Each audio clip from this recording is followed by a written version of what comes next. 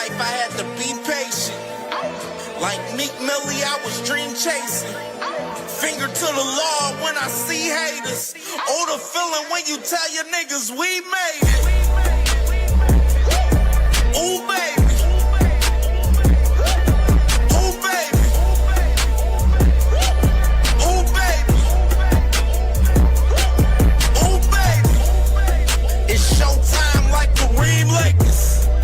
I make a masterpiece, scene basic. No Meek Millie, but I'm dream chasing.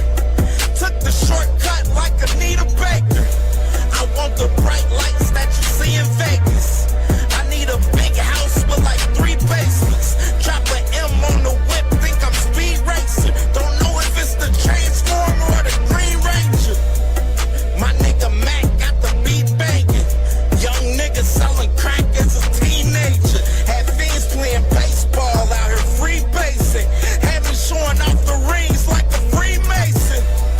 My mama gone, but I keep pacing. Trying to keep it all together like I need braces. Family calling when they need favors. When I was broke, they was acting like complete strangers. All my life I had to be patient. Like Meek Millie, I was dream chasing. Finger to the law when I see haters. Oh, the feeling when you tell your niggas we made it. Ooh, baby. Ooh, baby. Ooh, baby. Ooh, baby. Rest in peace, the Nippy was the street savior. Got my credit right now, I need acres. Gotta turn your dirty money into clean paper. Trying to own a franchise without a key player. I go through hoes like I weave laces. Tree blazers, let they mama noodles be flavored. Meat takers that be acting like the sacred. You bust saying you would think they on their knees praying. Then I slide like a screensaver. When I'm done, make some scrambled eggs, cheese bacon. Then it's on to the next, I ain't a speed dater. Little bitch ain't gon' hear from me till weeks later. I don't see no things changing. Kids still dodging bullets like they seen Matrix. These young niggas really need saving, but OGs won't teach them that the street's dangerous. All my life I had to be patient. Like Meek Millie, I was dream chasing. Finger to the law when I see haters. Oh, the feeling when you tell your niggas we made it. Ooh, baby.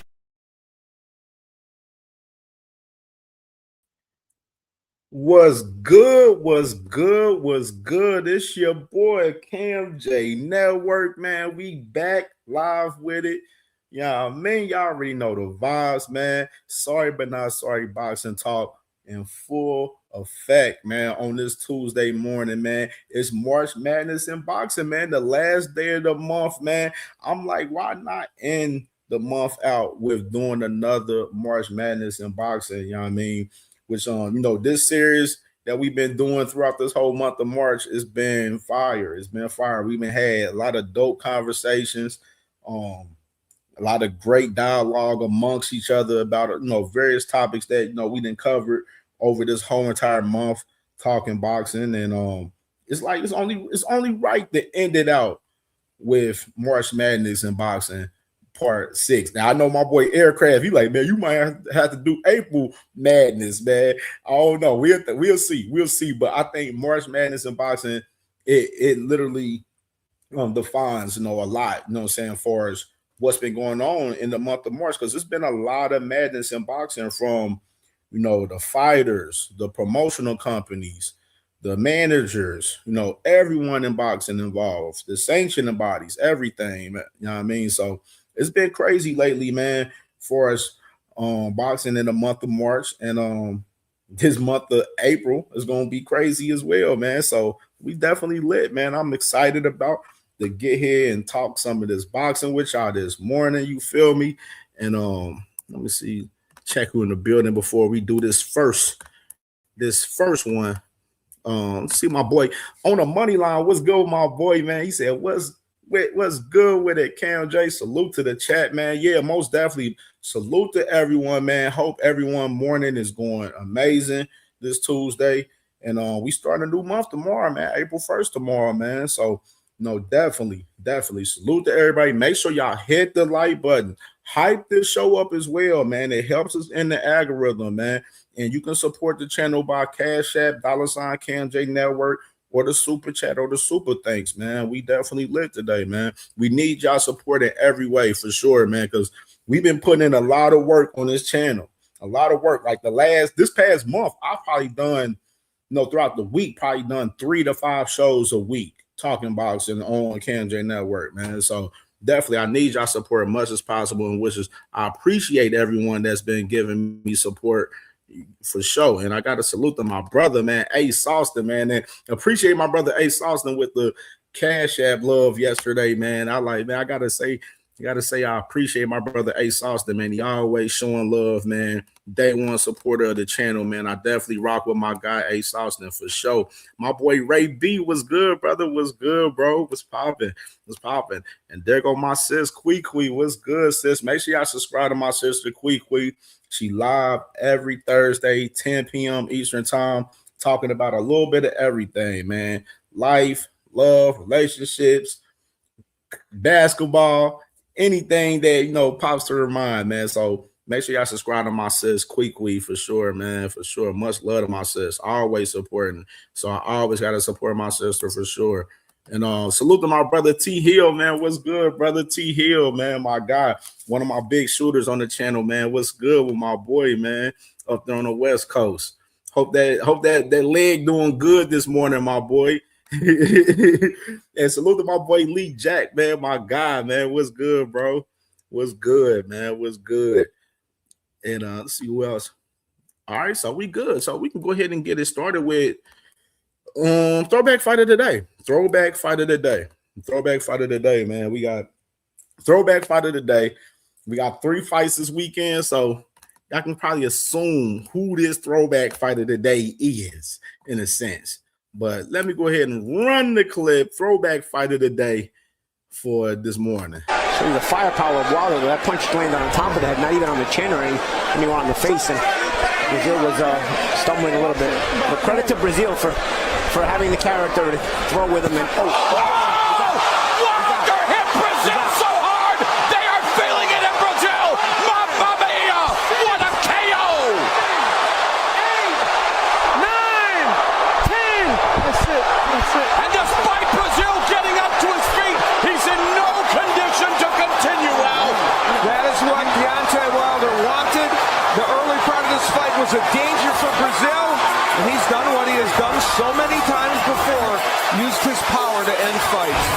Well, I seen Brazil slowed up a little bit. I think when I hit him with the right hand the first time, his body language changed, and when you were so experienced when you'd have been in there with so many different guys and traveled all over the world, you kind of understand and recognize body language. And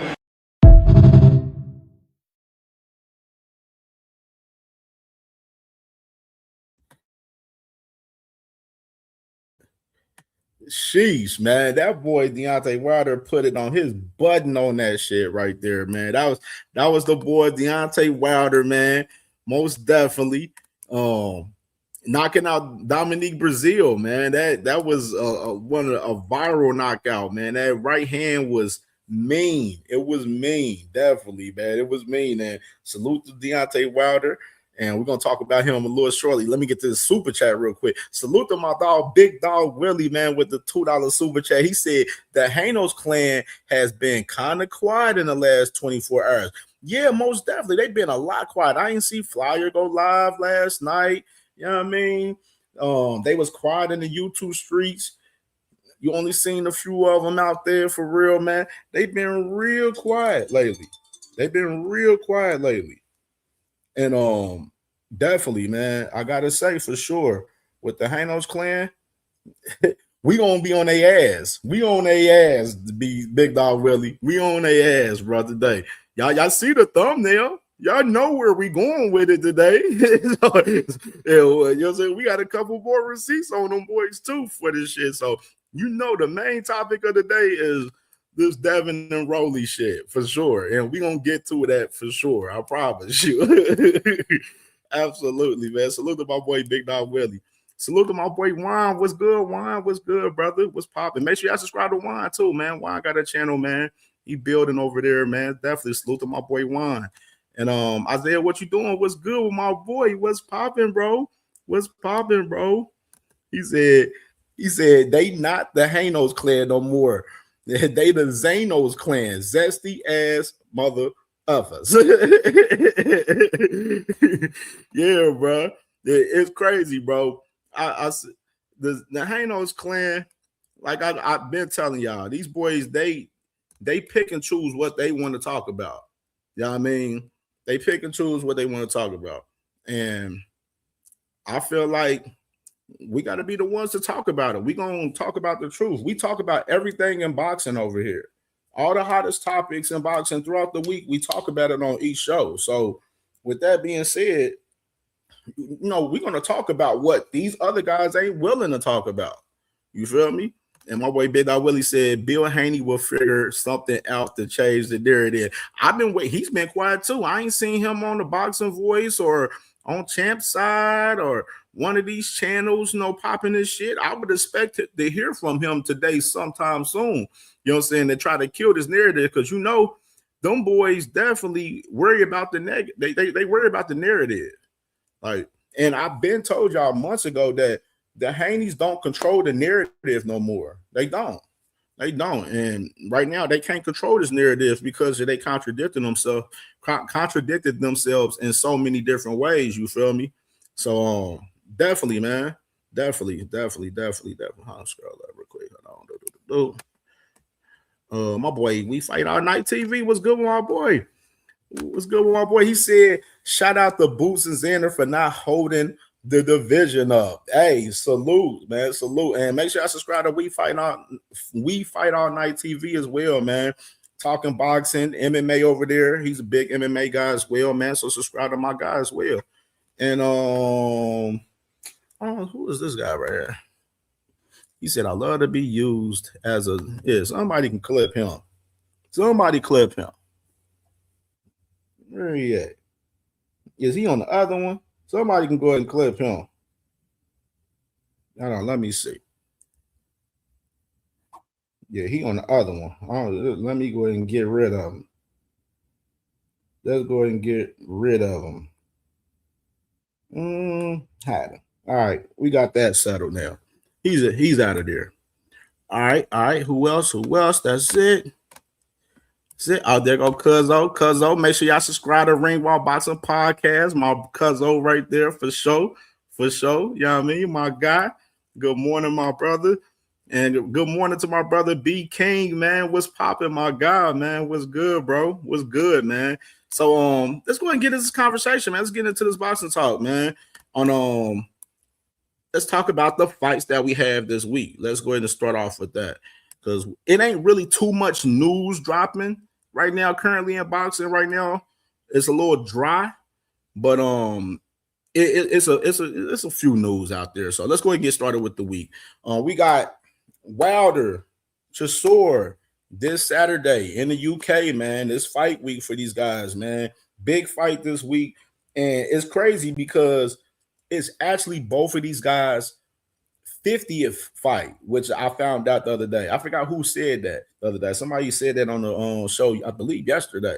But it's actually these guys, both of these guys' 50th fight right here, which is very intriguing to me in that aspect. Derek Chisora, his last fight was supposed to be his last fight, period.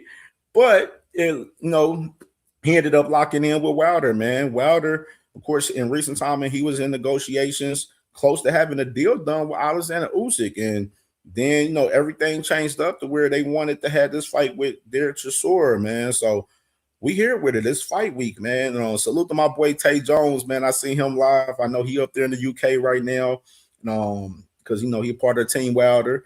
And I seen him live yesterday. He was cooking up on the fight a little bit yesterday. And, I'm excited for the fight, man. I think this is going to be a banger. I think it's going to be a banger this week. Both of these guys is at the tail end of their careers. Crossroads fight for both of these guys.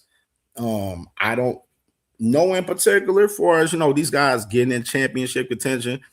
I think a win for either guy could lead him into that, lead one of these guys into it. But we'll definitely see, man. But it's a lot for us this week. You know what I'm saying? For us, the fight week. You got media workout, and then you got the final press conference, and then the weigh-in and everything. So we're gonna be paying close attention to Chisora and Wilder throughout the week, and we're gonna be talking about this fight and breaking this fight down, man. I just wanted to let notice that it is fight week for this fight for sure. And let's go ahead and go to the next one. All right, I want to get this right here. Salute the MVP, most valuable promotions, man. I mentioned to y'all a while ago that they were working on the Sky Sports deal for the women for the UK. They trying to brand MVP through the UK, and they just finalized their long-term partnership with Sky Sports. So you got MVP, most valuable promotions. They have network deals with I know they work with the Zone at times. I don't know they have a long-term deal with them, but they have network deals with ESPN, Sky Sports TV, and along with Netflix. So them guys got a lot of motion, and they do business with the Zone. So MVP is definitely moving and doing a lot of great things over there, man. And we got this week. We got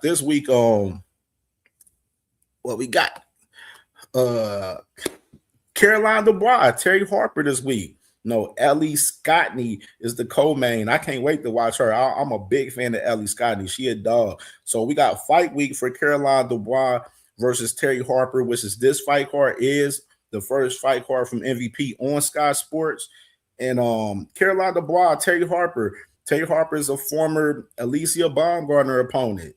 So got Caroline Dubois, a lot of conversation with her name along with Alicia Baumgartner. Them going back and forth, talking about fighting and stuff in the future.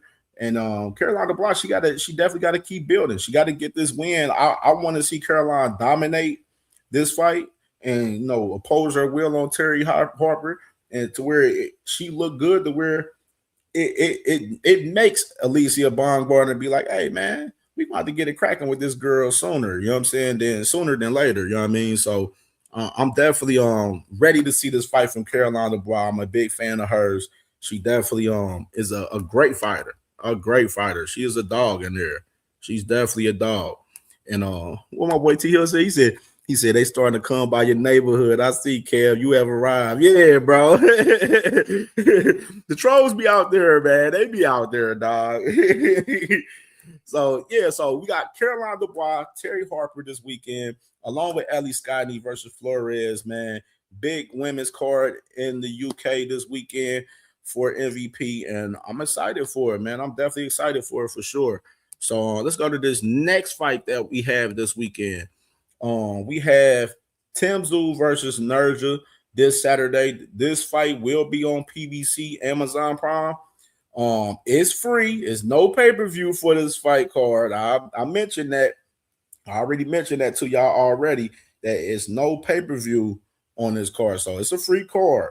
You got Tim Tszyu having this tune-up fight in particular.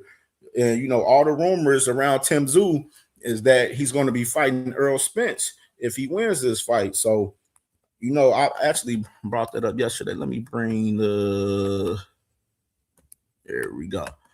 So it ain't confirmed 100% from PBC. PBC hasn't announced it, just to add context. They haven't announced anything, but they said that Errol Spence and Tim Tszyu agreed to terms, and it's a done deal from Nuna Boy Promotions. And then I know my guys, Mo Boxing, Mo Problem, they posted it as well the other day.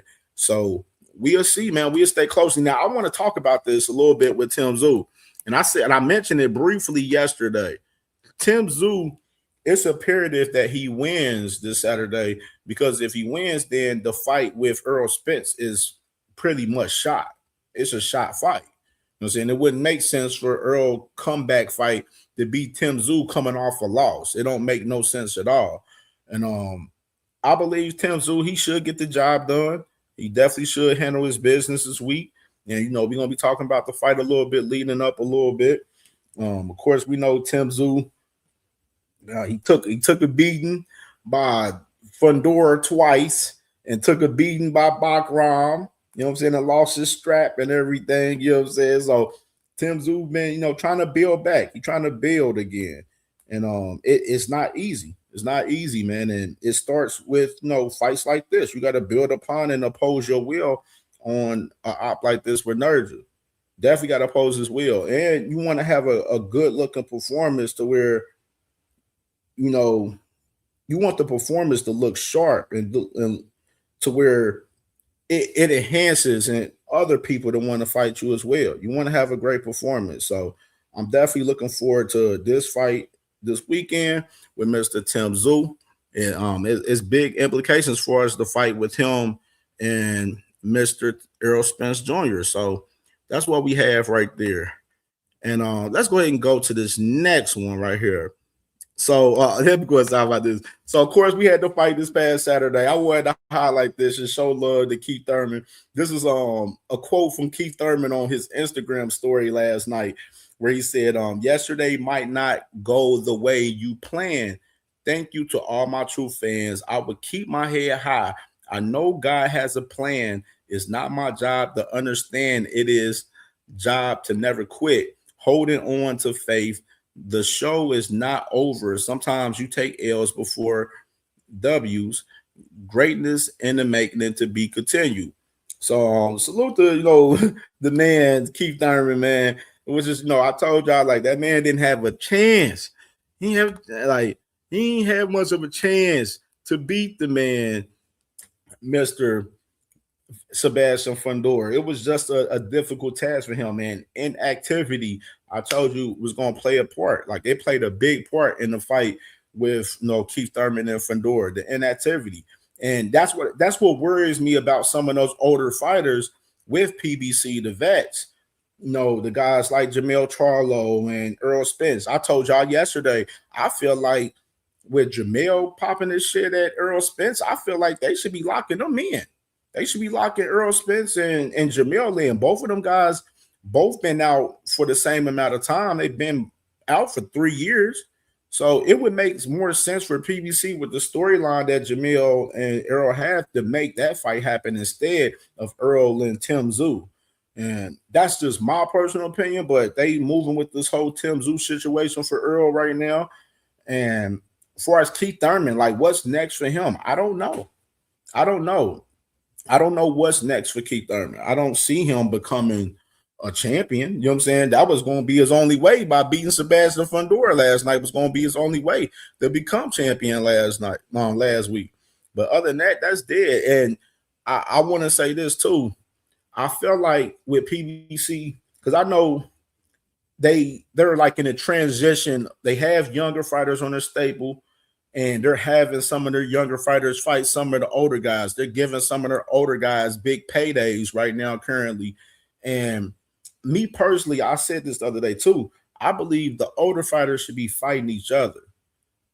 That's my personal opinion. The older fighters should be fighting each other rather than them fighting these young guys and getting clipped out here, man. Like, I'm happy Earl Spence didn't fight Sebastian Fundora.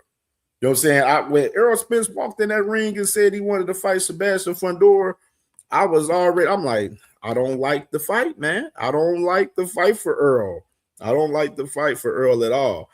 But I was thinking, Earl, I'm like, Earl, if you can't get to that body on Sebastian Fundora, because you got to get to the body on Sebastian Fundora. If you can't get to the body, then it's slow. It's slow. You got to be able to break that tree down. You feel me? You know what I'm saying? You got to break that tree down like a Zarello. You heard? But salute to Keith Thurman. I don't know what's next for him. I don't know. He's a bona fide gatekeeper at this point of his career. And we'll see if Keith Thurman stays active. We'll see if he stays active. And just adding more context to Sebastian Fundora while we was just mentioning him. PBC put this graphic out the other day. And I know some of you guys, we had a big conversation yesterday about I know on Dean's channel, I know they was talking big about Sebastian Fundora, like what's next for him. They mentioned that, Sebastian Fundora in his post fight press conference where he mentioned that the champions, the other guys should be coming to him, which I totally disagree with that take from Sebastian Fundora. I understand why he said that, but I disagree with it. Now, in the other lane, Sebastian Fundora did mention too in the post press conference when they asked him about fighting, the other champions and unifying. He's always had a stance that he didn't care to be undisputed and stuff because he was already unified with the WBO and the WBC, and he ended up vacating the belt. He said he didn't like how that situation went with the WBO in a sense. So, but in other words, he definitely mentioned in the post press conference that yes, he will fight the other champions. You know what I'm saying? Yes, I'll fight them and then, beat them and take their belts and probably, vacate after that. So he expressed that he is willing to fight the other champions, which I believe. I don't think Sebastian Fundora is really ducking any smoke personally. That's just my personal opinion. Now, this is my thing. With this graphic, they got Virgil Ortiz Jr. Let's go ahead and break that down. Virgil Ortiz Jr. is the WBC interim champion at 154. But right now, currently, if you ain't under a rock, we understand that Virgil Ortiz is going through legal matters with Golden Boy and Oscar De La Hoya right now, where he's on the shelf right now. So, in my opinion, I wouldn't even be waiting for Virgil Ortiz Jr. if I was Sebastian Fundora. That's just my personal opinion.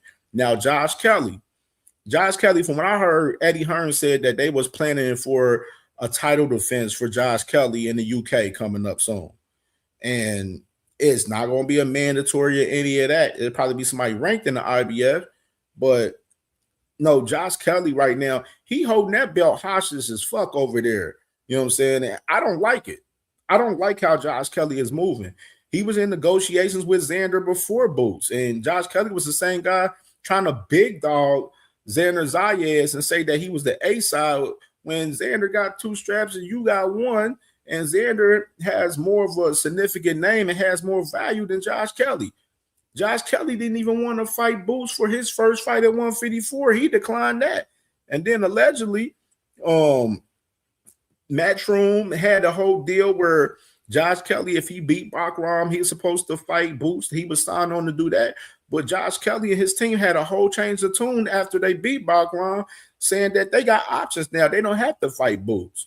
So it already lets me know that Josh Kelly right now, he ain't really trying to get no real smoke right now for real. Josh Kelly trying to hold that title hostage. And eventually, Eddie Hearn going to have to make that motherfucker fight one of them guys and give up that strap eventually, whether it's Boots or somebody.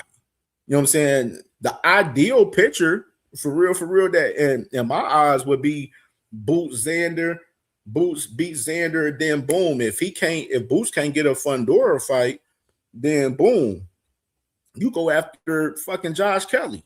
You know what I'm saying? You go after him.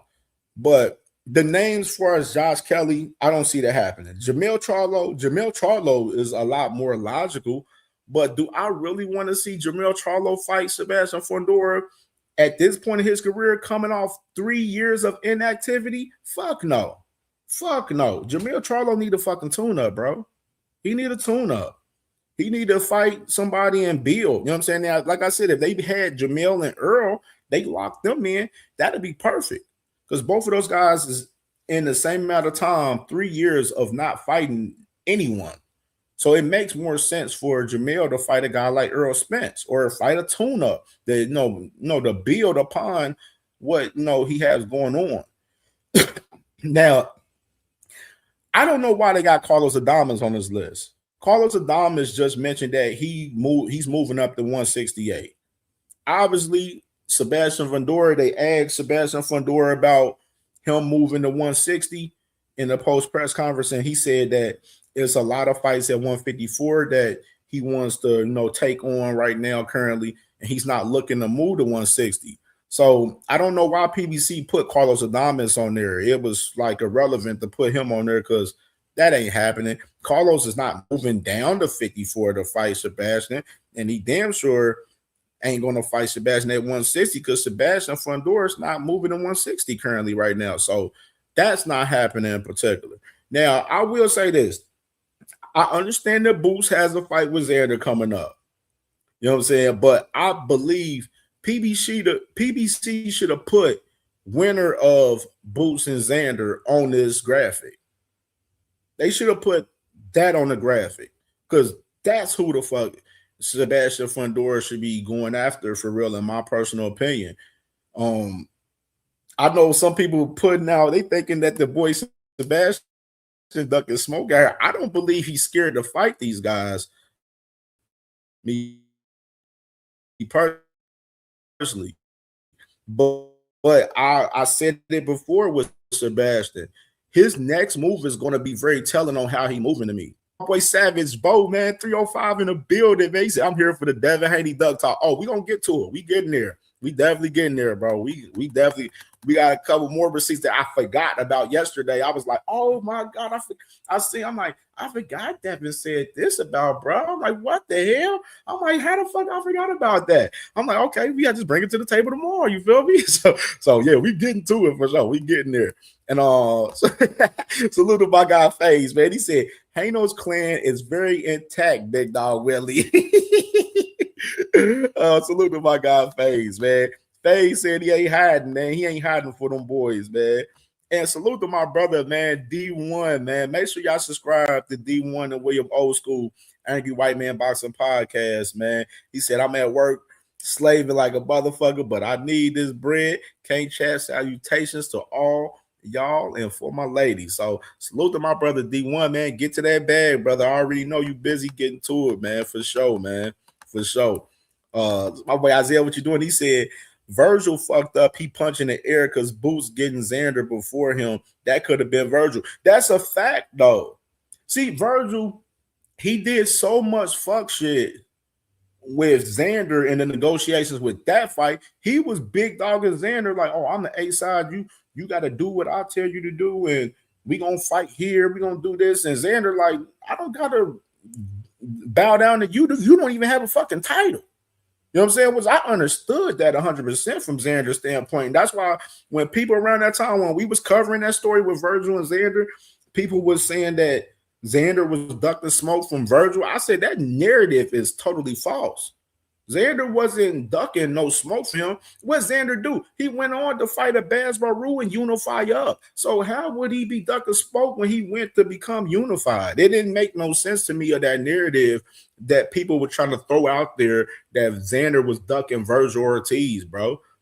Like Virgil Ortiz he's a good fighter. Good fighter. I don't got nothing bad to say about his fighting, but in particular, Virgil Ortiz, he think he bigger than what he is, and that's the problem. That's the big problem. He's not that big as he believes he is, and that's just the truth of the matter. I had to take a sip of the coffee, but yeah, he's not that he's not that guy like that, and obviously we see what he have going on. The world, we don't even know if we're going to see Virgil even fight this fucking year right now. Like that's the honest to God truth. We don't even know if he's going to fight this year. So, we'll see, man. We'll see, man. So we'll see. Salute to my boy Opulent, man. My brother, man, was good, bro. I got that clip too. Oh my God, bro. I can't wait till I get to this Devin Haney top because man, let me get through this shit. Opulent know what I'm talking about too, because we both seen it last night on Twitter. I was like, what the hell is going on out here, man? Salute to my boy Opulent, and make sure y'all subscribe to my brother Opulent as well, man. Doing great work on this channel, man. Talking about a little bit of everything, hip hop, sports, entertainment, everything over there, man. So salute to my boy Opulent, man, for sure. Doing some great work. He said that Zano's clan is very zesty. Hey, bro, you know, Opulent know exactly what the fuck I'm talking about. I got the clip. You know, Opulent know I got the content. We got the content. Mr. Receipts, keep it all. That's why I told you, I be seeing everything, bro. I just be scrolling through on Twitter and I just see somewhere. I'm like, oh man, I'm using this for the show. Like, I'm using this for the show. But this video clip, when I show y'all this clip, it's gonna show y'all how wild these Hanos motherfuckers is, bro. These niggas is insane, bro. They are insane out here, really insane. And they we gonna get to it. We gonna get to it. We gonna get to it. We gonna get to it. But yeah, back to Virgil. I believe Virgil, his next move is gonna tell me how the next move with Sebastian Fundora is gonna tell me on how Sebastian Fundora is really moving. You know what I'm saying, in the sport. And I personally, I don't want it to be any of those guys at PBC. I feel like Fundora should be going after the winner of Boots and Xander. I feel like Fundora should be at the fight on June 27th. He should be there.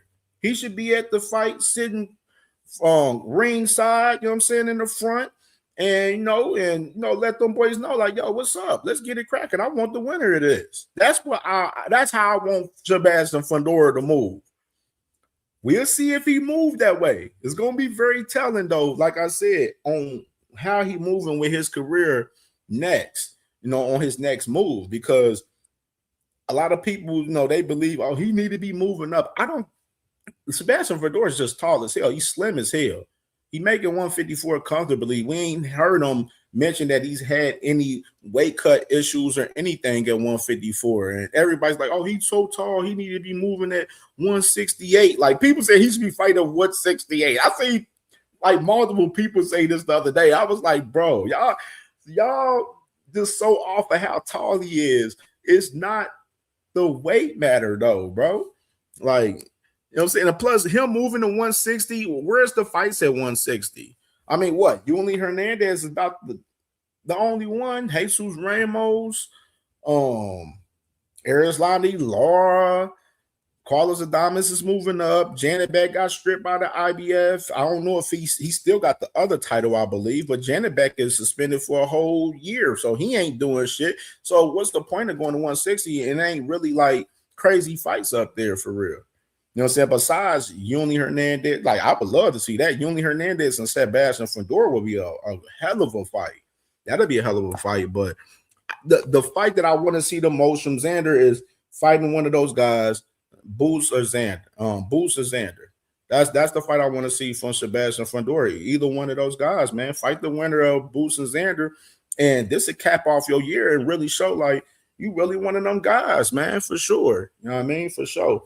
So we're gonna go to this next one. I see my sister in the building. My sister, Miss Joette. Salute to my sister. Hope all is well with you this morning, my sister. Much love to my sister, Miss Joette. Got a lot of love for Miss Joette and Quee. Those my sisters. Those my sisters for real. And Thrill Hill was good, my boy. Was good. Thrill Hill was good, bro. That boy Lee Jackson said, and it's crazy because Ortiz dug Boots and Xander. Yeah, bro, that's the thing. The way, like, now, when he was trying to paint that narrative that Xander was ducking, I'm like, bro, now the way everything played out with, Boots and with Virgil Ortiz, it looked like you dug both of those guys for real. Virgil Ortiz that's why I say, too many public negotiations going wrong. Like, we have to stop talking about these stop talking about these fights in public. Get the deal done behind the scenes, stay quiet, and get it done and shut the fuck up and move from there.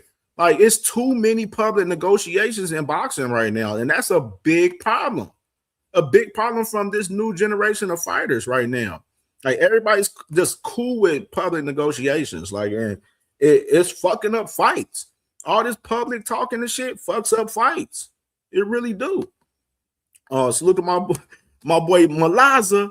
My boy, man, he said Xander Zayas versus Boots. It is, yeah, bro. We gonna get to talking about it because I got a couple of fights to talk about from that shit. So we gonna definitely get to talking about it. But I wanted to highlight this real quick on this next topic right here with Mr.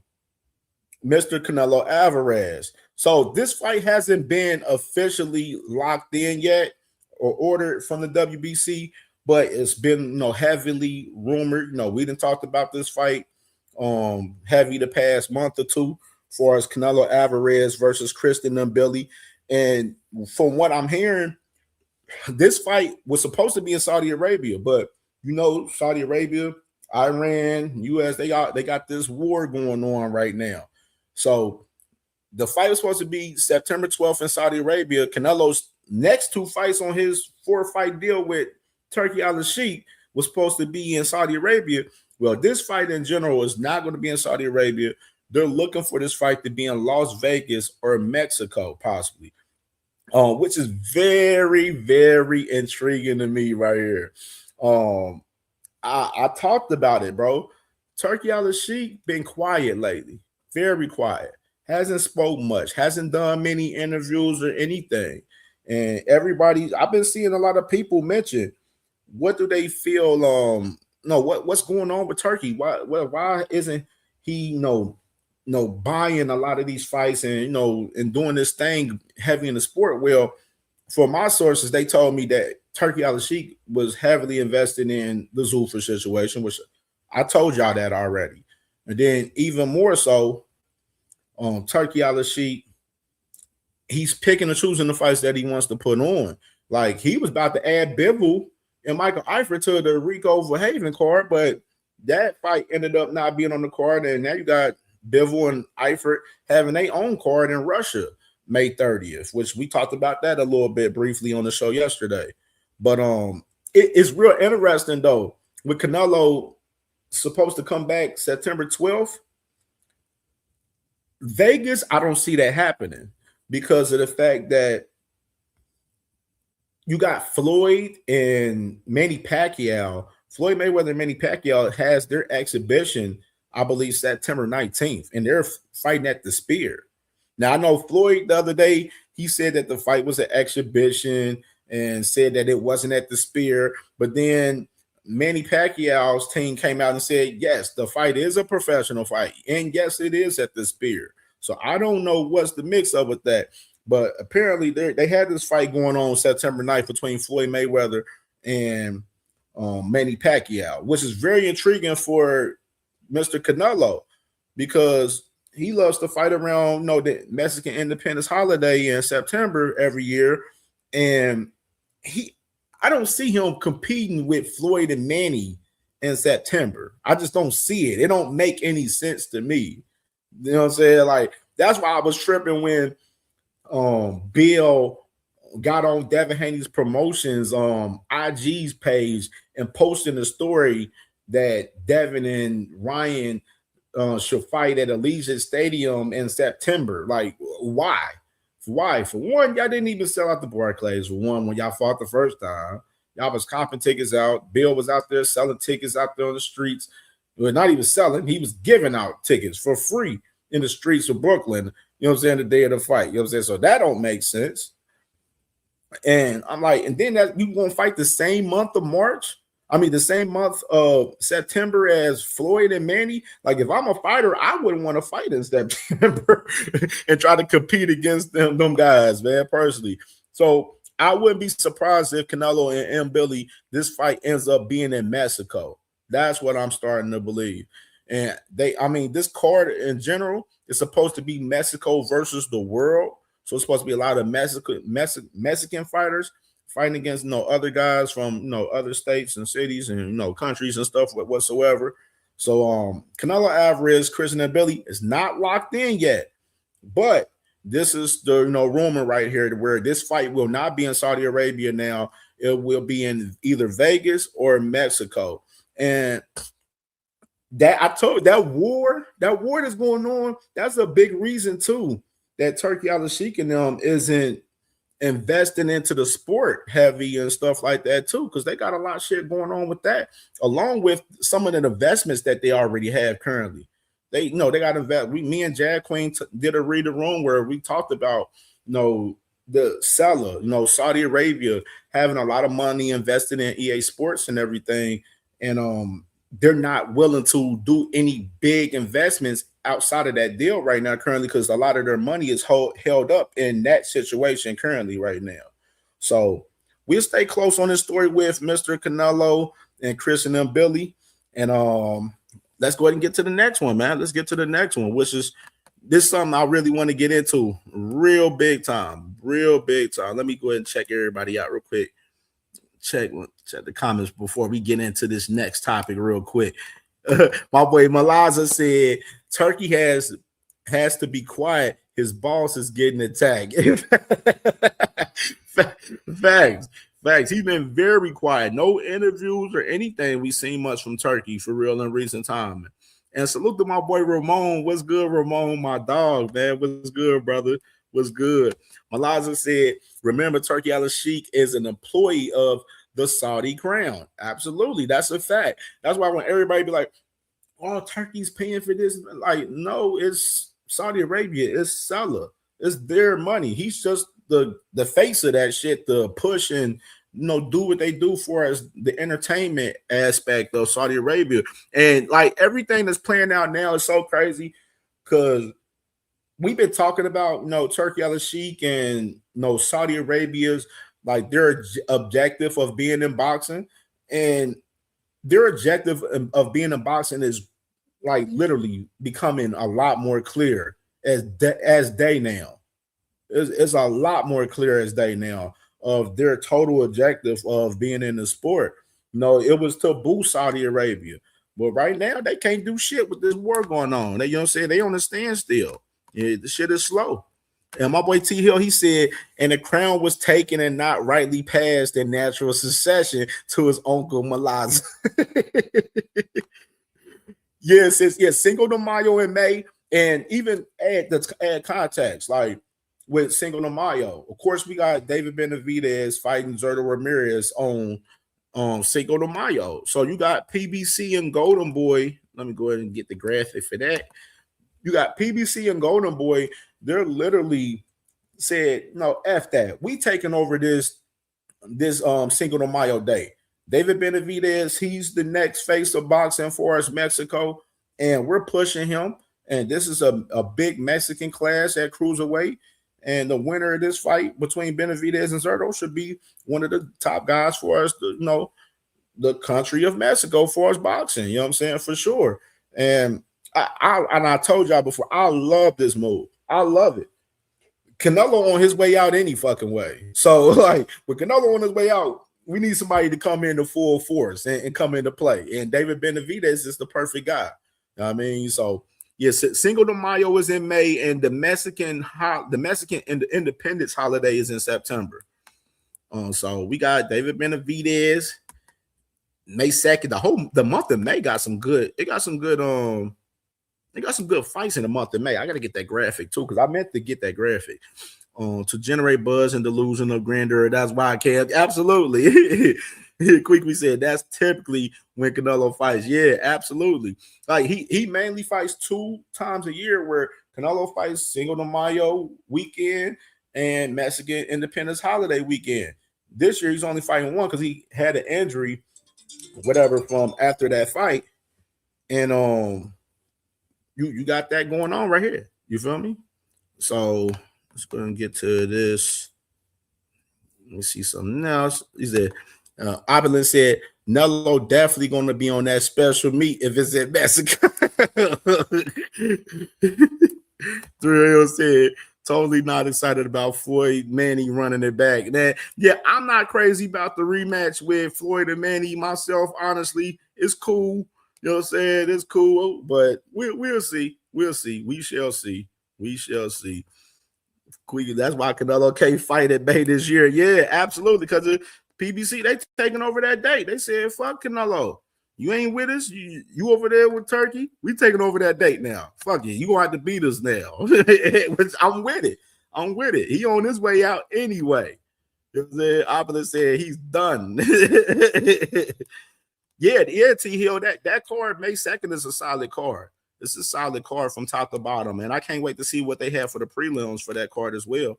Sis said, and it's looking like it ain't gonna be in September either. I don't even watch Canelo fights. Yeah, that's why I said Canelo.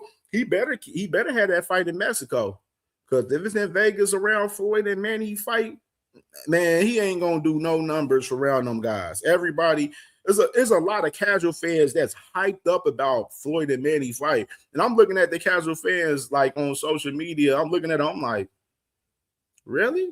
Like, y'all hyped about this shit? Like, bro, this rematch should have happened fucking 10, 15 years ago, damn near. Like, the fuck? Like, I'm not that hyped about it. Malaza said, I don't have a problem with Saudi Arabia investment in the sports. My problem is they trying to take away the sport to Saudi Arabia, empty bill. That's one of the big problems.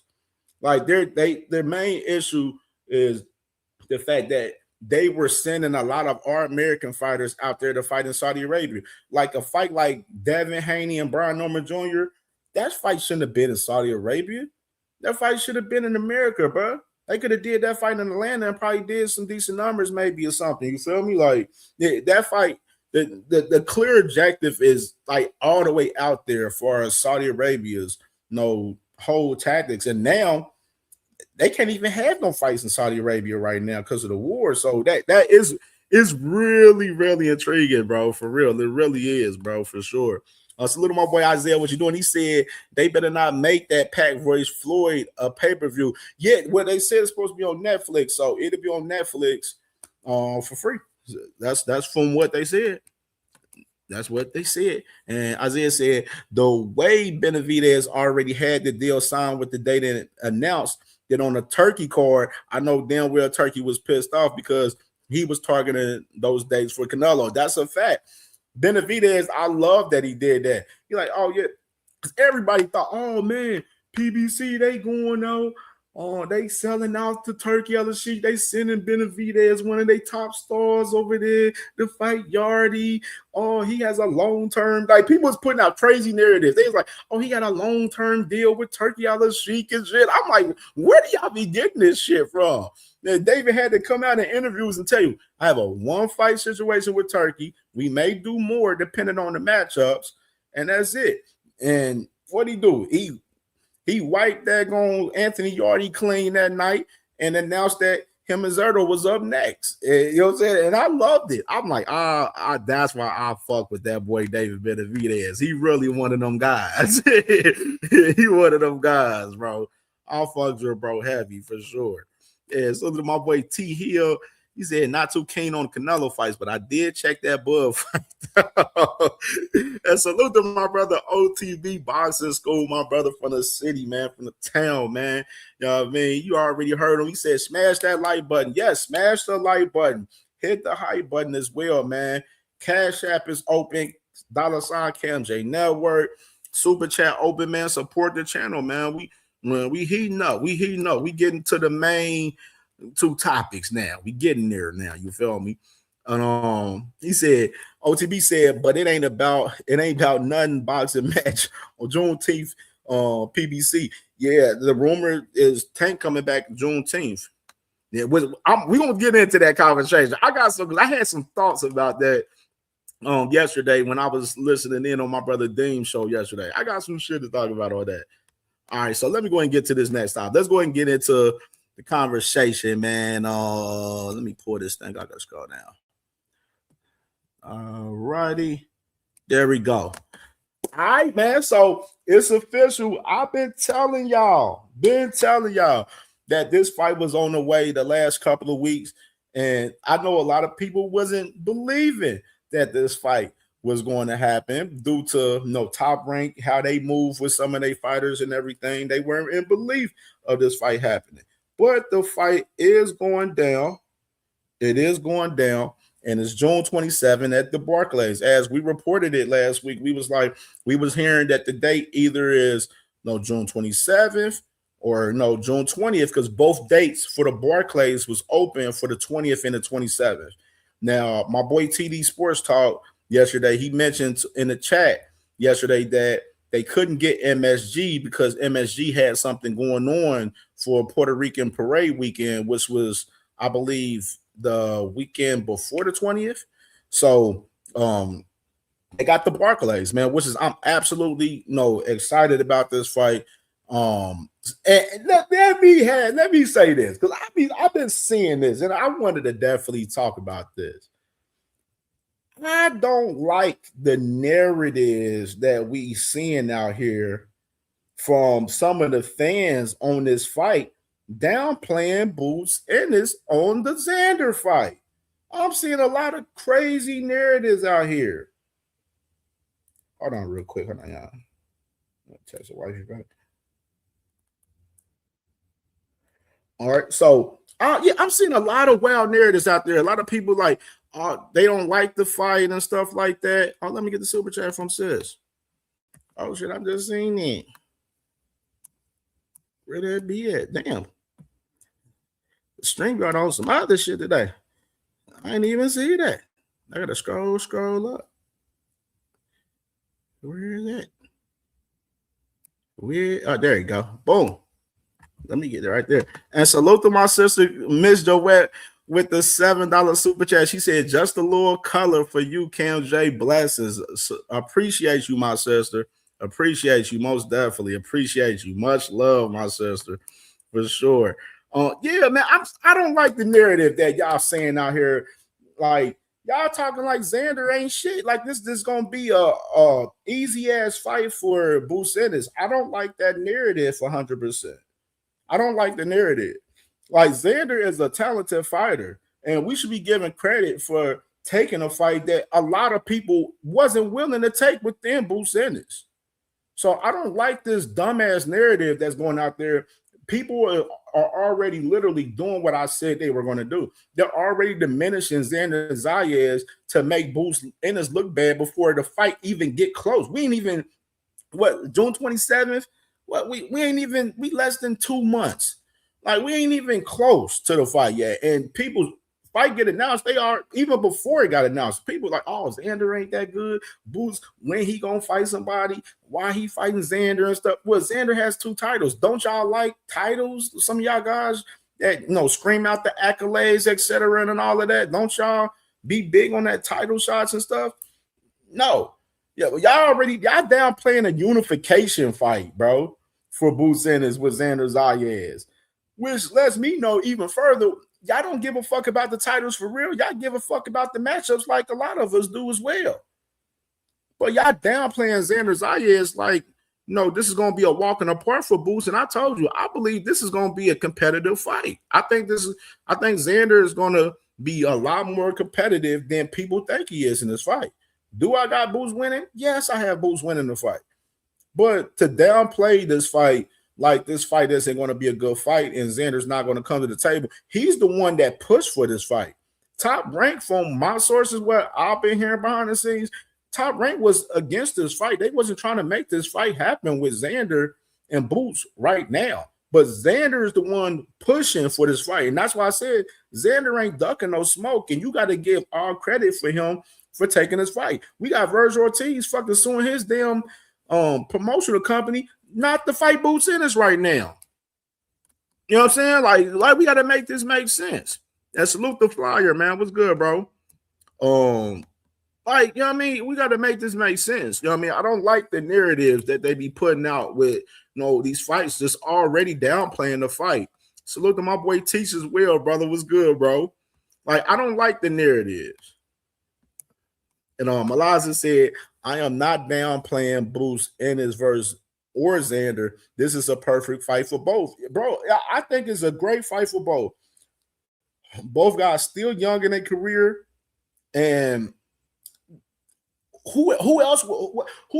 That's my question. Who else does y'all want to see Boots fight at 154? If that's the case. Like, if that's the case, who else is at 154? What? Virgil can't do shit. He already ducked the smoke.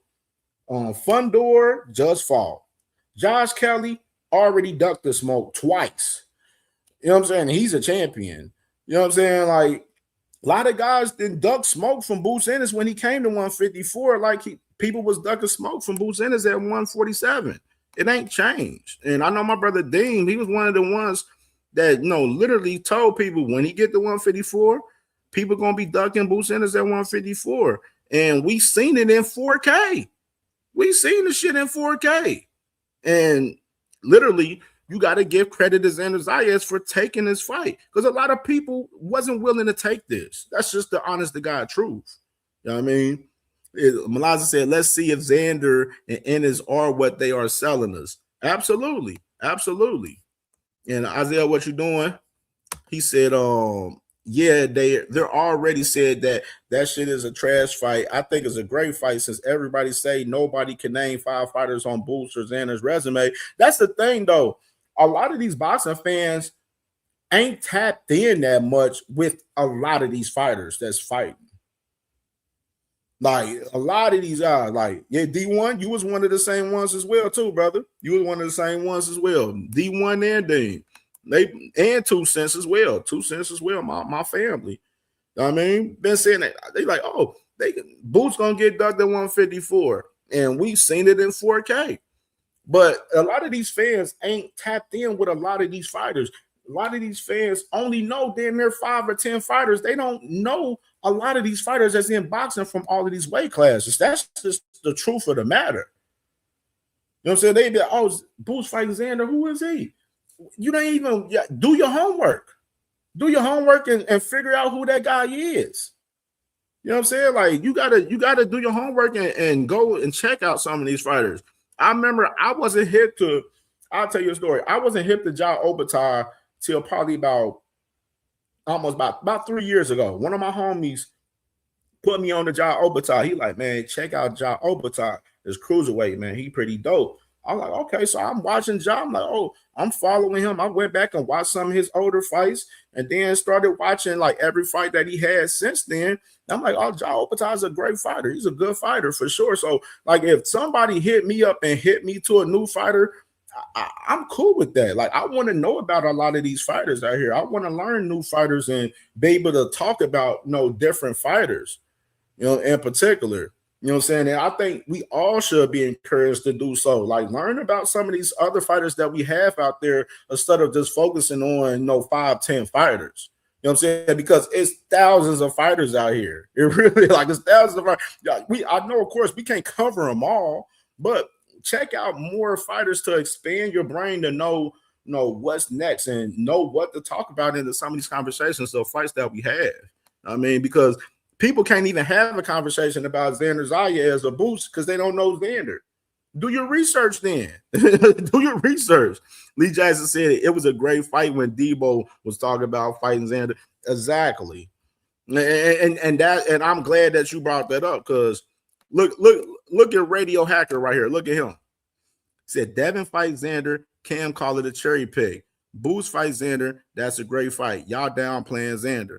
No, the reason why I called Xander a cherry pick was because of Mr. Bill Haney and Devin Haney saying that he was fooled and saying that it was a cherry pick. You dumb fuck.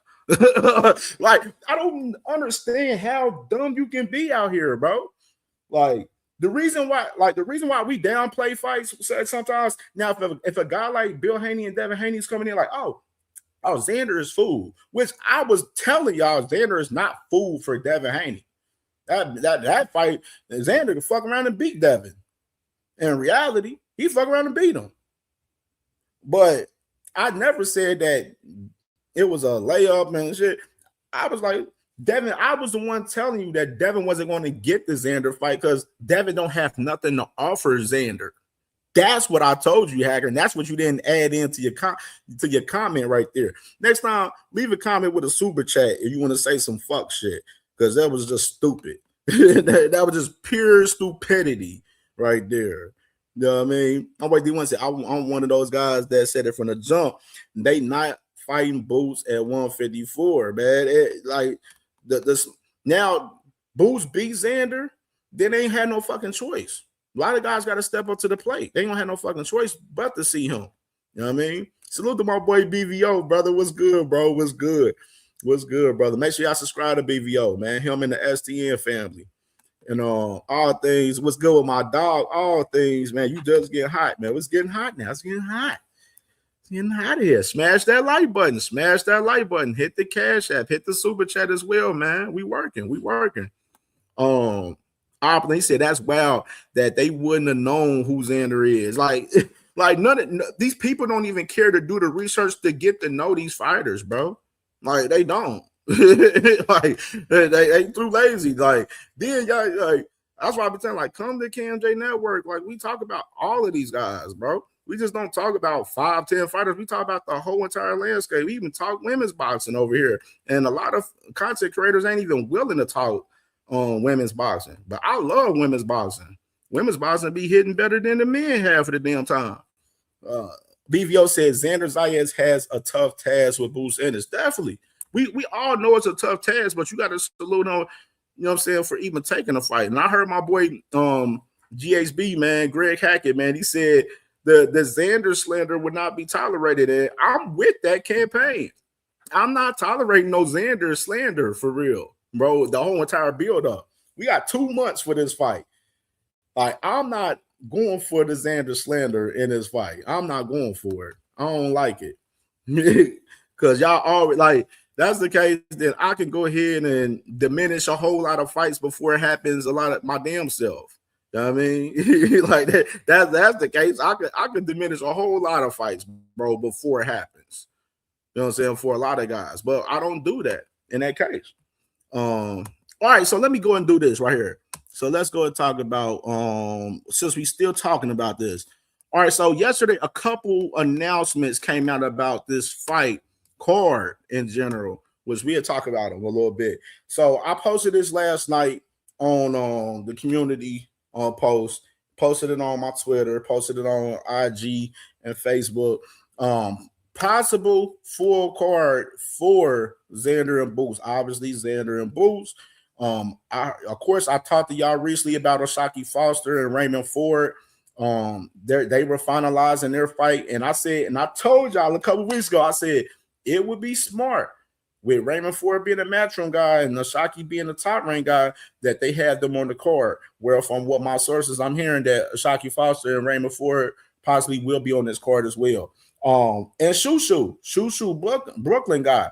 No, we didn't see him on Twitter where he mentioned that he wants to fight in New York and wants to fight and defend his title in Brooklyn. Like he wanted to be on this card very bad. And I'm hearing that Bruce Carrington and Luis Lopez, they're locking in, they're finalizing the deal. Now, it was a rumor that went around yesterday that Emiliano Vargas was going to fight George Kambosos Jr., which is, I posted that as well, but we're not Emiliano. Well, you can say Emiliano top rank and Lou DiBella, George Kambosos' manager, they both came out and shot the fight down with Emiliano Vargas and George Kambosos immediately as soon as they seen it hit the internet. You know, you got Carl Moretti, he said, not happening, get better sources. Then you got Lou DiBella said, was never discussed, suggested, or anything else. Fake boxing news, or is that term redundant right there? So they shot down the Emiliano Vargas and George Kambosos fight immediately. Both teams from Top Rank and Lou DiBella right there. And even add a little bit more context to that conversation. Kambosos' father, he said, fake news. George Kambosos has bigger news to be announced soon. This would get your tongues wagging. So Emiliano Vargas and George Kambosos is not happening. Apparently, George Kambosos has a fight that he's going to be announcing very soon. We'll see what that be. You know, it ain't crazy. You know, how we feel about George Kambosos. You know, George Kambosos, he's not that great to be. He's not a great fighter to be in particular, man. But I love though the matchups with O'Shaquie Foster and Raymond Ford and Shushu Carrington and Luis Lopez. How great for Shushu to defend, have his first title defense in his hometown in Brooklyn. I think that's amazing, man. That's really, truly amazing. And we already know the storyline with Foster and Ford and everything. And I'm going to tell you another fight that I heard that might get on this card. I'm not sure, but it kind of was swirling around a little bit last night. Andy Cruz, Albert Bell. Now, that would be perfect for this card. Andy Cruz, of course, he's trained under Bozy Ennis. I remember somebody said the other day, I seen somebody say on Twitter that Bozy Ennis wanted Andy Cruz, if he don't fight Albert Bell like on his own main event card, then he would love to have Andy Cruz on the same card with Xander and Boots, which I believe that would be perfect. That'd be a great fight on this card if they can get Albert Bell and Andy Cruz on this card. That'll solidify this card. I'll be like, oh yeah, this card's fire. I'm fucking with it.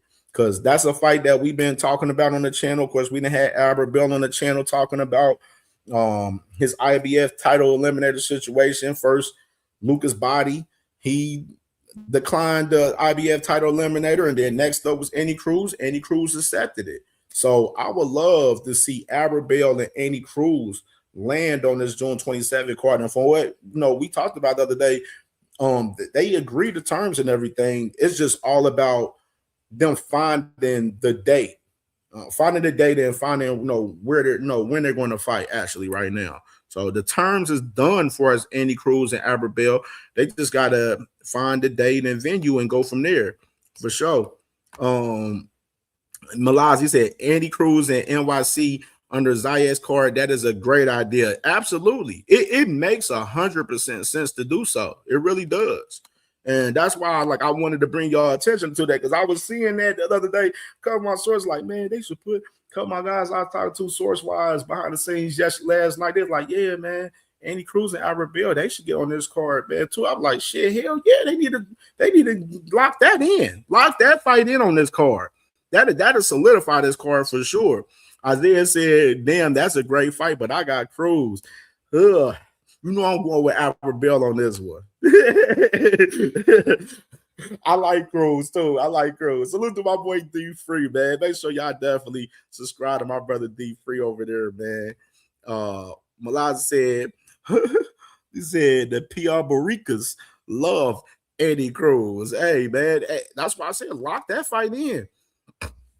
Albert Bell, no, he's Ohio guy. A lot of people from Ohio will definitely pull up for that shit for Albert Bell and Andy Cruz. He'll have a lot of that Spanish community out there. You know what I'm saying, for him as well. I think it makes a lot of sense for that to happen for sure. I definitely love that idea. Who else right there? All right, so we gonna see what's popping, man. We got our ears to the streets, man, on all of this, man. And I'm very excited about Boots and Xander happening June 27th, and we got so much to talk about as far as that fight, man. So we got time. We got a lot of time. But all right, let's get into this main topic, man, because I want to open up the panel for this too. I want to open up the panel for this. So obviously, yesterday, let's go back to yesterday. Mr. Devin Haney still ain't signed his half of the contract. And of course, Haney put out his infamous tweet yesterday talking about Rolly acting delusional, like he's some kind of draw but can't sell out a ballroom. That's why the fight hasn't been made yet. The money isn't right. I'm looking at other options. He can go fight his mandatory since he's such a draw. All right. Let's roll this clip, man. Just give a little reminder. Matter of fact, no, fuck that. All right, opposite. We got to do it now. They'll be here with it. I'm going to show you how sickening the Hanos Clan's fans is right here with this clip. And I'm going to play this clip twice for y'all to hear this shit. Because this clip, when I seen this shit, me and Oplet was talking back and forth a little bit on Twitter about this clip last night. We was like, what? Like, how these motherfuckers have so much invested time into one guy that they have never even met, and the guy don't even know these fucking guys. Like, make this make sense, but run the clip, man. Yeah, with the young King Dev, I just feel like I have a responsibility to defend him as my brother. You know what I mean? Because I just know the propaganda is heavy. Devin is all of us, man. He is all of us. Anything they can do to him, they can do to us. They do to.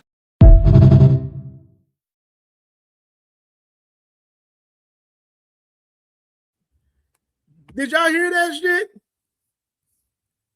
Y'all hear that? Did y'all hear what they said right there in the clip right there? Let me know in the comments. Did y'all hear that right there? Let me know. Put a 1 in the chat if y'all heard what the man with them sick, too much invested Hanos clan guys. Like, let me know in the comments. Y'all heard that. Well, fuck it. We running it back. Yeah, with the young King Dev, I just feel like I have a responsibility to defend him as my brother. You know what I mean? Because I just know the propaganda is heavy. Devin is all of us, man. He is all of us. Anything they can do, they doing to him, they can do to us. They do to.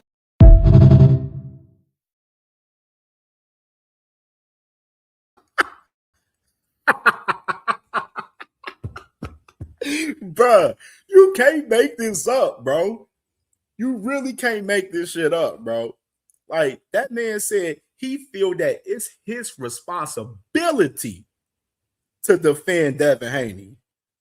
Then the other guy said, oh, yeah, absolutely. Because we feel that he's all of us. This is crazy right here. It's crazy. This is how bad that the Haney fans is down bad taking this loss right now with Devin Haney not fighting Rolly Romero. This is some sad shit right here, bro. This is some real sad shit. Oh, we're going to play it again. We're going to play that shit again. Yeah, with the young King Dev, I just feel like I have a responsibility to defend him as my brother. You know what I mean? Because I just know the propaganda is heavy. Devin is all of us, man. He is all of us. Anything they can do, they doing to him, they can do to us. They do to.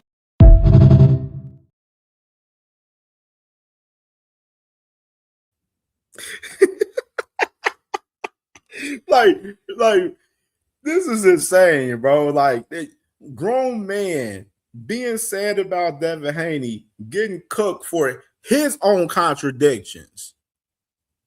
Like, are you shitting me? Like, you realize shitting me right now? Devin Haney out here talking like he a fucking draw when this man literally then fought on 2 undercards in his last fucking fight. On top of that, he fought on the undercard the Rolly and Ryan last year. Devin Haney's the same guy that went the purse bid with Sandor Martin and vacated his title because he didn't like the money in that situation. Y'all better read the fucking room with the Haneys, bro. Y'all better read the fucking room. Like, let's make this make sense. Like, you got guys like Radio Hacker out there talking like, oh, well, Rolly's trying to outprice himself. Like, I think the context of the tweet that Devin made, people's not reading the context well. That's the issue that we have for us, the whole argument into the situation. Rolly and PBC, they sent the paperwork to Devin. If Devin has DHP Promotions, why isn't he putting on the fight? Why isn't he sending the contract to Rolly Romero if he's the A side? And then didn't I remember Devin was saying that A sides and B sides don't exist? And let me show y'all something too. And this is a tweet that I should have dropped yesterday because this was very telling to me when he said this last week when Rolly did that interview with Nightcap. And he did that. Rolly did the interview with Nightcap, and he was telling them boys, we waiting on Devin to sign his part. We signed our part. Then Devin, he said, this stupid motherfucker talked too fucking much. We in the middle of negotiating the deal, and he goes and says something. He made me want to say, fuck him.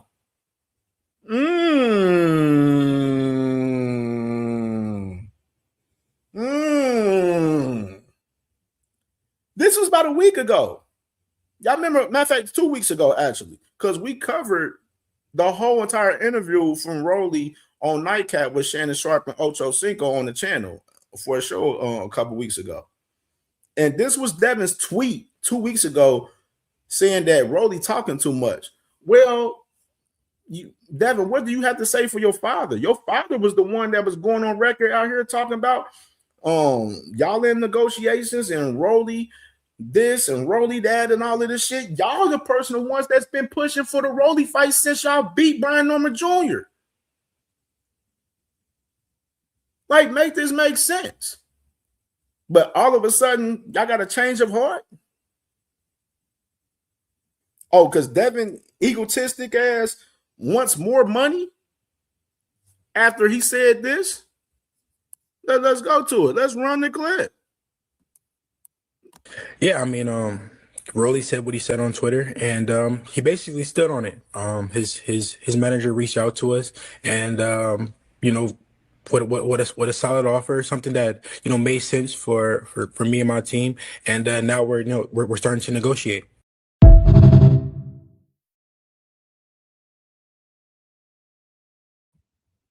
That is words from him.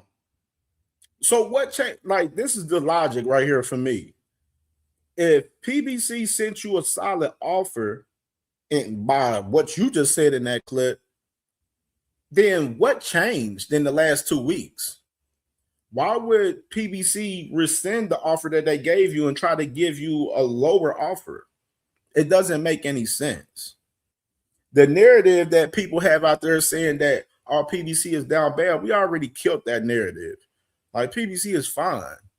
You know what I mean? They're fine. Do they need Devin Haney to fight on the PBC platform? Fuck no. They don't need Devin Haney. Devin Haney's not a big fucking draw like that.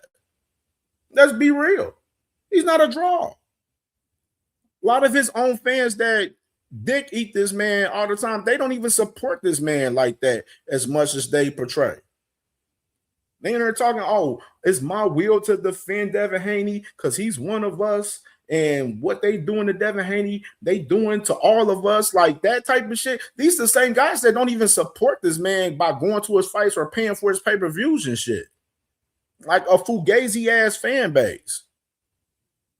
But they willing to defend him at all fucking costs. This situation, you can't defend this however you want to fucking measure it. Ain't nothing to defend this shit. Because all the facts is out there. All the contradictions is out there in the situation. There's no fucking way Devin Haney should be having to change of heart on this fight when he the one that said that they got a solid offer. There's no way that Rolly Romero could be outpricing himself when he already signed his fucking side of the deal. He signed his contract already. So obviously Rolly money is good. So how could he be outpricing himself when he already signed his contract for the fight? And he's been saying on record the last 2-3 weeks that he's waiting on Devin to sign his part. Why did Devin Haney say that the money isn't right now after he said that they got a solid offer and they were continuing to negotiate? These is questions that the Hanos clan, they can't fucking answer. They can't answer these questions. And that's just the fact of the matter. Like I said, that's why the fight hasn't been made yet. The money isn't right. Where was Rolly acting like he was this big draw? I'm trying to understand that in that sense. Like, where was he trying to act like he was this big draw? We done seen Rolly in multiple interviews the last month. We see him in multiple interviews. You know what I'm saying? And Rolly, he's into his Christianity and everything. You know what I'm saying? He's big on his religion and everything. So he's been changing a lot of things in his personal life in general and stuff. But one thing we know for sure, that Rolly isn't a liar. He hasn't proven to us that he's a liar at all. He's one of the fighters that don't lie. You know what I'm saying? Out of the 1,000 fighters, millions of fighters that we have in the sport of boxing, he don't lie. We didn't call Devin Haney lying like damn near 1 million times. So what would be the difference right here? It's no difference at all. You know what I'm saying? Right here at all. There's no difference. You know what I mean? And pretty much Devin Haney's outpricing himself for this fight. And that boy, Rolly Romero, like he said, see how easy it is to call they bluff? It ain't no fun when Rolly has the gun. And he called they fucking bluff. And then the fact that he said that Devin said, oh, go and fight your mandatory. Well, boom, voila. Both of y'all mandatories is fighting each other. You can't even fight Jack Catterall. So with that being said, it goes back to what I said, man. if Devin Haney don't fight Rolly Romero or Ryan Garcia in 2026, because if you ain't fighting Rolly, I've been telling y'all, you ain't fighting Rolly, it better be fucking Ryan. You better be going after Ryan if it ain't Rolly. If it ain't Ryan, it better be Rolly. If it ain't either one of them two, Devin Haney the duck of the year, flat out. Full-blown negotiations with Rolly for you to back out because you say the money isn't right after you said that the money was solid for you and your team. Ryan Garcia, y'all been terrified of Ryan Garcia. Y'all ain't even, you know what I'm saying? Y'all telling, y'all making roadblocks. Oh, Ryan has to do testing. He has to do this and all of that. But then at the same time, y'all say it ain't no A sides or B sides for Turkey. But then y'all arguing the fact that y'all the A side over Ryan Garcia and y'all the A side over Rolly Romero. Miss me with the bullshit. Why isn't Devin Haney sending no contracts to none of these guys? Why is Devin Haney willing to concede to fucking George Kambosos for 2 fights and concede to fucking Lomachenko, but he can't concede to these other big fights that's going on? Why wasn't no big issue for us you being the B side fighting those guys, but it's a big issue all of a sudden with you being the A side or the B side in these situations with Rolly Romero and Ryan Garcia? You weren't even the A side in the fight with Ryan Garcia in the fucking first fight. Only thing they did was had your name on the headlines over Ryan. But Bill Haney was the one that told us on Twitter Spaces that Ryan Garcia was the A side, that he was getting 55 out of the split, and they was only getting 45 out of the split. That's why I said we remember timelines very well, man. You know what I'm saying? There's no way you tell Rolly, oh, he can't, oh, go and fight your mandatory. Oh, well, his mandatory already fighting already. And your mandatory is fighting him. So what options do Devin Haney have at this point? What options? What he going? What, Fundor? Nigga, he's not fighting no Fundor. He don't even want to fight Rolly on PBC. So why would he fight Fundor? Because I seen people mention that dumbass shit yesterday. Make it make sense. Like, this is just a lot of dumbass narratives, bro. And a lot of y'all, some of y'all goofy motherfuckers out here, y'all be falling for these narratives. You know what I'm saying? The link is pinned to the chat. Y'all want to come up, man? So open panel. The panel is open. And come up and cook up and talk to your boy. You already know the vibes. And I'm gonna read these comments until then. Let's see. BVO says a chance to be undisputed is worth it. I mean, what Bill Haney say? They was going after Rolly and then they was going after Ryan. Shit, it's a possible chance they might not be going after either. You know what I mean? Like, you know what I'm saying? We just gotta read the room with some of these situations, bro. Like, real shit. Like, stop a lot of dick eating for your favorite fighters out here. We need to just keep it a buck with these guys, bro. Instead of just try to defend these guys at all costs. Because that's what the fuck the Hanos clan they willing to do. You heard him in the clip. I need to play it over. Let me play the clip over. Yeah, with the young King Dev, I just feel like I have a responsibility to defend him as my brother. You know what I mean? Because I just know the propaganda is heavy. Devin is all of us, man. He is all of us. Anything they can do they doing to him, they can do to us. They do to.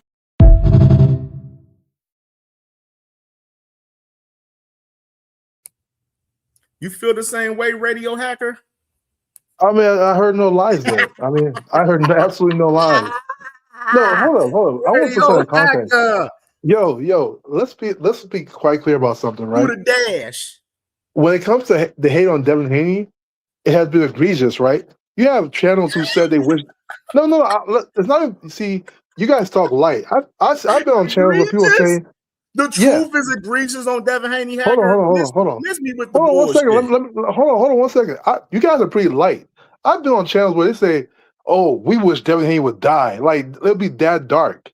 Who a fighter that doesn't. Anybody think So let's not get. Oh, I wish he was hurt beyond coming back, or I wish he died. I heard whole content creators say that. I've never heard a content creator say anybody say that about him. So I you don't know. just don't be around. I'd be around. I know all these channels. I ain't said that about. I don't look at that. I'm not that invested in boxing to be. So what? No, but what he's saying is correct though. So wait. So what I'm just saying. I'm saying what he's saying is correct because when it comes to hate, like I don't understand. Some people it's okay not to like a fighter. You can say, "Oh, I don't like the people Tanker fighting. Oh, I don't like the way Shakur fights." But people be out here and say real life hate, bro. And I don't think you know that. There'll be real life hate for Devin Haney for some weird reason. You know, like it'd be like I said, I literally heard a content creator say, I put this on my life, say that he wished Devin Haney would die. You gotta say the name. And say the name of the person. Southpaw TV. He said multiple times. Okay, we're gonna get that from Southpaw. That's hold on. We don't know. He doesn't say it about anybody else. I've never heard that as troll as that guy is. I've never heard him say any other fighter, I wish that fighter would die. Never. But I heard him say multiple times about Devin Haney. Keep that in mind. Keep that in mind. What's the name? Ryan Garcia went on racial rants. Racial rants. Like things that you think the black boxing community will be appalled about, right? They were more appalled that Devin Haney wanted to take Ryan to court than him saying that he was gonna kill George Floyd and dig him back up or some bullshit, you know? They're more appalled. So like when it comes to hate, like people have hate that exceeds boxing. And I don't know why that is, but it is there. So don't just laugh it off like it doesn't exist, because it does exist. You brought up one person. You brought up Southpaw. So everybody on YouTube knows Southpaw has thousands of followers, brother. Southpaw has more people than you, and a lot of people on that same panel, that same channel, were agreeing. So when you say I brought one person, times 1,000, bro. Keep that in mind. We want everybody. I don't have that energy towards. Yeah, I'm not saying it's you. Like I said, you're pretty. You're pretty like you're about the fights, right? But not everybody's like that. So when people say that it could be anybody, it could be anyone, it's true. Like we gotta be real about the circumstances. Like sometimes fight fans have real life hate towards fighters for no reason. Well, let me real life hate. In here. Opulent, man, what's good, brother? Hey, what up, Cam? You hear me clear? Yeah, I can hear you good. Who background is that? Somebody got some background. What's that, BBO? That's you? Yeah, go mute, BBO. You got a little background. Yeah, that's BBO. All right, go ahead, Opulent. Yeah, man, I just, sticking on subject. Man, that video was crazy yesterday. I was scrolling through and came across it on Twitter. I'm like, what the hell is really going on out here in these streets? These hold on, I'm gonna play it again. Let me play that again because Sheldon Moore. I don't know if Sheldon Moore seen it. Then I'm gonna let Opulent cook after that real quick. Let me play this for everybody again because this is what Hano's playing is insane. This is insane right here. Yeah, with the young King Dev, I just feel like I have a responsibility to defend him as my brother. You know what I mean? Because I just know the propaganda is heavy.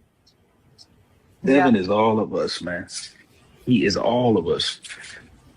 Anything they can do to him, they can do to us. They do to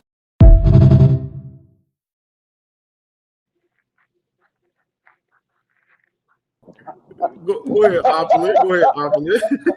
All right. For one, there's no way I can look myself in the mirror and say some shit like that. And for two, like, where's the women in these dudes' lives? Like, if my wife heard me say some shit like that, it's over. You know what I'm saying? It's a wrap. Yeah. You know what I'm saying? Like, that's just too fruity. I don't know what the hell's going on. And I don't want to clown a dude's tone. He sound intelligent as hell, but he just, man, that's just top tier fruity. Ain't no ways around it. Absolutely, bro. Absolutely. Let's go with BVO right there. BVO, what you think about Devin and Rolly and all of the situation for us?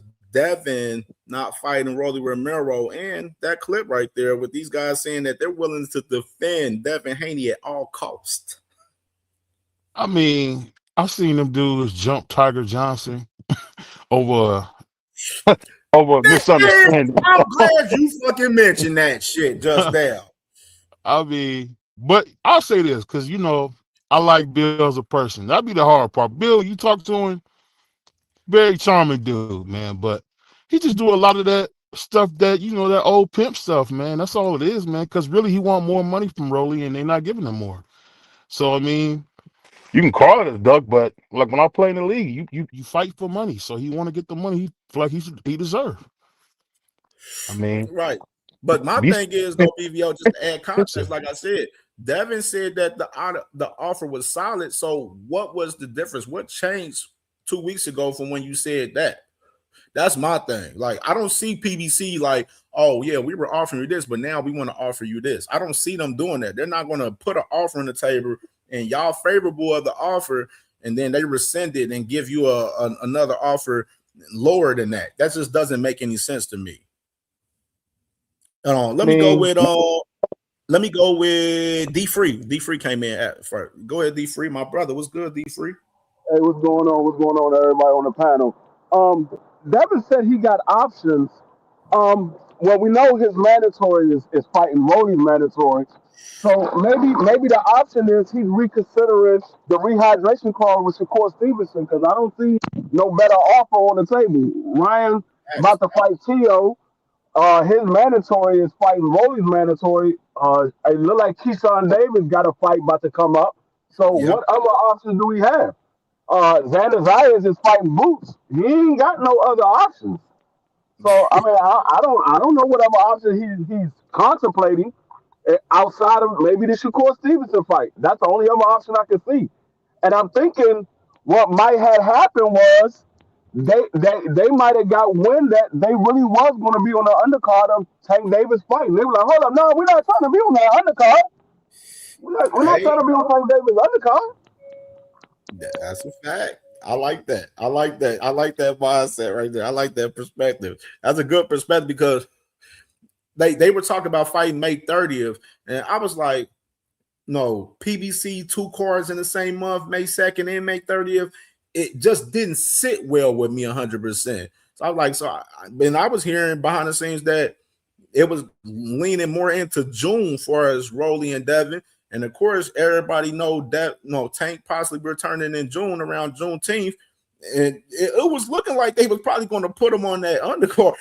I wouldn't be surprised. That's why I would love to hear what Rolly has to say about this shit, like in an interview right now. Because Rolly, he'll probably expose it, you know what I'm saying, on that shit, and probably say, yeah, we was going to end up being on taking them shit. That boy's there to change your heart, man. Right. Let me go with let's go with Sheldon. Sheldon Moore, my dog, man. What's good, brother? What's up with y'all, man? What's happening with y'all? Yeah, man. So what you think about this Devin and Rolly situation, man? And think about the Devin Haney fans saying that they defending Devin at all costs. Okay, well, that's what you gonna do. You gonna defend your king at all costs. All right, that's fine. But see, I'm a big proponent, right?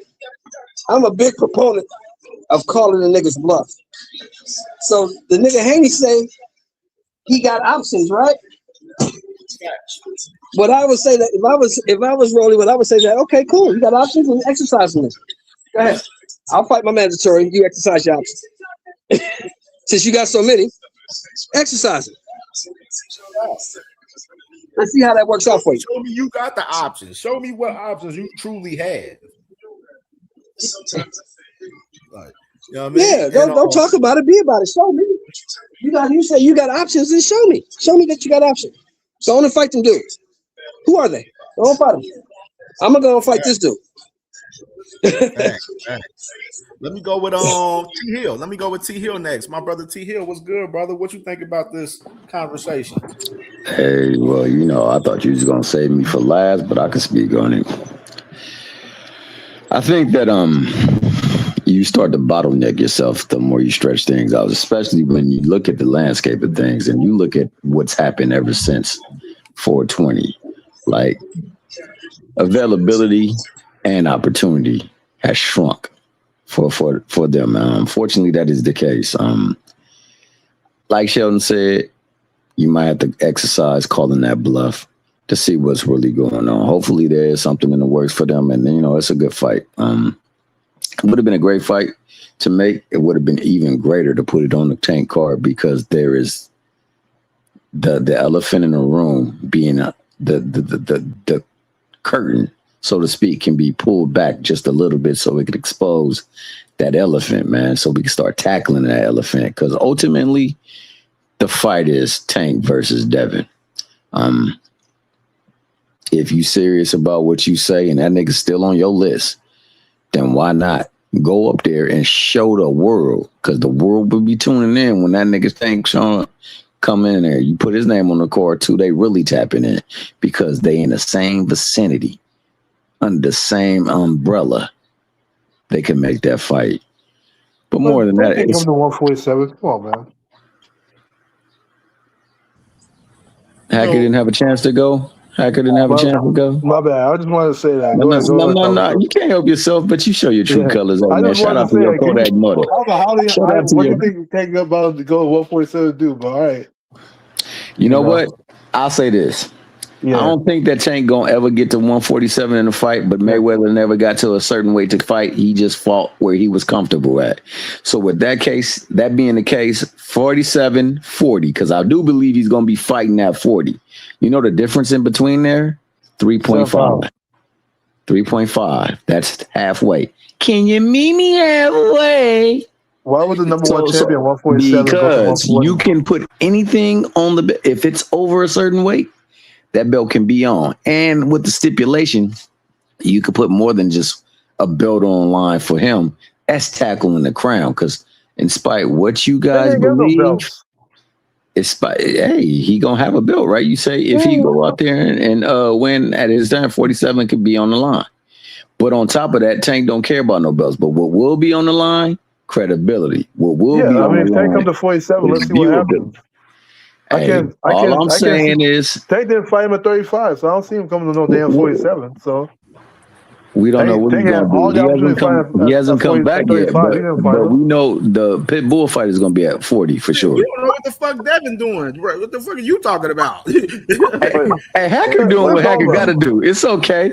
It's okay. Big Rolo in the photo. Tank is not gonna come to no 47. Sorry, my man. Let's do this. We gonna keep we got the Tank involved for us. Devin possibly not wanting to fight Rolly. Y'all acting like Tank is proffering somebody. But the conversation is on Devin. Let's keep it on that motherfucker because Hacker like to deflect and move the conversation. What do you want to keep on? We ain't gonna move the conversation like he tried to do yesterday several times. We ain't moving the conversation. Nothing. No, but this is the deal, though. This is the deal. We don't know what he gonna do. He don't even know what he gonna do. What he said was that everything checked out, the contract was good, and that they was happy with it. Now all of a sudden it's not. He said the offer was good, so they're gonna start negotiating. We have to put everything in the right wording. He said the offer was good. They're going to start negotiating. What fell through negotiations? People try to act like the offer, like everything was already signed, sealed, delivered. No, they have to negotiate. And somewhere along the line, negotiations went bad. Well, let me get my boy Isaiah in here. Let me get Isaiah in. Isaiah, what's going on, bro? What you think about all of this situation? We need to get shot for Devin Haney. We need to get on knees when he walked out the arena. That's crazy, bro. Like, and for Hacker to sit up here and just say lies and say Devin is one of the most hated and this, that, and the third one. It's like, bro, like I get it. Like Devin went through a bunch of shit 2 years ago, but at the same time, why is it that it's okay for them to say things like that and say, oh, we need to protect him, when at the same time, y'all fucking slander Tank? As soon as Tank got locked up, who was one of the first people to put up his mugshot? Was it not Bill Haney? Yet they want to talk about, oh, we need to protect Devin. But you see, a lot of times I've realized that people like fighters depending on like the way they grew up. So like I guess if you love Devin Haney and you like Devin Haney, you probably grew up in like in a suburban neighborhood, like spoon fed everything. That's just the way I see it, because these guys get on here and they want to make lies and spin narratives about Devin Haney, and like, yeah, I get it. Ryan Garcia, what he said, it wasn't right, but that doesn't mean But that doesn't mean you can't be honest about who Devin Haney is as a person.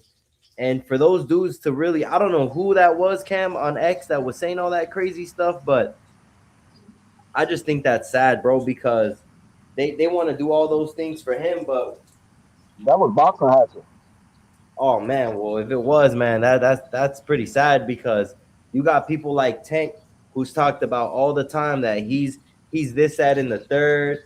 I hate him. He needs to retire. Oh, he did it. We gotta wait on a video. Oh, I don't believe nothing what the court evidence says. I need to see the video. Tank has a criminal history. And it's sick, bro. But yet they forget to mention Devin Haney want to be like Tank so bad. He got a security with him. Yet he gets in trouble with a gun. Come on, bro. That's insane. Like, I don't know, Cam, but I just think it's not it's not logical, bro. It's not logical, the common sense. That's so is Tank the first person with security? Is that what you're saying? Bro, he had security. And Devin Haney was so he got holding security because Tank's the first person to ever have security. But you know what's funny? Nah. Devin Haney has security. Oh no. No. Devin Haney has security, and he got Crawford didn't have security. No. Devin Haney got caught with a pistol, and he got that big ass security dude hacker. So just stop. So bro. what's that guy do with trying to be like Tank? Bro. The Tank get caught with a gun too? He took a charge, bro. He took a charge when he didn't have What's that guy do with trying to be like Tank? Let me bring my boy. Let me bring Malaza in here real quick. Malaza, go ahead go and get your take on this conversation right here, Malaza. Then everybody is open for everybody after that. Yeah. It's like, yo, I don't know. I'm very happy with the Boots and Saya. But these Devin Haney fans and stuff, remember, they're from California. That is a really rainbow state with a bunch of communists like Hacker over here. Yeah, no, and they are like that. So they're gonna act like a victim. Okay, everything like 2-2. Devin Haney is 2-2 also trying to bring like a race war or something. Like, these are dumb people, and the people who follow people like that are dumb too. Like Hacker over here. That's the reason he talked like that, because he's a communist. That's why, But I'm more happy for Sander and Boots Haney that they're gonna prove who they are than this Haney stupid soap opera. Haney for me is like, nah, waste of time.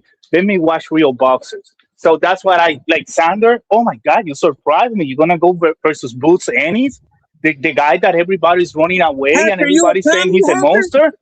Shit, yeah, boxing Hacker is a yes, he's a full commie. Yeah, like, come on, people. Yes, I am. He is. Yes, I am. Like, bro, like lying about Southpaw. Like, how you gonna lie out and say that he in freaking YouTube say that he wished that Devin Haney died, bro? You're a liar. I watched his pro. No, he didn't. Of course you better find the stuff because they're gonna sue you. They're gonna find you and they're gonna sue you, bro. They're gonna sue your ass for being lying and shit like that. I can say, but anyway, I have to go to the tattoo studio, guys. See you. I just came to say that. Bye. Take care. We can talk about all that shit. You should be banned from the channel. You're a fucking communist. This is America. You're a communist. What do you mean this is America, bro? Hey, no. Hold up. What are you talking about? Hold up, though. When my man Isaiah was talking, my man BBO was about to say something. What was you about to say, BBO? I think he hopped off. Yeah, he hopped off. Hold on. Let's put something in perspective. Nobody was talking about race. I don't know what the hell this guy is even talking about. Nobody was even talking about race. He just want to bring race into the fold. Why I was saying that people have unanswered for hate against certain boxers, like Devin Haney. Devin Haney's not the first person I see people hate like that before. People used to hate Floyd like that. Hold on. I just want to respond to this guy because I just want to respond to this guy because he wants to throw like a race card in there. It wasn't even about. You're muted. I gotta stop you there because at the same fucking time, bro, Hacker, you gotta understand the Haneys, how they've hated on all of the other black fighters in the sport, diminishing these other black fighters through their channels, through socials and stuff that's affiliated with Haney for years. for years. So for you to say that he's getting the hate when they the ones that's driving out that negative energy and driving out that negative content towards other black fighters, you're full of shit when you say that shit. Wait. Let's keep it. Hold on. Let's put something in perspective. You Fighters can't are sit all in there and be like, oh, Hold on. motherfuckers is hating on Haney when these guys been diminishing fighters for years, bro. Other black Hold fighters. on. I don't like when y'all try to paint some victims. Y'all always want to pretend like people are victims out here. Fighters are in competition with each other. No, hold on. Fighters are in competition with each other. They all hate on each other, bro. They got play victim every fucking day on this damn shit Bro, on YouTube. bro, nigga. y'all play What victim you too, talking bro. What about? y'all talking about? What about Tank? Tank talks That about shit Devin gay, too. bro. Tank That talks shit about gay. Devin's father. What are you talking about? Shakur talks about Devin. Devin talks about Let Shakur. somebody They else all talk. talk. You cut for a minute. Who else? D Free, say something, my brother. Go ahead. You can talk. Hey, I was This going guy. to say, and a young lady said it last night on a panel. Every time Devin Haney got a fight that's coming up or he negotiating a fight, he remind me of the Dallas Cowboys on off season. It always got to be a bit skeptical about everything that's going on. Like it's never anything that's quiet behind the scenes and all of a sudden he pop out, he got a fight. It's always got to be broadcast across internet, across social media and everything. When we see Tank Davis, we very seldom know who Tank Davis is going to fight. When it comes to Jamal Bruce Simmons, we very seldom know who they're going to fight. And a bunch of other guys, we very seldom know who they're going to fight because the things are done behind the scenes. But when it comes to Devin Haney, it's like it's always a issue. It's always an issue when it comes to Devin Haney making a fight. Where do we make things up here? We literally just saw Boots and Ortiz have their whole ordeal right in front of our faces. What are we talking about? We always hear it behind the scenes. That's some bullshit. That's super bullshit. I know. That's bullshit. Like I never, I feel like I was inside negotiation with Boots and Ortiz. What are we talking about? They literally had like a whole thing. Did you listen to the words? I said usually. I didn't say all the time. Okay. Let's talk about usually. Let's talk about usually, right? You heard about Rolly, right? Maybe you heard about Ryan. Maybe you heard about Brian Norman. Devin Haney has 30 fights, bro. What's usually? You want to use statistics and say usually you don't, because majority of the fights you don't hear shit.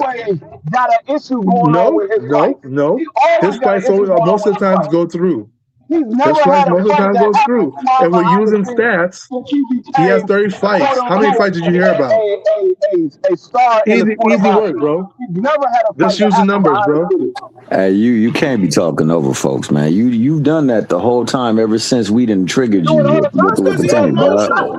He's fucking emotional. He just want to talk over everybody. And that's usually what happens. All right, go ahead and finish. Let me know when you're done. That's usually what happens when you're wrong. You talk over people. Because, like I said, usually these guys, you don't hear nothing about their fight. They just pop out with a fight. But when it comes to Devin Haney, he always broadcasting everything that's going on with his fight. It's an issue with his fight. It's a person outpricing himself. There's a person ducking him. There's always something with Devin Haney. But these other guys, for the most part, that stuff happens behind the scenes.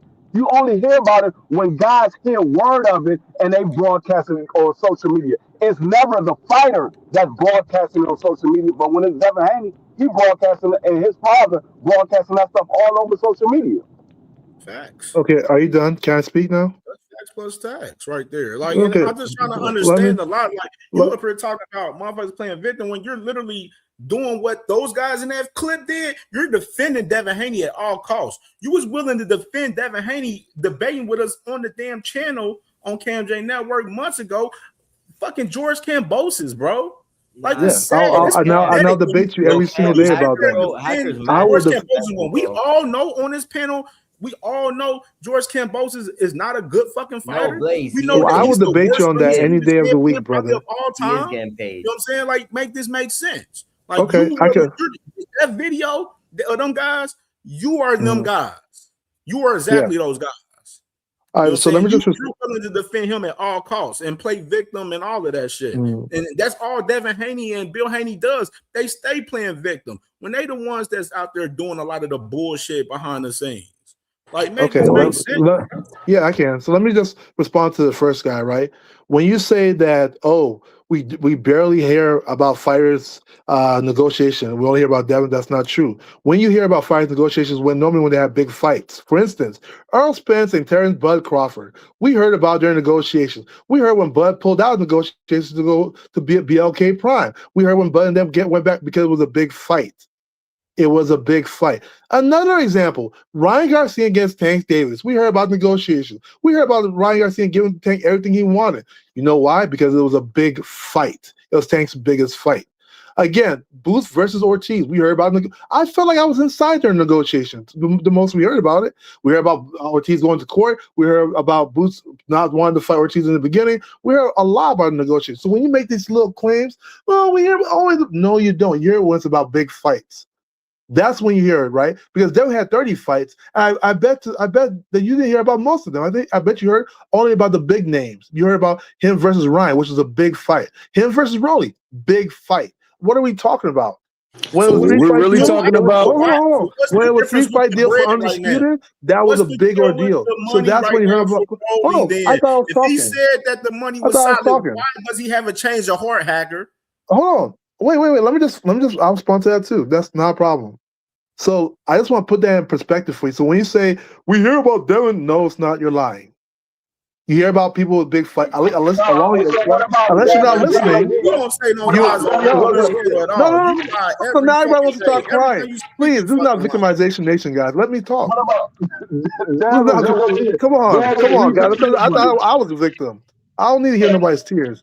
Okay, when it comes to the whole every channel, bro, you used to do the same exact thing with Fanon. That's why Fanon ran you out, because you think you know contracts. Fanon said he was a warlock, bro. Cut it out. I don't even want to hear about that guy, man. But you don't, because Fanon is a real lawyer. He was a warlock. Next. Yeah. He got you thinking he was a lawyer and a warlock at the same time, bro. And related to Hitler. Please stop it. Hacker, I really hope you really teach your son integrity, bro, because you don't got no integrity, bro. You like to lie a lot. Next. When it comes to the whole victimization of three guys talking about, we need to protect Haney at all times. Okay, let's talk about that. Let's talk about that. Wait. Cam trying to talk. Let Cam talk. They have no, literally, the Haneys have no integrity, nor the fan base. That's why they the worst fan base in boxing. Y'all have no integrity or morals in this shit. Y'all don't, literally, you sitting there going to tell me that people is hating on Devin Haney when Devin Haney's the same guy that's showing mug shots of Tank Davis and doing all of this extra shit, diminishing black fighters, bro. It's pure stupidity when y'all say shit like that, and that shows that y'all are playing victim. That's pure victim moves right there. Wait. Coming from a true victim, like a Tank fan. Right now, the money ain't right. The money, I don't understand that. How can a person outprice themselves that signed their part of the contract? That type of logic. That's why I called you Radio Hacker, because you slow as fuck. You just slow as fuck at this point. You wait, hold up. When you talk about victimization, right? When you talk about victimization, don't act like Tank doesn't talk. Talk about that shit honestly. Answer my question of why does he have a change of heart? Answer that first. Because negotiations fell through. Just of course, you don't want me to speak on it, right? Of course. I don't care for it because it's bullshit. It's all lies. Because you don't want me to speak on it because you know it don't work. I don't want to hear you talk about it. You know it don't work because we can talk about y'all fan base being victims, bro. Talk about why he ain't signed the contract. We can talk about y'all being victims. Don't get me started on that. That's y'all like victimization nation out here. Like you always do. That's okay. Let's talk about it. Let's talk about it. Let's talk about it. Yesterday. We won't talk about y'all being victims, because you guys know. Y'all know y'all be victimizing out here, talking about attacking the girl because she's putting out a lawsuit, doing this and that. Y'all always doing all that victimization shit. Cut it out. They're attacking Tank. They want the kid to fail, this and that. Let's not. Don't get me started, bro. I can sing that forever, bro. Cam, I just want to say something real quick. But Hacker, Where was you when Devin Haney beat up his pregnant girl, punched her in the stomach, and she She dropped recanted the statement. Okay, let me talk about that. Hold on, bro, Go because I ahead. don't want to hear you. And not even that. No, fuck all that. No, even better. Tiger Johnson. Like they jumped. Devin Haney was. I didn't see Devin Haney on tape. Was Devin Haney on that tape? I didn't see him on that tape. They got him on tape. No, his they team. haven't on tape beating nobody up. But keep that in mind. That was his team. That wasn't Devin.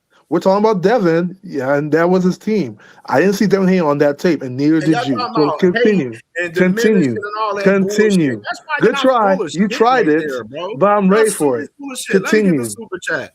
Salute to my sister Angie, baby, with the $5 super chat. She said, "Hit that like button, support the Cam fam, man." Salute to my sister for sure, right there with the support and the super chat, man. Well needed, well appreciated for sure. And salute to my brother Bruce Gas, man. Make sure y'all subscribe to my brother Bruce Gas, man. One of the best in the game in this boxing talk for sure. Hey, can we address the situation that it does seem like fights that are being broadcasted through public access channels and things like that never seem to materialize, and that a great portion of their fights that don't materialize have been broadcasted through the public access channels, and they have not materialized, save the one that happened with Norman. That was the only one that came to fruition. So I think what D Free was saying was spot on. Me and you were having that conversation, how most of the time deals is done behind the scenes, and then leaks may come when it's nearing that time or getting close to that time, but never Ryan came through too, though. No, but they didn't talk about how they were doing it. They just said that there's a possibility when they sign this fight that there's a 2-fight deal already in the works. So it was already negotiated by that time. Then all the other stuff came out as it got closer to the fight, where, you know, they was talking about little innuendos within the shot, not innuendos, but little whatever that is inside the damn deal as the fight was coming to the thing. But it was already set up, signed, and delivered before the damn Garcia fight. So again, you've been proven wrong, dog. They do this stuff on a regular basis because they want to drive the needle. And they do that ever since they have been linked with one Gervonta Tank Davis. And it's just like clockwork. And you know this. That's the crazy thing about it. Okay. They do this all the time. Let's fact check you a little bit, Thomas. Let's see if you're telling the truth. Fact check it. Okay, let's just see if you're telling the truth. The 3-fight deal, right, with the 3-fight deal with Kambosos, right, with Lomachenko on the back end of that 3-fight deal to become undisputed, right? That was publicized from the beginning to the end, and all 3 fights came. Hold on. Okay, all 3 fights came into fruition. All 3 fights came into fruition, right? Even what 3 fights, Captain? What 3 fights are you talking about? The Kambosos 1 and 2, Lomachenko 1. Now, in that process, weren't they talking about they were open to take any other fight?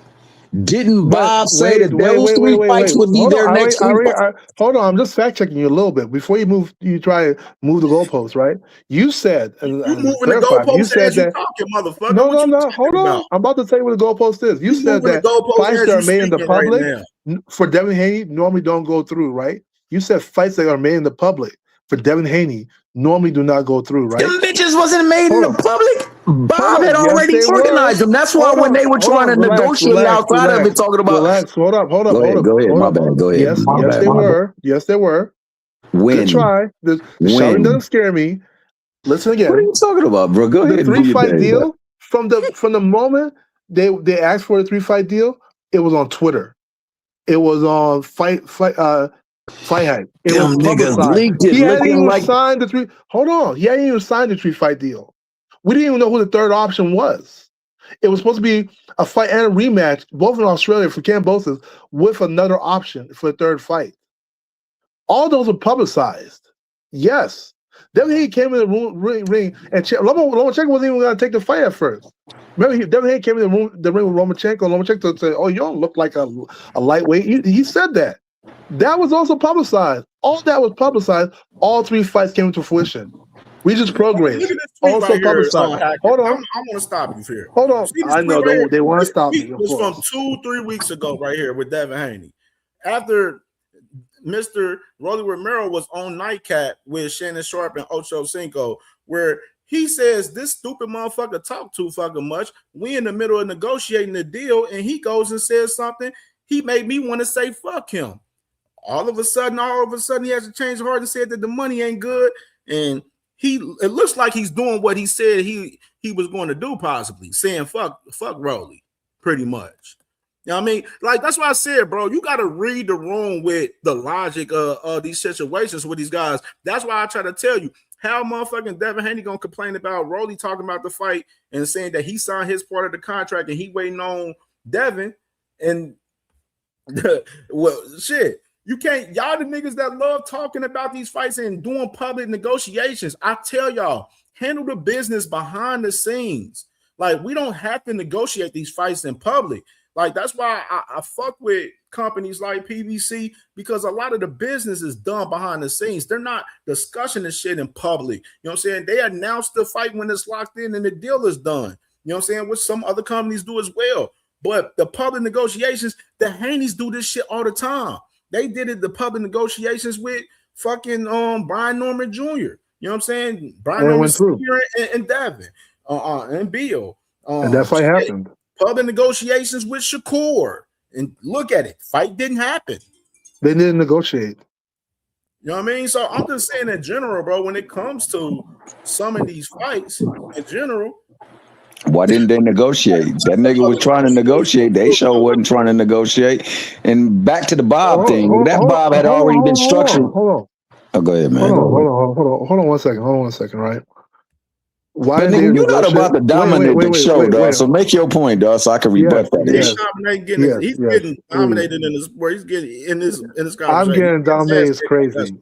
Good pause for 1 second, but no, I'm not getting dominated. You guys aren't making any sense. First of all, when it comes to negotiation, when it comes to negotiation, hold on. When it comes to negotiation, right?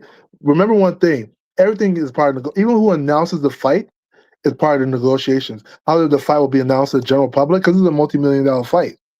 You know, everything. So a lot of things in negotiations are private. So Devin Haney is saying that, hey, this guy's talking a little bit too much, you know, about the fight when we're still negotiating. It's fair. Remember one thing. Devin Haney has DHP Promotions, so he's actually in the negotiation. DHP, bro, DHP hasn't thrown a fucking event, dude. You got blood pressure always rises when I say something. Hold on. But Rolly Romero has no promotions. Rolly doesn't have the promotions. Hold on. He's never thrown an event, bro. So stop putting that bullshit out there. Yeah, that's one. But hold on 1 second, right? What event, Hacker? Where? What? Where? What event? Well, he's a promotional company. He promoted what's his name? Well, the other fighter, the one that left from. But anyway, next time. I'm kicking you out for this shit. Don't say that shit again. What, DHP didn't have no fighters? Is that what you're saying? DHP is a fucking tax write-off. They don't do shit. They had a fighter, bro. What are you talking about? The fighter that just what's his name? He just fought Amari Jones. They had Amari Jones. You got a fighter don't mean you a promotional company, motherfucker. Your ass. If you have a fighter, you're not a tax write-off, buddy. You operate as a real business, bro. That's the fact of the matter. Bro, if you have a fighter, you're not operating as a tax write-off. You know that too, right? Like, if you want to be, you gotta keep things all the way honest. If I have how am I operating as a tax write-off if I have somebody that's under my banner? What are you talking about? That means I'm promoting another fighter. That means I'm doing what my promotional company set to do. Stop. Next, when it comes to this whole situation with Rolly, Devin Haney's in the conversation, so he has more insight than Rolly even does, because Rolly's not his own promotional company, right? Rolly doesn't have like an LLC tied to him. Why would you? Rolly has no. Am I saying anything wrong? That dumbass shit again. Yeah, wait. Am I saying anything wrong? Tell me I'm lying.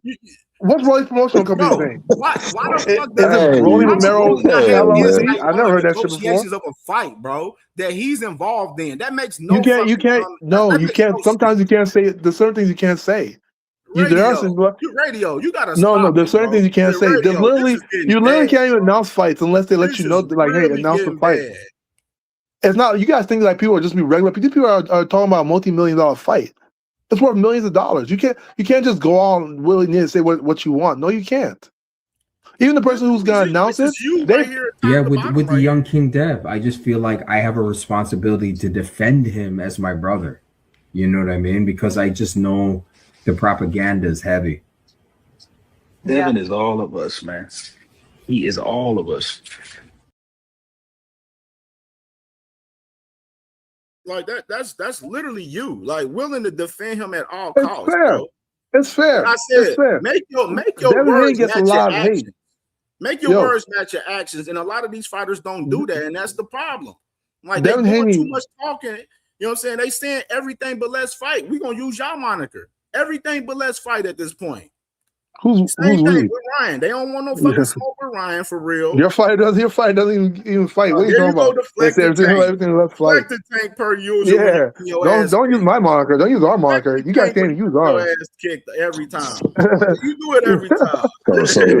So Y'all just can't to use our move, moniker. move the just Your move the moniker should be we don't like titles. You deflect the No, tank. your moniker should be we don't like titles. That just should to be your move moniker. let's just move the conversation forward. No, the conversation stays where it is. Not Wait, no, y'all. No. Let's talk about the whole thing because y'all want to start crying about stuff. So I just want to put this stuff to bed for you guys real quick.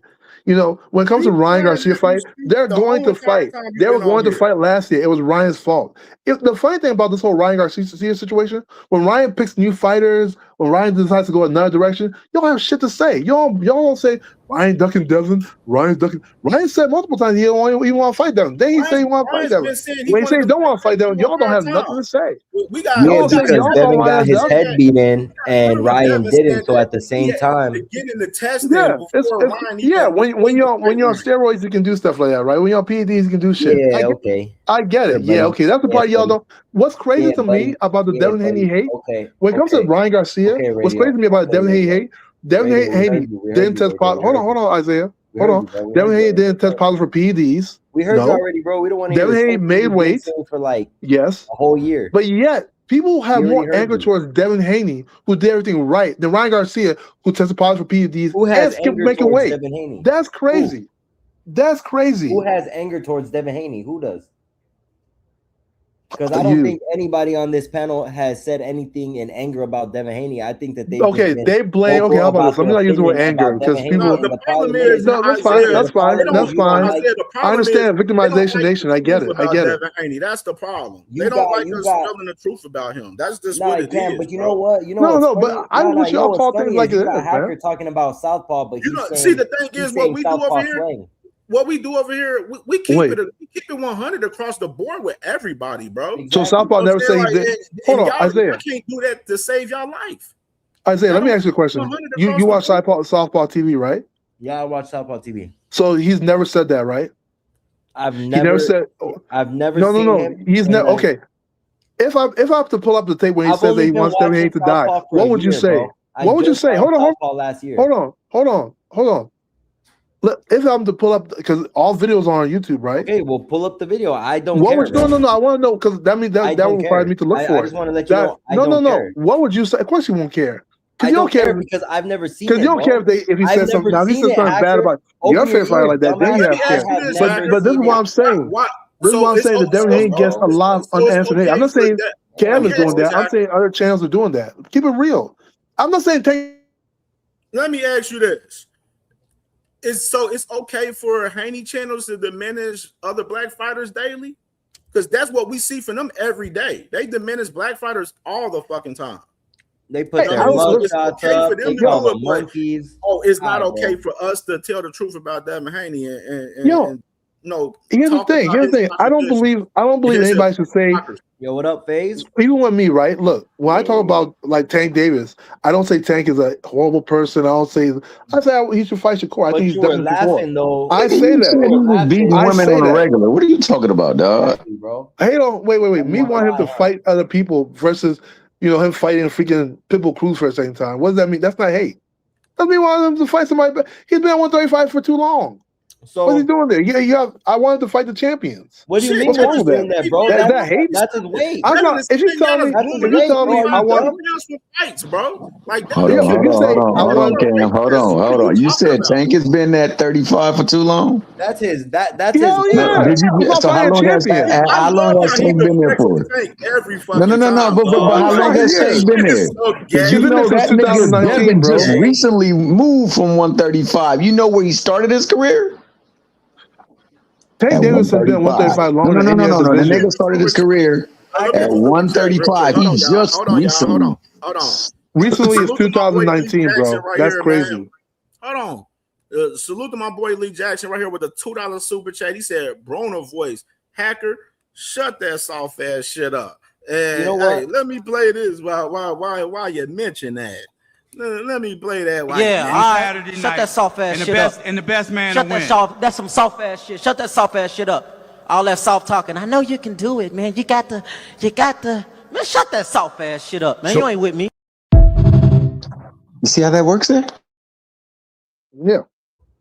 You know But what, that's Hacker? not. It's crazy because you got Tank, who's been consistently weighing in at 133, and you got the nerve to say that he's been there too long. Just because he's not as big as Devin and blows up 25 pounds, don't mean he got to go up No, to he's not saying 37. that. But you know He's what it saying is? he just You been hate there Tank and so like, much, and you Nigga, want him to jump instead of lose, what's up, bro. Op? So Let's get my I boy get it. FaZe It is here, cool. man. FaZe, what's good, FaZe? what up, Cam J, man? You know, I just want to say, man, thank you for having me on your show, bro. I really appreciate us sharing the same perspective on the Sebastian talk after the presser. I know you didn't think that he was ducking, but I think we Yeah. agreed that the way he tried to, put it out there, he didn't want unifications and things like that. And he's not no like, Earl Spence, Canelo, Tank Davis kind of fighter. It's like, are you like trying to duck in advance or like what we doing here? So, hey man, shout out to you for keeping it real, man, and not just letting these narratives go in a circle. You know what I mean? Sure. Appreciate it, bro. Facts, man. Yeah, man. So Big what dog.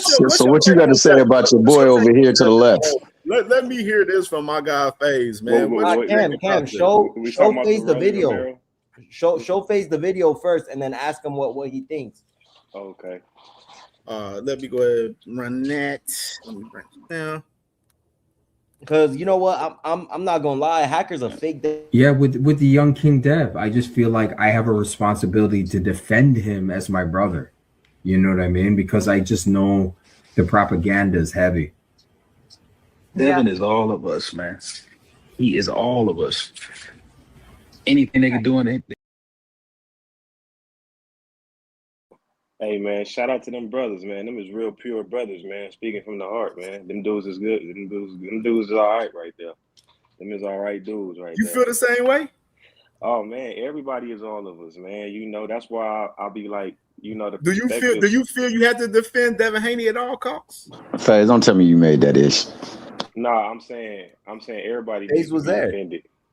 Everybody needs defense sometimes when you try running narratives on them and stuff like Thomas Hill like to do, even though Thomas Hill This my guy. nigga. Wow. My guy, you know what I'm saying? But you're trying to run them narratives, man. But no, Cam, we was talking about the Rolly thing for sure. I mean, listen, man, I could probably pick 4 or 5 guys at 147 better than could beat Rolly and probably more accomplished than Rolly. So, you talking about, a duck situation, but it's like at first it was like, oh, you want to fight Tank's leftovers. Then it's like, oh, you ducking Rolly. And it's like, which one do you want? So I feel like, there's a lot of guys that can have a career outside of Devin Haney. Shakur can have a career outside of Devin Haney. Rolly can. Jerron Businis can. It seemed like all roads lead back to Devin, and that's what makes him an exciting fighter and an exciting draw because guys want to see him beat. Whatever in that fine print that they didn't like it, bro. So I honestly think Devin was licking his chops to get in there and fight Rolly, but whatever it is, it's something that he didn't like. He didn't like the fine print. So he ain't like the fine print after 3 weeks of him saying 3 weeks before that the offer was good. I mean, it had to be something. He just a fighter. He probably got a word, but he ain't the lawyers and the managers. So, they once they looked at it, they had to have seen something clearly. Because I feel like he want that fight. I feel like he was licking his chops. He was happy, but isn't it just funny how a guy like Rolly was trying to get a 47-year-old Pacquiao in the ring, and then he was trying to get Conor Ben in the ring, smutting Devin, saying he'll never fight Devin. And then all of a sudden, he's rushing Devin. I want to fight you real bad. It was like, I thought they was never gonna fight because Rolly kept saying how much he would never fight Devin.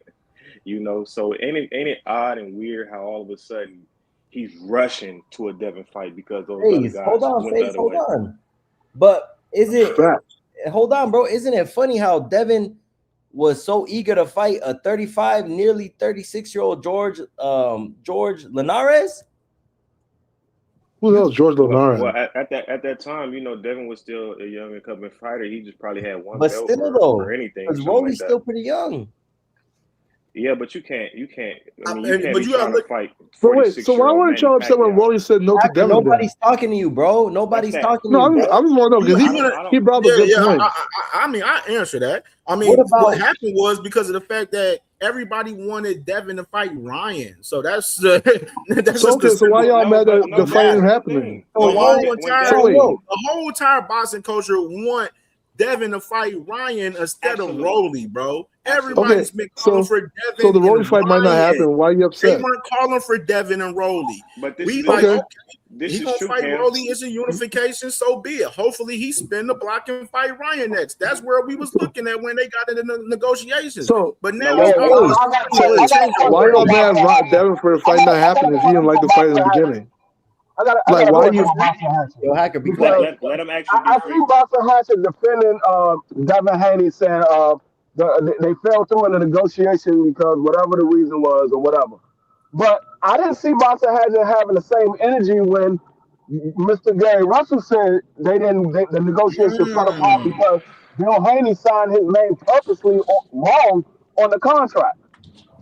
That's not what happened. Did you actually watch the negotiation? He That was not exactly what happened. Y'all gotta stop the nonsense. Y'all just learned that shit from Fanon. So because I watched the whole negotiation was on YouTube. Most of their negotiation stuff, they had like nightly lives about. So when it came to Gary Russell and Devin Haney, the first thing was they had issues figuring out what the money was going to be, right? Because how it started is Gary Russell wanted to fight Terrence Crawford, right? I think Terrence Crawford said that he would like something about like $2 million to fight Terrence Crawford, right?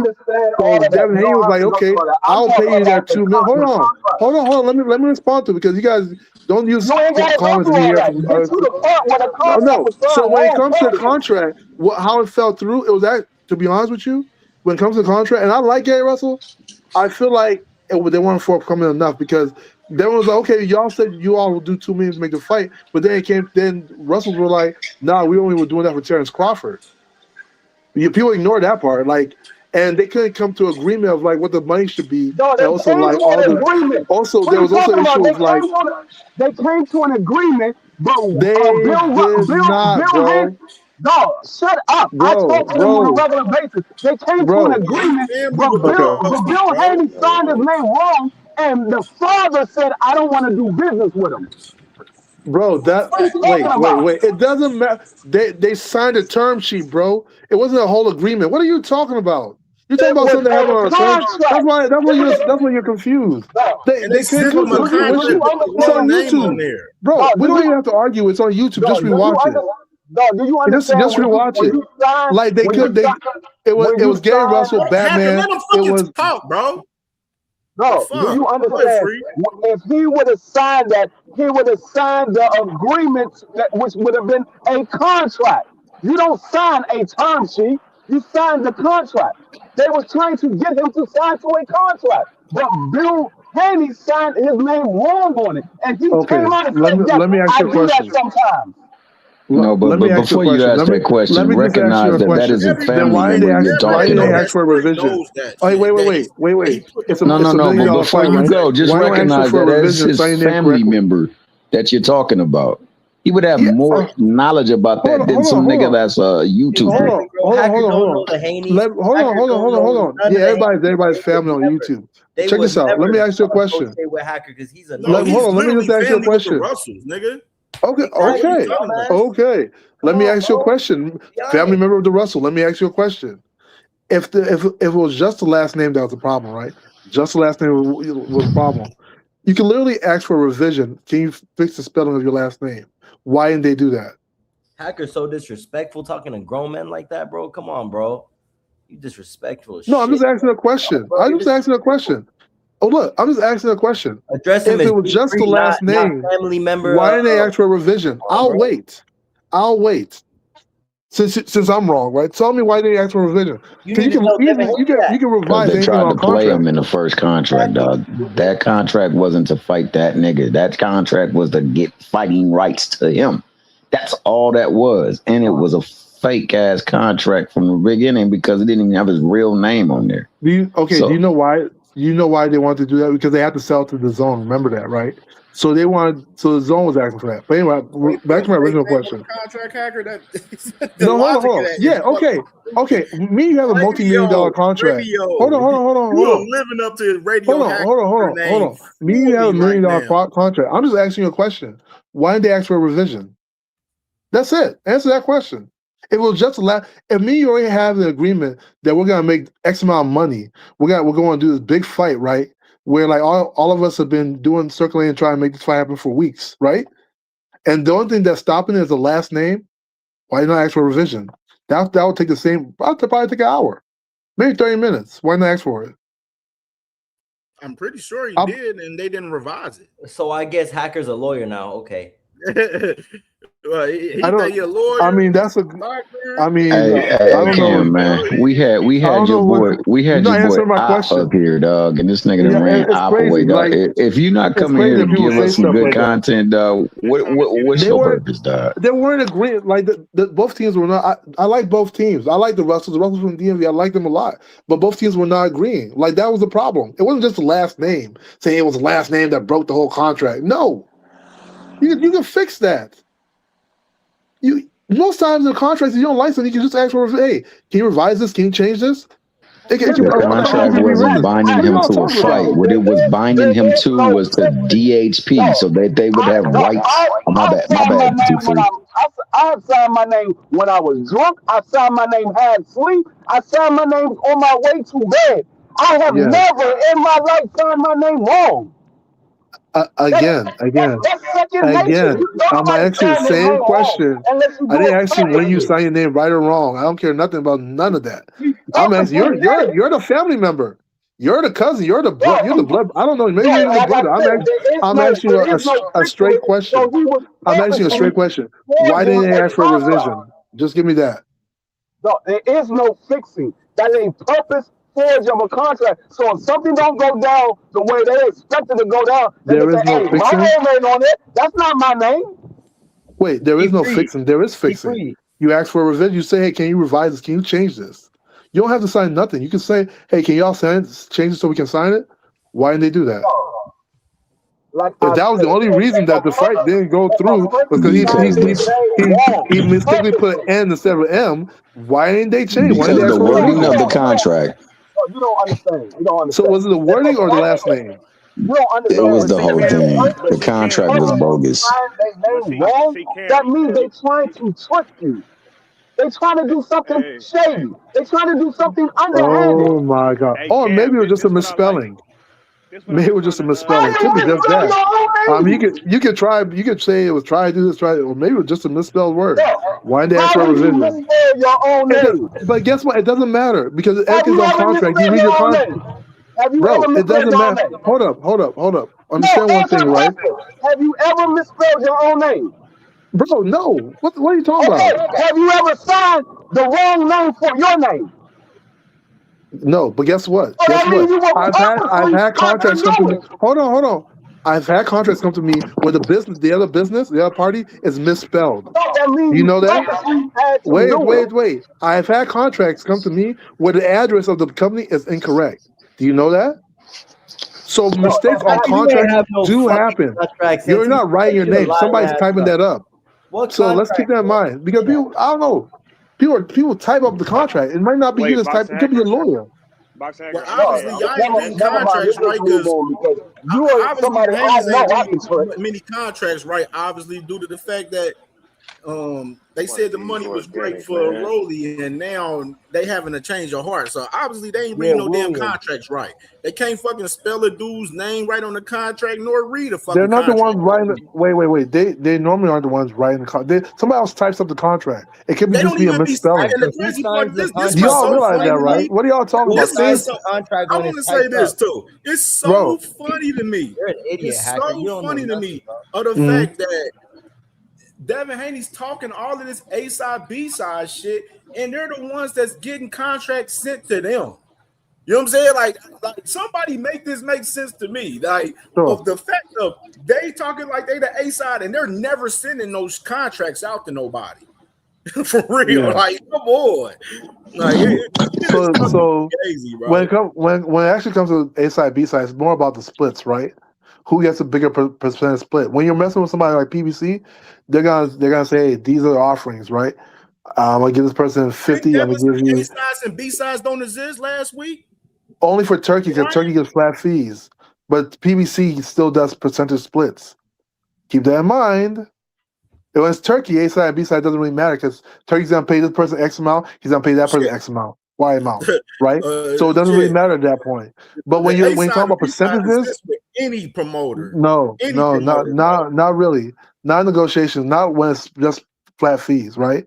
Because it doesn't matter at that point. It matters when we're talking about percentages. So like can you go how much ahead and say percentage that of the fight? Devin Haney's not pricing himself for the fight with Rolly then? We don't know what the price is. Can you finally admit how can I price himself when I don't know what the price is? Can you admit that he's outpricing himself for the fight? What's the price? I mean, legacy. Legacy is the price. He's getting another belt. What's the price?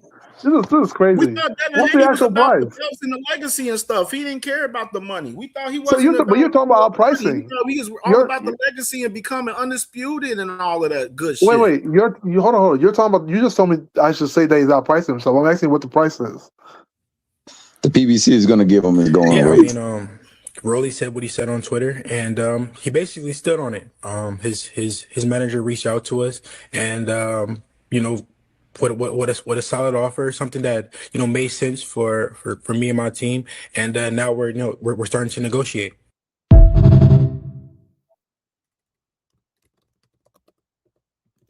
Okay. I don't get what switched from there. Like I don't get what switched from there. They started to negotiation fell through. What's I don't understand the complexity. They started to negotiate, the negotiations fell through. The offer part went through. Like the beginning of negotiation went through. Whatever happened within negotiation fell through. Devin Haney, the same guy that vacated his belt not to fight Sandor Martin. So obviously we know he's fishing for money. And he's the same guy that took a worse deal to fight Cambosis. What are we talking about? Them boys, the Haneys is so contradictive, dog, of themselves. Where if they had so much of an issue for Ryan, then why the fuck would y'all allow yourself to be on Ryan and Rolly's undercard last year? He wasn't on the undercard. Shit like that, you know what I mean? He wasn't on the undercard. The logic don't. He wasn't on the undercard. Make it make sense. I mean, if we say things like they actually happen, instead of saying things that happen in like alternate dimension, he was a co-main event, right? Because it was a stacked card, right? Everybody. This card with Brian Norman Jr. and then they accepted fighting on the undercard the fucking David Benavidez, a PBC fighter. Right. You know what I'm saying? Right. On Turkey card. Right. So I'm just saying in general, Hacker, both fights were not undercard. Devin Haney wants big money in these fights, regardless to whoever the fuck he's fighting. Wait. Hold on. So there's in a fight event, right? There's preliminaries, right? There's an undercard, right? There's a co-main and there's a main. Devin Haney and those both fights was never the undercard. He was in the co-main. Let's keep that in mind because y'all want to say he was an undercard fighter. No. There's actually a section in a boxing event called undercard.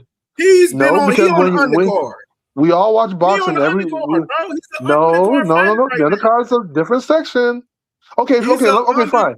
Okay, let me ask you a question. Let me ask you a question. If he was an undercard, who was a co-main? Can you not fight a nigga that you said was trash, bro? Y'all been saying Brody was trash before Tank fought him. Hold on. Let me ask you a question. Let's not move further. If Devin Haney was on the okay, if Devin Haney was the You're undercard cooking of, every It's hold on, nothing you can defend on this hold shit. on. Anywhere you Because go, I got some sure. for it. Like Let me ask you yesterday. a It's the question. same shit like Let me ask yesterday. you a Nothing's question. different here today. You Let gonna me ask cook. you a You want to question. go this way?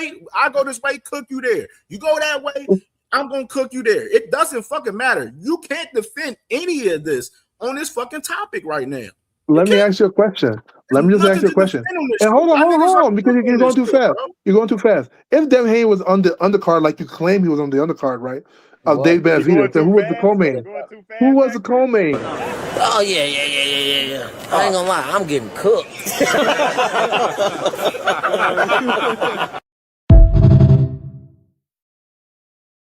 Watch out, man! Watch it!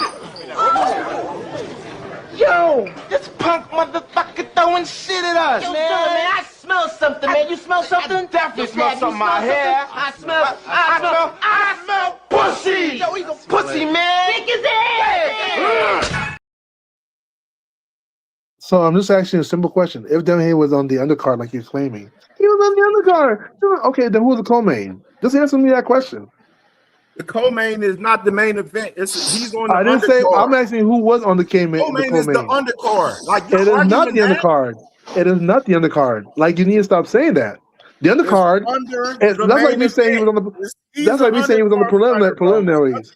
No, the preliminaries, the undercard are two different sections of the event. The co-main is right before the main. Keep that in mind.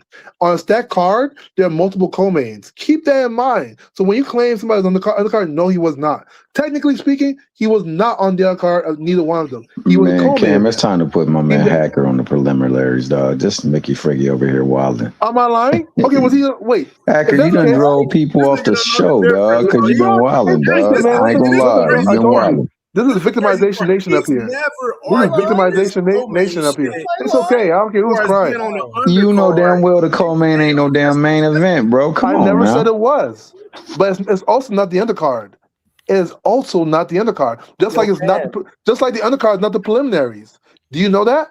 The undercard is not the preliminaries. What is the undercard? All different sections of the event. What is the undercard? Hacker? It's right before the co-main. When after the undercard finishes, they announce it in the boxing event. Most boxing events. What they said on that video saying defending Devin at all costs. No, mira, boxing Hacker, you and your wording. Because he always, because this word mean like this and for us, the fan, if you are not the main event, if you're not the face of the poster, you are an undercard, period. I don't care if you're a co-main, if you're the third in the card. The main event is the one who sell the card. What did Ryan Garcia and Mario Barrio? They sold the card because they are the main event. The co-main doesn't matter. If he gets sick, we can put another person in the co-main. Hold on, you fucking call me words. You always want to try. Hold on. Okay, ask me your dumb question. Let me ask you. So you're saying, so what is a preliminary? If you're on the preliminary, are you on the undercard? I'm just asking a question. We all know the preliminaries are for the new fighters and are the free fights. I didn't ask you that. No, I don't care what you ask. Are the preliminaries the undercard? Yes or no? No, that the preliminary is another card. Just like the co-main is not the undercard. You know what's the undercard? The undercard is the undercard. We don't care. If you are not the main event, you are nobody. You understand that? If you are not the main event, if you are not the last guy in the card, if you're not the one who sell the fucking poster, if you're not in the poster as the main event, you're a fucking undercard. You're nobody. You are nothing like Devin Haney is. Like you are. Let me ask you a question. Is Gary Russell nobody? Fucking communist. No, it's okay. Hey, Victor, relax. He's a main event. How many stadiums he sell? How many seats he sell? How many shit he sell? Hold on. No, you know what? You know what? No, Gary Russell. Gary Russell is nobody. You got it. Do he sell stadiums like Devin Haney claimed? Do he Russell claim that his opponents are out of the league? As they go. No, I don't make things because Russell don't carry himself like Devin Haney. Right? Let's talk about the nobodies of a fight. Let's talk about the nobodies of the fight then, right? Okay. Russell, what happened to Russell when he fight with Puello? What fight with Russell when he fought with Puello? Shut No, up, I'm talking because about he Devin fought Haney is Hiroka. claiming that I'm talking he's about a he just big fought Andy seller. Hiroka. Devin He fought Andy Haney is Hiroka last claiming that fight. he's a draw. Listen, because you have done no, no, no, You no, just no, finish. no, no, Finish. no, Okay, finish. Bro, cállate. Because put you on some talk, wait, subtitles. no, I know no, what you're you've saying. been Listen, talking way too much. No, no, you ask dumb I told questions. you, Shut Candy, start up. to cry. I hope you No, hear the no, tears. I'm not crying. Your questions are dumb and stupid. I'm gonna answer it, I'm just but you asking keep what you said, making more man. stupid Stand on it. questions. But shut up, shut up.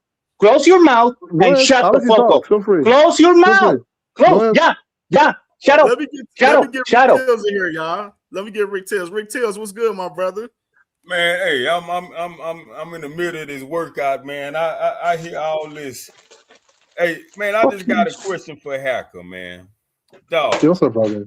It's man, the contract with the wrong name written. I mean, worded ass backwards. Hacker, man. Yo, what's up, brother? If we never see Canelo or Bud or Earl, Usyk, these type of fighters, you're never gonna see in any type of co-main or anything. Real powerful pound tanks, superstars. They don't share the stage. They are the stage. What is it about Bill Haney and Devin Haney that makes you guys defend them so ferociously with so little proof and evidence to back? Okay, so I can answer your question, right? Let's start with your first question, No, right? answer the question. Fuck Yeah, your question. he Answer asked the two question questions. first. Yeah, I'm Fuck about to your answer question. it. Answer his So question. yeah, I'm about to answer it. Can I answer it, please? Don't answer So it with when a it comes question. to, Answer the question. I'm not answering with a question either. So when it comes to fighters, certain names never being on undercards, that's not true because Canelo started off on Floyd Mayweather's undercard. No. So Canelo has been on Ahí va. Ahí va.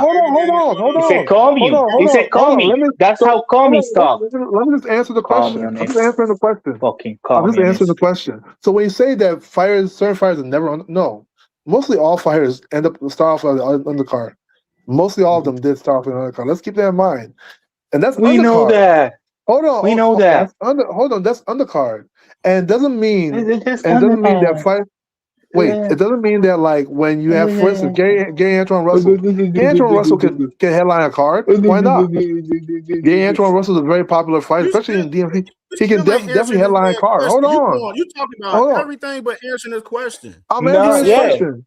He answered two questions. He said, Y'all "Why are just y'all like he's defending Devin Haney with little facts jumping. to defend Okay. him?" No, you are jumping. Okay, so, You're jumping. all right, let me, because y'all don't want to talk about the end. Yeah, I'll answer that part too. Maybe Rick got to ask it to you again so you'll know what you're answering. Man. I don't want you to gaslight the question.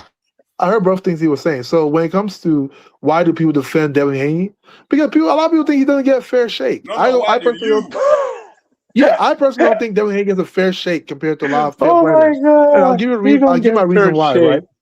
Yeah, I'll give my reason why. For instance, why? Because he's black. Like because the he's Ryan Garcia black. situation. No, it's not about that. There's a lot of black fighters. You always want to throw a race card because make us your Spanish. Yeah. We.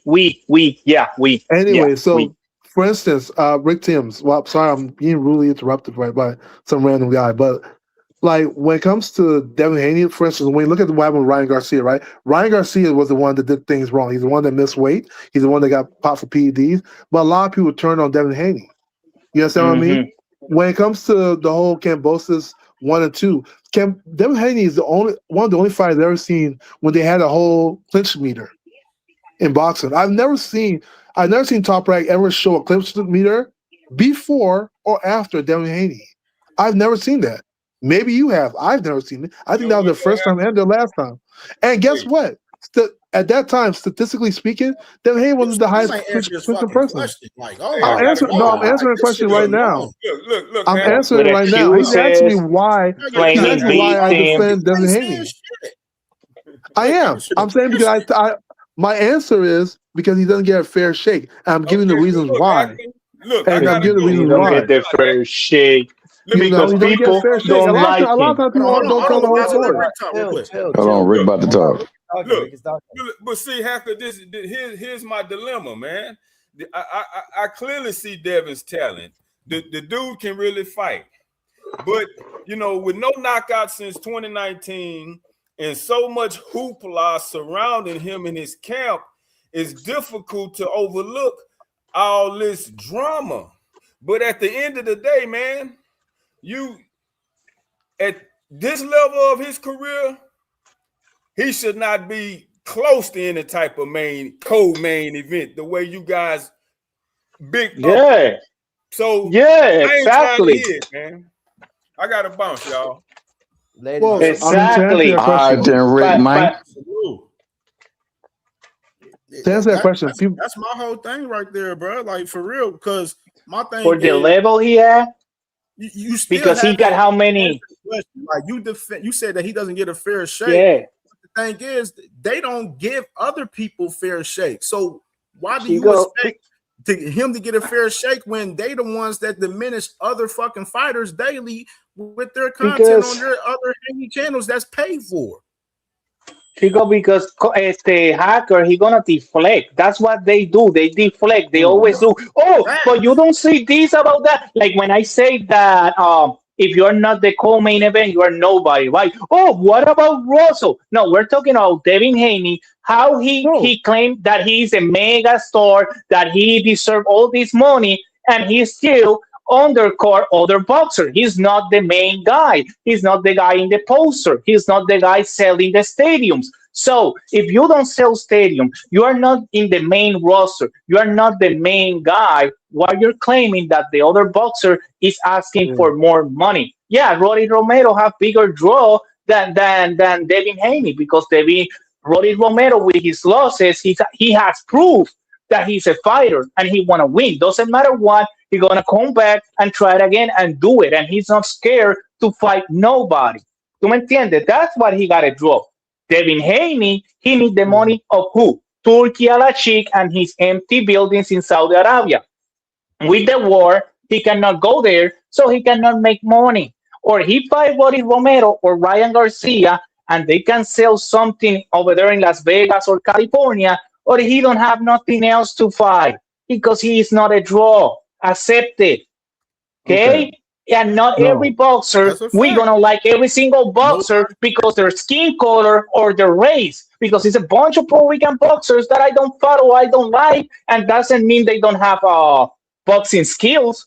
I'm not tied to any boxer for their skin color or heritage. I'm not tied for that. I'm a customer. I'm tied for the boxer who give me the best spectacle. And Devin Haney, it isn't doing it. It isn't doing it for me. He don't have the kill switch.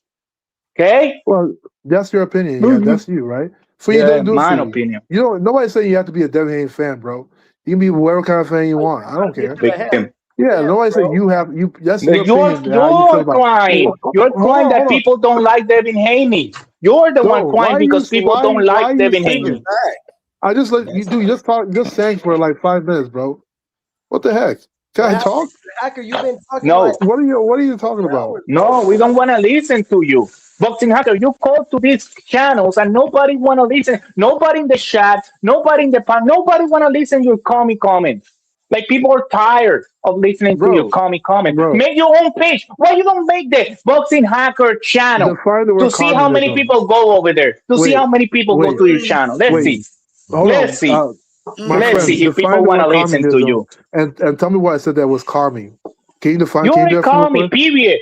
Your comments, the way you talk, the way you deflect conversation, the way you use other words to bring it to the conversation. Everything that you do is a commie mentality. Is how commies work. That is how commies get into power. Cabron, how do they you work? Know.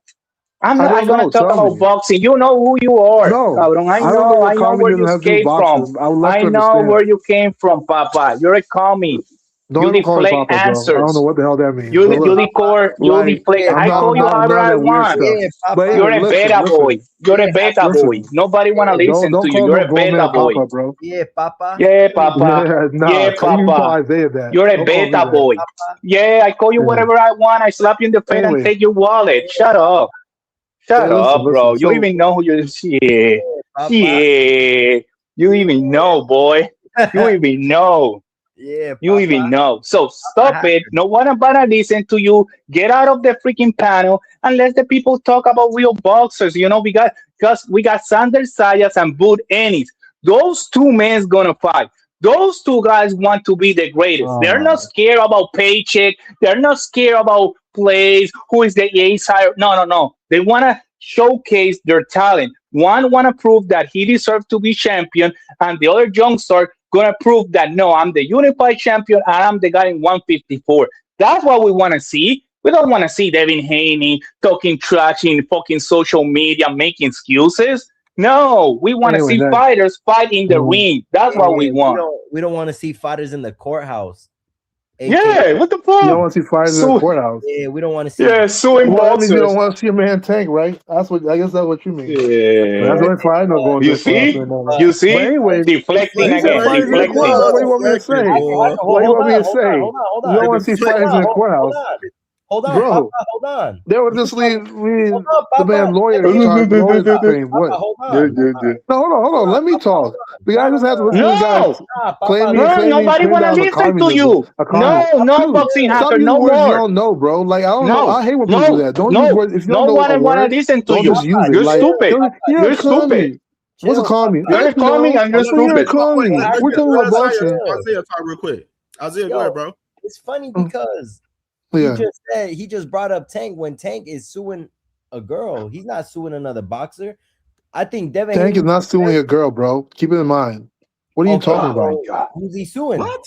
Who's he He's suing? not suing a girl. No, he wrote a counterclaim. You see, deflecting to Tank Davis. That's what he do. You see what he said, call me? He deflecting to Tank Davis. So Kami's deflected Tank Davis? You're a commie. Now, hold on. You're a commie. Go, dude, be quiet, man. Because all of us are just saying that, you know. I'll rub you in a minute.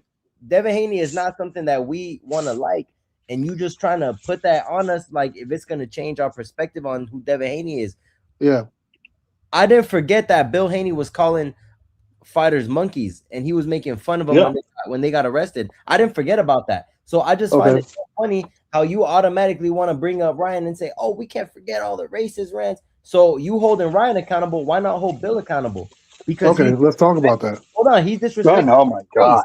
And I just don't believe that you are a man of your word and you stand what you believe in. I just think that you pick and choose what you want to believe in because every time somebody says something factual about Devin, it's this is victim culture right here, and you guys just hate him. You guys just don't want to see him win. This, that, and the third, bro. It's just sickening. Like now I'm trying to see who you truly are, and you only fighters, and you do this shit to certain fighters. I've never seen you do it to other fighters that have gone through what Devin Haney's gone through, and it's not in the media. I don't understand what you're talking about. What did I do to other fighters? Of course. You didn't give Matias no flack when he popped for Osterman. I did. What are you talking about? Stop making claims that I didn't do, bro. Matias popped, but his was below the limit. Do you know that? That's why he didn't get suspended. It was below the limit. It was below the limit. Stop. It was off stream, but it was below the limit. Ryan Garcia was 60 times over the limit. See, when people say things and they don't have facts, then they just keep rapping. 60 times. But then you say that. Hacker, hold on, bro, because Matias got a real body on his record. So what goes to say he was on Osterman when he did that? So you want? There's no proof that what he was and he wasn't, bro. I can't. I'm not gonna make a claim. I'm not gonna make a claim that he was if I don't have proof. What are you talking about? Bro, if that's the case, you're the one slandering Matias, not me. You are slandering Matias, not me. I have not. Listen, I don't make claims like that. You're the one saying something about Austrian. No, Matias was under the limit, and he had proof that the shit was tainted. Limit or not, Austrian is a drug, so hold him accountable the same way you was holding Ryan, bro. And he's under the limit. It's not legal at that point. And bro, you need a whole bill for all the racist comments he said to his own community, bro. What racist comments did he make, bro? Okay, let's talk about the whole monkey situation. He called Tank Davis a monkey, and I don't want to hear because Tank calls himself a gorilla, bro. Don't do that. Don't say that dumb shit. Don't do it. Why? That's what he was about to say. Yeah, why not? Why not? That's literally why he's about to say. Wait. Hold on. I just have a question. let's put that in perspective real quick.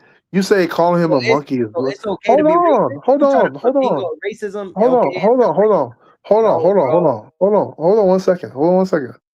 You're saying that calling him a monkey is racist, right? But then his icon is a gorilla, right? So is his icon being racist? So why not call him a gorilla?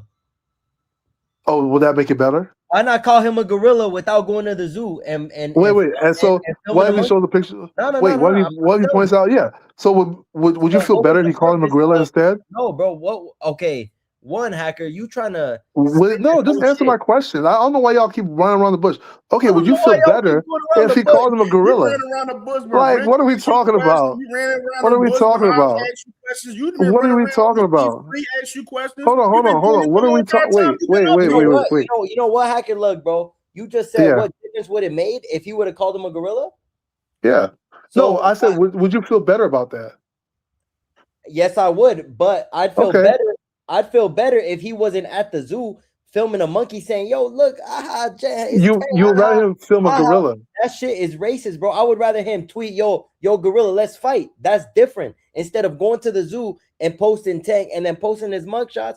Come on, bro, that's mad disrespectful. But yeah, you wanna dick suck and have mad knee pads on for Devin, and you just want to glaze him OD when it comes to us saying factual shit about Devin and the shit that he does and that we don't like. But you trying to sit here. Hold on. You're going too fast. Bro.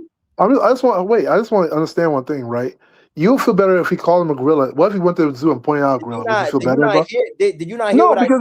I want to understand this whole racism. I would have felt better if he ain't mentioned it at all. Is a monkey racist? Wait, I would have felt better. Is a monkey racist? Y'all just keep changing these topics. The monkey was felt mad better racist. if he ain't say shit Is the gorilla racist or not? I would have felt better if he ain't post fucking Tank Davis mugshot. Exactly, I would have felt better. I would have felt better if the man Devin Haney didn't say that, oh, the offer was solid and he didn't have a change of heart all of a sudden saying that the money isn't right now. I would have felt better. Before we go forward, hold on. Bill Haney was belittling his own community, bro. What do you mean? Right. Okay, hold on. I'm okay with that. No, hold on.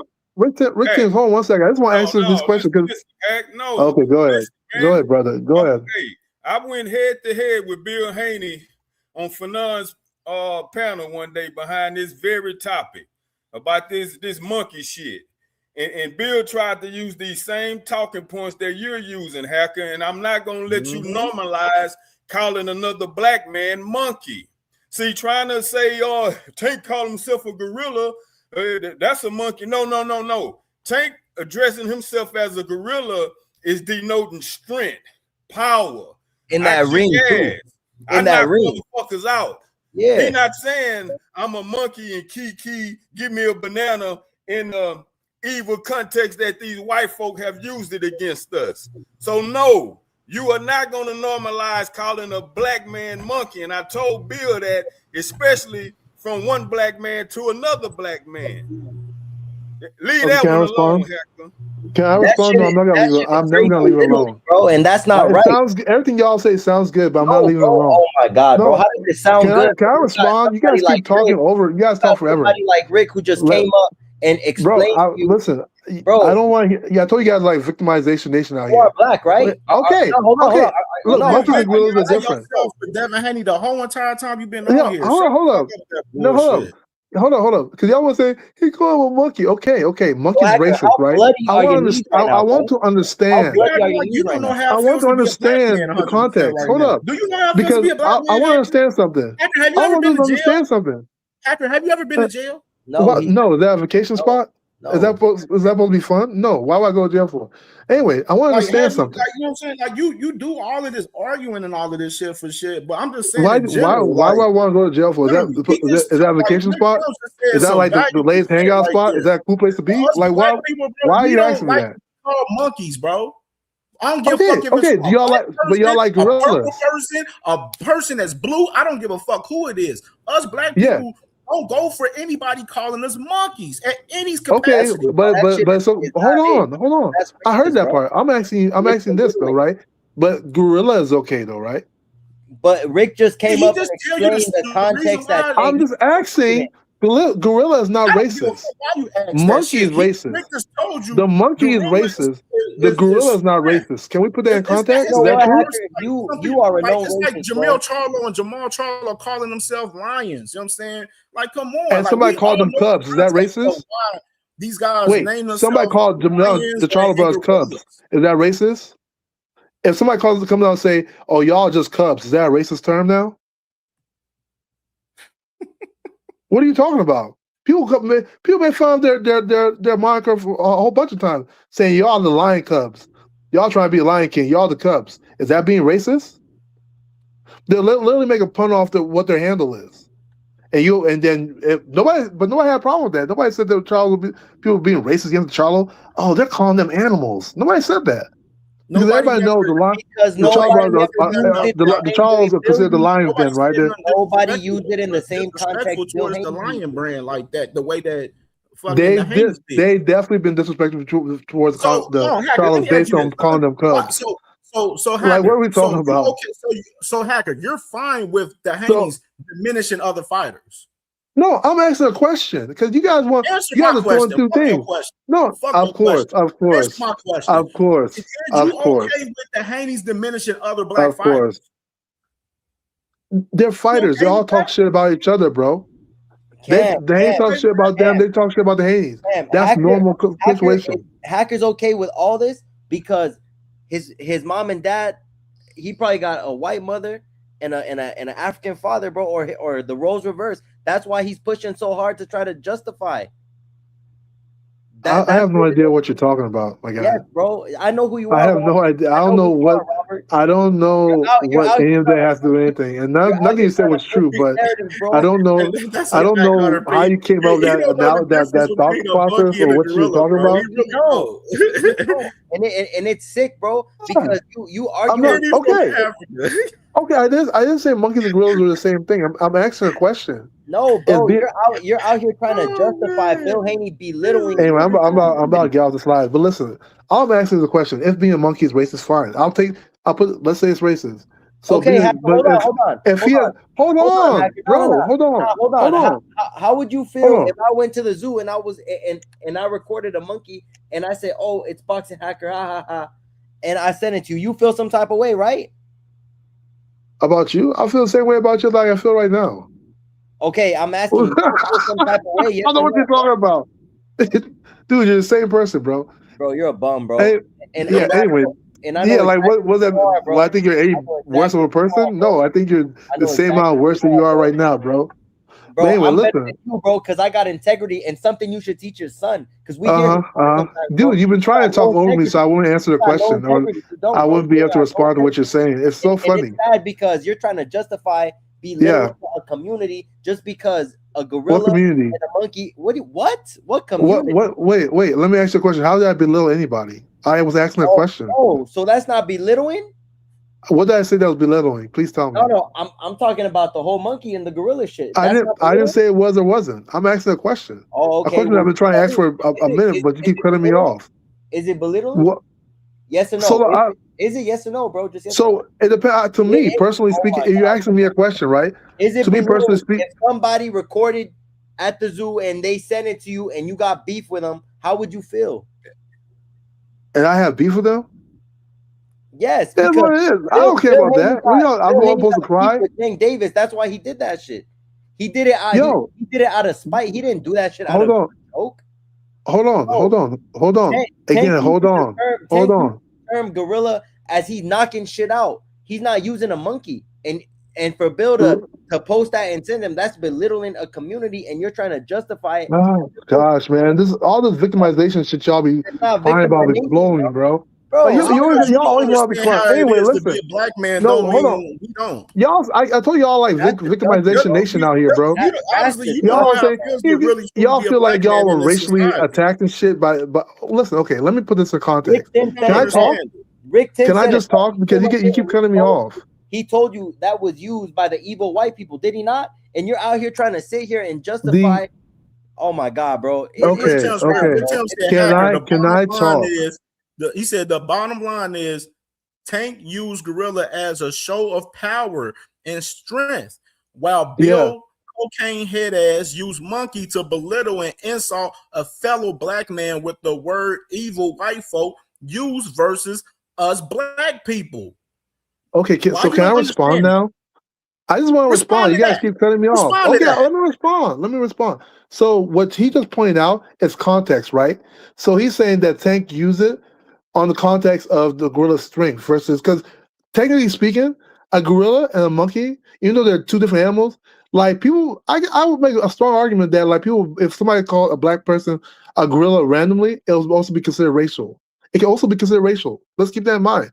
But what matters is context, right? So when you put in perspective Bill Haney's context, he's basing it off the fact that Tank Davis icon is the gorilla. So he's making fun of it, calling it, saying you're this monkey or whatever. But it's literally based on the fact that Tank's icon was a gorilla. If Tank's icon was not the gorilla, he probably wouldn't say nothing about being a monkey. Let's be real. If his icon was not the gorilla, what he said. Do you understand that they insult? Yes. But it's still context. People, it belittles us. It's still context. Hold on, it's still context. It's always context. So if you remove context, check it out. The animal monkey is not a racial thing. If you remove what makes it racial is context. What makes it racist is actually context. The context in which you say it makes it racist. The animal itself is not a racial against black people. No, it's the context in which you are saying compare the animal to the person. That's what makes it racist. So right, and I'm saying, hold on, and I'm saying the context is actually based on Tank Davis. You say that, but I'm correct. You always say, but I'm correct. I'm correct 100%. Richie L, salute to my brother with the $5 super chat. Much love to my brother Richie L. He said, Radio Hacker is half white. He don't have no black friends or grew up with black people. And it's not the first. It's not the first time. I'm pretty convinced that he ain't hanging with black people like that. Listen. It's not the first time, right? When Earl Spence and Crawford fought, then Earl Spence called himself the Big Fish. Then Crawford make jokes off the Big Fish. What jokes? Like, what are you talking about? They always make fun. They do that in boxing all the time. People act like it's something. So you trying to justify racist because of a monkey? No, monkey is still an animal. You don't understand. Monkey is still an animal, bro. What makes monkey racist is context. Black man and this girl. You really but hey, man, I get it. It's victimization. Is that I want to feel like a victim, so I'm gonna say that you're being racial, even though I know that my icon is the great ape. I know you're making a joke off that. But let me just spin it so it's like racism. Ape we're the same race. Let me spin it like you're being racist towards me. Yeah. Bro, Bill Haney openly recorded the video in a zoo making fun of Tank. Yes. And his icon. So that's not. It was the context still based off him being the big gorilla, right? Yeah. It is. It's not. I don't know, man. Listen, if y'all want to be victims, it's okay. I'm okay. Be victim. Hey, victimize. Hey, everybody can be a victim, bro. And I know everybody can be a victim, bro. It's okay. I mean, cry me a river, man. Cry me a river. I feel bad for your son and your whole family, bro. I really do, bro, because you're a goddamn liar, bro. And as a man, bro, you don't got no integrity. Yeah, you already said that, and it's sad. Bro. You said that before. I'm being. You said that. Yeah, you're right. I'm gonna keep. You're right. No, it's good. It's very small, bro. Yeah. You better raise him up. Yeah, it's crazy we're talking about boxing, but you want to bring things to personal issues. Because I didn't say anything personal about you, bro. But continue. Continue. Yeah. I haven't said nothing personal about you, but you want to continue. It's okay. We're talking about boxing. But then you want to turn around and act like you're a victim and you talk about somebody being racist. Continue, though. So continue. Let me get P-Hunter. You're cooked out here, bro. Just sit down for a little bit. When it was sickening to see Bill Haney belittling somebody like that, when instead he should be uplifting him, bro. But it's okay. You want to sit here and justify it. That's cool. We know exactly. It's not just. It's just the truth. You have to base things on context. It's not the first fighter to do. He's not the first person to do that. Like fighters do to each other all the time. They did to Charles. They did to Spence. Let me get P-Hunter here. P-Hunter, go ahead. They were fighting that resembled an animal. Did they? Okay, let me ask. Hold on. So Bill Haney's done this before. Bill Haney said Ellaby was the spook, and we all know what spook is in reference to. Who sat by the door. So was that racist, or was that not racist, or was that Bill? What was that? I don't. To be honest, I don't remember him saying that. So you have to remind me. You don't remember when he but said? let me. I'll ask you a question, P. Hunter. I'll ask you a question. I'll ask you. So wait, Ali said that to Frazier. Hold on. And this is the thing about what up here. And this is the thing about what Bill Haney said. He was so stupid to say, because he was trying to disrespect Ellerby, but he didn't know the spook who sat by the door was the freaking hero of the damn book. But he's so stupid. He thought he was, I'm gonna call him the spook who sat by the door. Yeah, he thought it was funny. But if you didn't read the book, how you gonna try to be disrespectful to somebody? And this is why I don't mess with Bill Haney. I don't remember that comment, to be fair with you. But I'll give you one better though. Ali called Frazier a monkey, right? Ali said he was an ugly black monkey. Hold on. Y'all always cutting me off. Hold on. Jesus Christ. Ali called Frazier a monkey, right? He said he was a black monkey, right? He called him. Am I lying about that? No, and I don't. Was Ali a racist? No, Ali was a coon at that point. And no, was he a racist? We're talking about was a coon. I don't care racist. I'm not. But was he a racist? No, I didn't ask you. Was he a coon? Was he being racist? Because that's what you're all saying. Bill Haney's being for doing the exact same thing, and Ali was very direct. I'm saying Bill Haney's a coon. Ali, and guess what? Frazier doesn't. Frazier's icon isn't a gorilla. I said he was. I don't care. Bill Haney's racism for black on black is whatever to me. Yeah. I'm not talking about. We're not talking about that. I'm asking, was Ali being racist?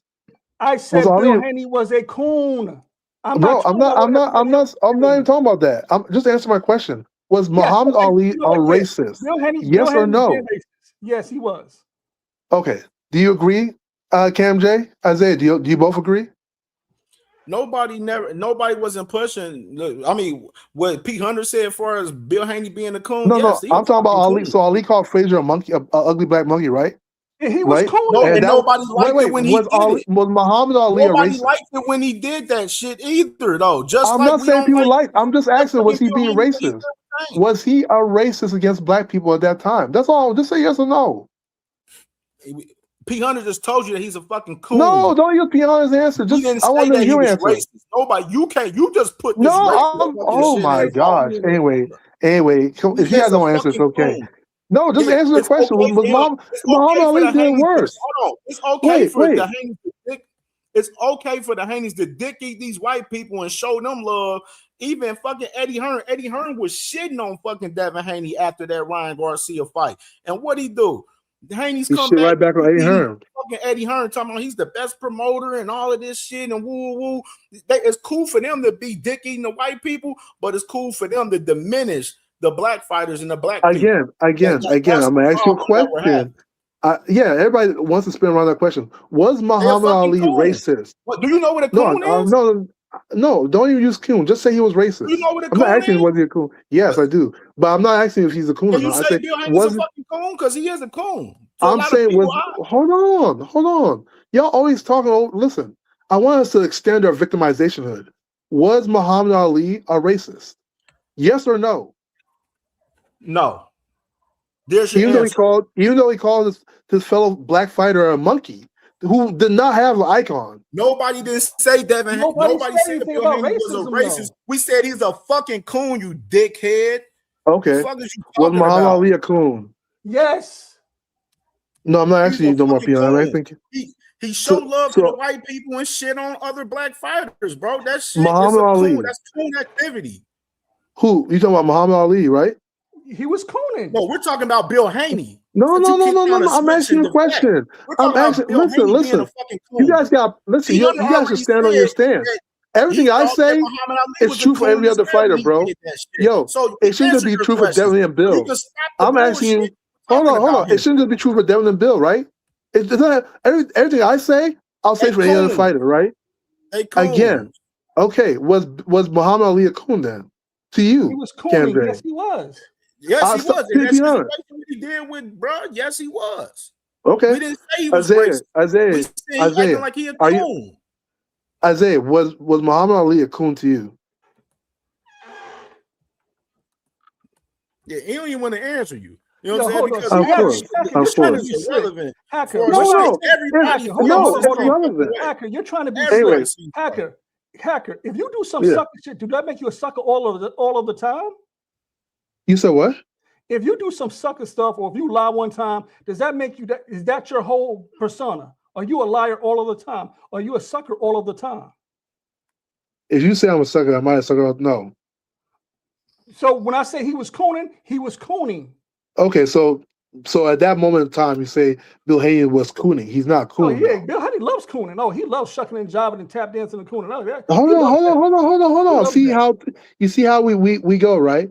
Because I'm talking about that particular moment in time, he was cooning, right? But he's not coon. Definitely. He was. Yeah, he was a coon. He was cooning, yeah. Was he a coon? When?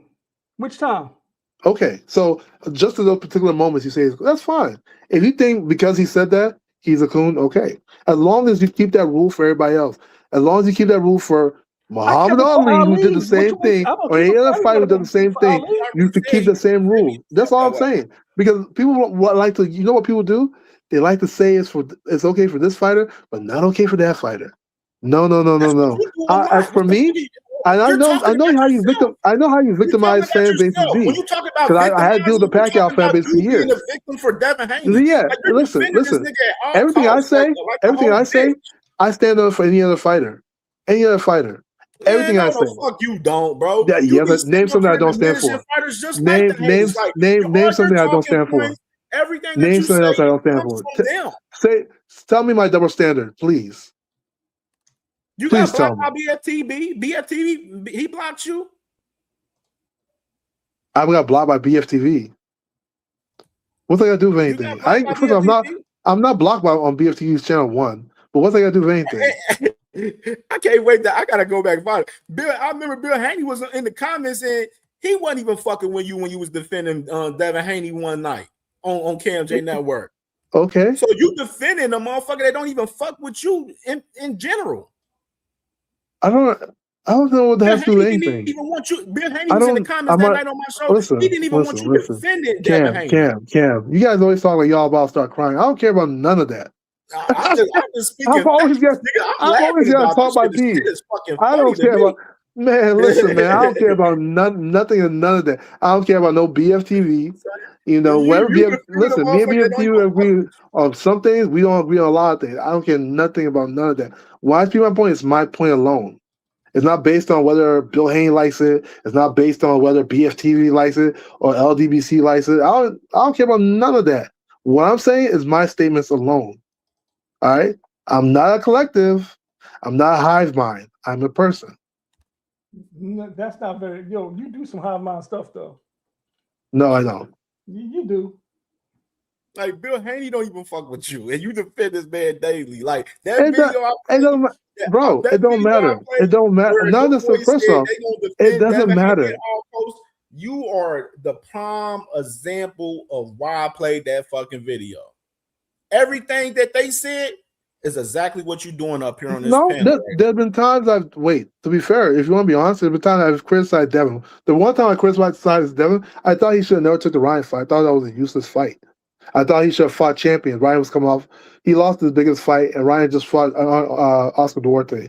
I thought Devin was collecting titles. I thought he should fight another champion at 140. You know why I criticized Devin about taking that fight. So no, I don't always agree. But a lot of times when it comes to Devin Haney, people are very unfair on their statements. I'll always point out that Ryan took that. You regret Devin took that Ryan fight. No, it's not the regret. I didn't like it in the beginning. It's not about the regret. I didn't like the fight in the beginning. Here's what you don't know, right? Before when the Ryan fight happened, I used to go to Fanon's channel, right? When that fight happened, the day Ryan beat Devin, and none of the PD stuff came out, I thought me and Fanon argue all the time.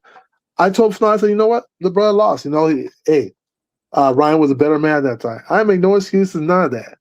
Nothing of the sorts. It's okay. Fighters win and lose. My favorite fighters have lost. Ever since you still crying about the Austrian shit because Austrian's cheating. Austrian is cheating. You didn't even keep the same energy for Matias, so that's why I said you're full of shit. I never had.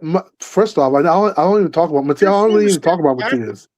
Isaiah's making things up. I don't talk about Matias. The only thing I said about Matias, He popped everybody was under the limit, and he proved that he wasn't guilty because he proved the contaminated substance. Two things that Ryan didn't do. Ryan was 60 times over the limit, and he never found the whatchamacallit that showed that a sealed substance was actually contaminated. So both things were not true for Ryan, but they were true for Matias. So I can't go against Matias. Matias got the fight. Ryan's fight got overturned to be a known contest. I like putting things out there. It's important you just put things out there. That's all I'm saying. So I mean, everybody said that the limit that for Ryan was low as fuck too. So the lowest fuck, but 60 times over the limit, bro. You still it's 60 out here. Low as hell. Yeah, it's dosages. Dosages are always low. Motherfuckers is getting knocked out. They're always low. It's dosages in your body, bro. And we're still it's not like half your bloodstream is gonna be Austrian, bro. Like motherfuckers is still crying Austrian this day. Still. No. Well, nobody cries this. When y'all say that Ryan beat Devin, I think y'all should put that in context. Like, make sense. People want to laugh that Ryan beat. If Ryan beat Devin clearly, I'll be like, okay, it's what it is. Crazy. If Ryan beat Devin clearly, I'll be. It's what it is. Listen, I was Earl Spence fan when he fought Bud, right? Hold on. Yo, check this out. I was an EJ fan. I was an EJ fan way bigger than I was a Bud fan. Bud beat EJ. I'm okay. And you don't even fuck with EJ. I still rock. EJ hasn't fought. No, I've never won. No, I like EJ a lot. I like EJ more than Bud. What are you talking about? Y'all Haney fans was fucking with Earl, and y'all left dead. Y'all left Earl dead after he lost the Bud, and y'all the difference here, the difference why I did, I'm about to leave, but the difference why I did with EJ, I didn't start a channel claiming that I'm a PED expert. I didn't do nothing like that. I didn't start claiming I was a PED expert. I didn't start hashing because I thought Bud, even though he beat EJ, he was honorable about it. You defend Bud on all these panels and shit, and you was shitting on Earl. Like, fuck out of here. Like, miss me with the bullshit. Like, that's the fact, bro. I'm just saying, like, y'all don't keep, you talk about keep, I'm the one that tell everybody, y'all keep the same energy across the board because the energy from me is across the board with everybody, in which y'all lying motherfuckers can't do. Y'all can never do it.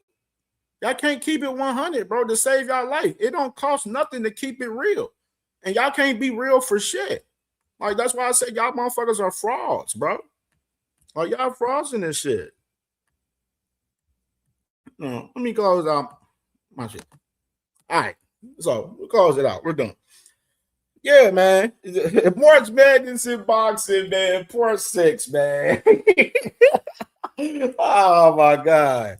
This was crazy, bro.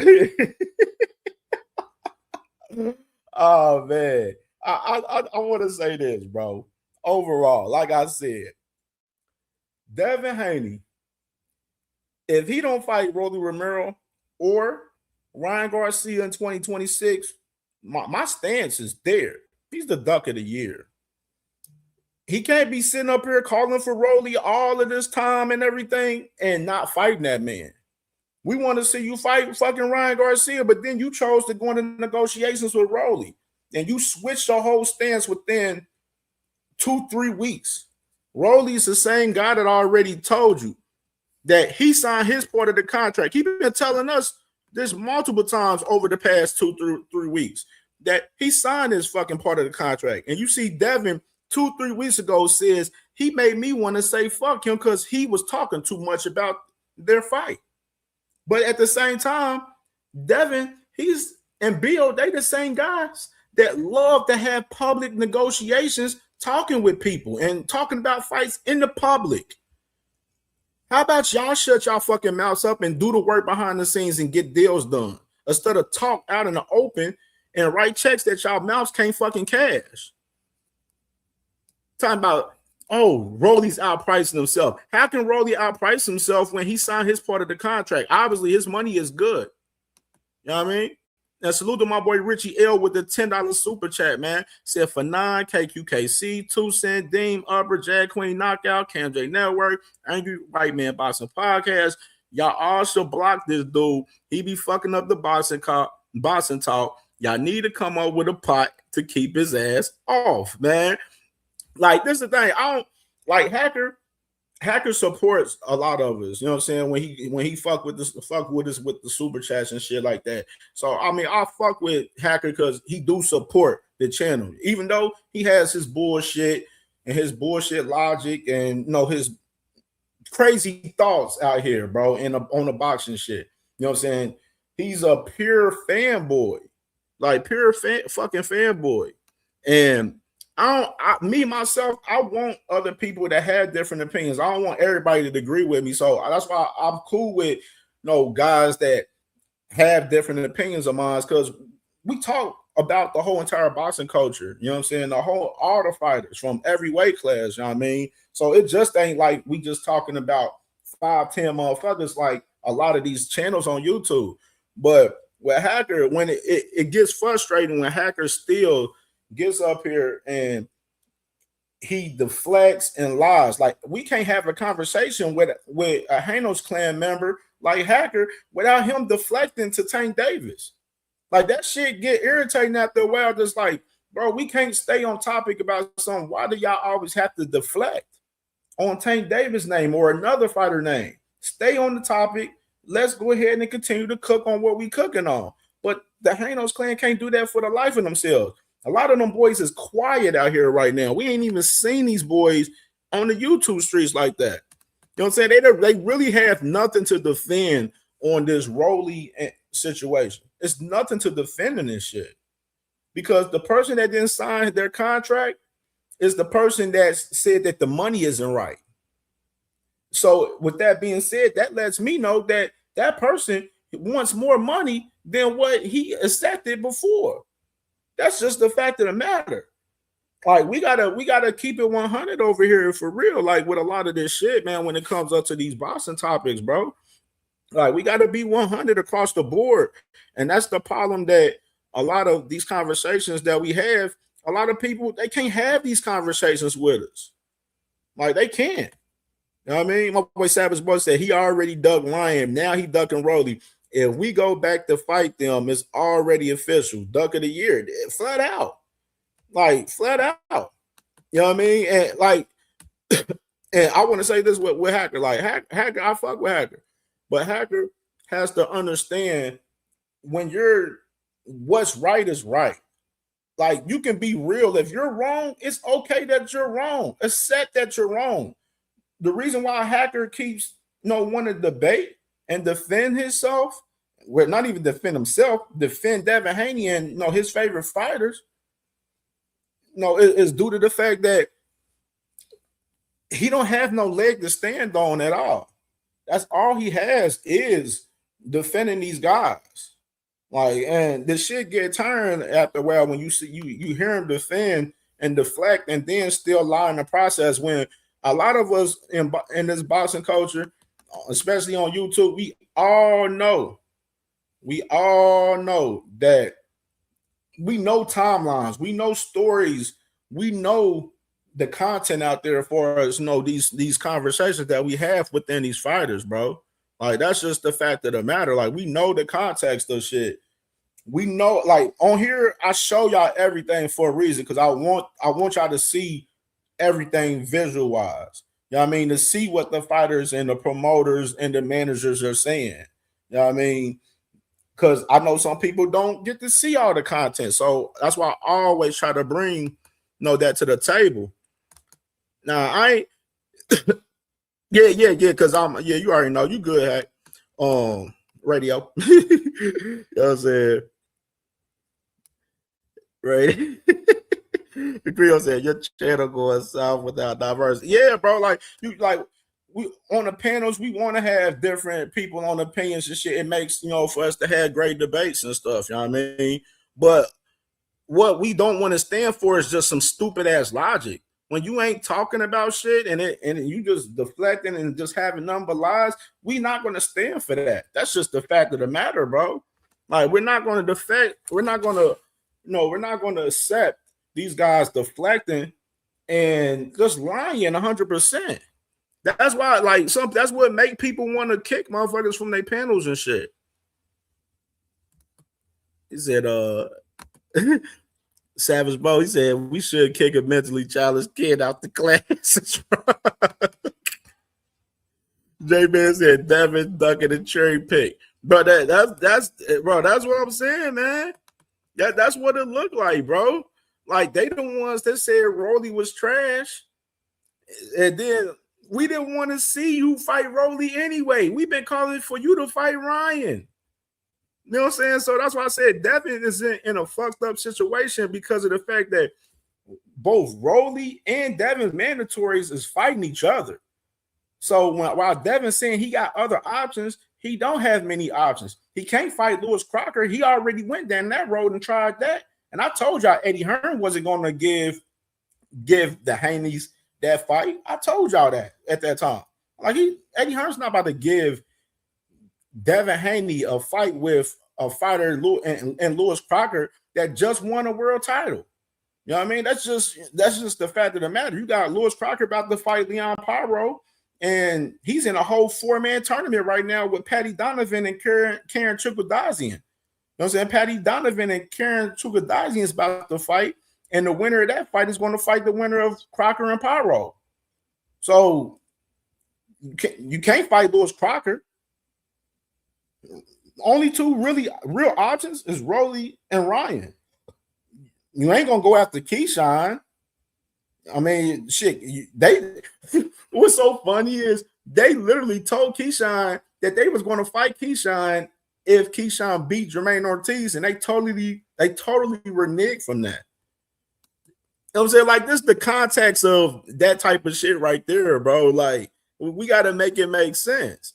Like, you can't be talking like you Debo Dev and everybody's ducking you when you're literally picking and choosing the fights clearly from our eyes on who you want to fight. Like, you're being totally 100% strategic in the fights that you pick, and that's just the fact of the matter. And it ain't no difference. There's a lot of fighters that's being strategic out here. I want to you, ain't gonna lie, Kale. We got to start monitoring and censoring hackers' propagandist talking points. It's definitely ran people off the panel. See, that be the thing too. Hacker has to come correct when he come on these panels.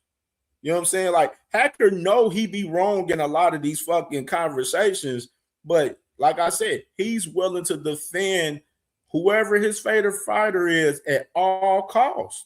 And that's the problem. He has to get away from that fuck shit. Like, that's the problem. JBS said Devin Duckett and underachiever knockout victims. Like, bro, the fact that this man literally is possibly not about to fight the two guys like that tanked and knocked out already and clipped. You know what I'm saying? Like, it's nasty work, man. It's nasty work. Let my boy Supreme up here real quick. Go ahead, Supreme. Go pop your shit real quick, bro. Are you about to get off? Yeah, go ahead. Go and say what you want to say. Go ahead, bro. I'll let you go on. Do your thing. I ain't got much to say, man. I just think Hacker need to get back to the drawing board. He needs some new talking points, bro. Them shits is like, it's over. It's redundant, bro. It's tiring. It's tiring now, bro. Like we done cook all the talking points. Like, they take all the talking points from Bill and Devin and whoever's affiliated with the Haneys. And that shit it's just not working anymore. That shit is old and redundant, and nobody don't want to hear that shit anymore. Like they got to come up with some new shit. Come up with some new material. They need some new material, bro. That shit is dead. It's over. Like, niggas ain't listening to that no more, bro. Like, it don't cost you nothing to keep it 100, man. They can't keep it 100 ever. I don't know why. They're moving like a Coke, bro. It's looking like a Coke at this point, man. Thanks, bro. That's exactly what it is, bro. If you didn't know, I guess I see you on Beam Channel or something like that. Yeah, you gonna lock all right, bet. You already know. Now let me get this super chat from our boy D Lynch with the $5 super chat banger right there. He said, "Those B-side boxing fan club bitches block me. Block Hacker, jackass Willie, frequent for life." Oh, they blocked you, D Lynch? Where they block you? They blocked you from where they block you at? They D Lynch? They blocked you from Fire Channel? That's crazy. That's crazy right there. That is crazy. You know what I'm saying? I like Creole right here. He said the problem is folks got to do their homework, and that's the thing. You got to do your homework if you want to be in these conversations, bro. Got to do your homework. You know, Richie L said he always roll. J Man said, Hacker, that's what Rick was telling your dumb ass. Yeah, bro. Like the whole point, like with the whole shit, as far as the monkey shit, bro. Like it everybody knows gorilla is like strength, you know what I'm saying, and power for us men, you know what I mean, in general. Hacker, he just used Bill Haney's talking point to use for that shit, saying that, we didn't think it's a problem. He called himself a gorilla. Like, no, bro. Us black people has got literally disrespected from various different, people. Motherfuckers calling us monkeys. No, nobody's not going for that, bro. Like, Sauce said, Hacker ain't diversity. Hacker is bullshit. You know what I'm saying? He be all cool timing, bro. That's why I said Hacker. I like Hacker, but Hacker doesn't know how it feels to be a black man in America, bro. He clearly doesn't get it. He doesn't get it, bro. Hopefully he gets it. Hopefully he gets it soon, but he doesn't get it. You know what I mean? Savage Boss said it'd just be less entertainment when radio bring up the same point over and over. That's what aggravates everybody, especially when you already know what he gonna say. Like literally, I know what Hacker's gonna say damn near now before he speaks. I know what he's gonna say already. I just be waiting for him to say the bullshit and go ahead and cook him from there. Really is. I get it, but your panel lose people when Hacker be on that bullshit. That's a fact, though, and that's why Hacker has to understand the proper etiquette. Like Hacker he'll be like, "Oh man, y'all overtalk." Well, bro, you overtalk everybody, but you overtalk people to try to throw them off their talking point. You know what I'm saying? So you can go on to your talking point and shit. No, we're not about to do that. Like, it's proper etiquette coming up on the panel, bro. Like, you know what I'm saying? Let everybody get their shit off one by one. All of us don't gotta talk, all at once, and show love, bro. Like, you know what I'm saying? Everybody has an opinion. Everybody should be able to get their shit off. But all of that talking over people and shit, that shit ain't gonna work over here. You know what I'm saying? At the end of the day, when you don't even have no truth or facts behind what you're saying. Like, it's never no truth or facts behind anything that a lot of these guys be saying when they be on these conversations. You know what I mean? You see, look at radio right here. He said, all these tears from the victimization nation. You know what I'm saying? When we literally hear Devin cry wolf about Austrian after 2 years every day. And Hacker's like literally the main person that they be defending and debating that shit every day. Like he just literally tried to do just now. You know what I'm saying? You can't, they got energy for Ryan popping on Austrian, but don't have energy for Matthias, though. All because his limit was low. Like, come on, nah, bro. Nah, bro. That's why I said we gotta keep the energy for everybody, bro. You know what I'm saying? Savage Bro said, radio, you've been crying for the last 2 days straight. You the one playing victim, Hacker. That's a fact. He been playing victim the whole entire time. Cam, do you know? Let me play this for you, Mr. Too Rich. We already covered this today and yesterday to get understanding for your question. Rolly said what he said on Twitter, and he basically stood on it. His manager reached out to us, and what a solid offer, something that made sense for me and my team, and now we're starting to negotiate.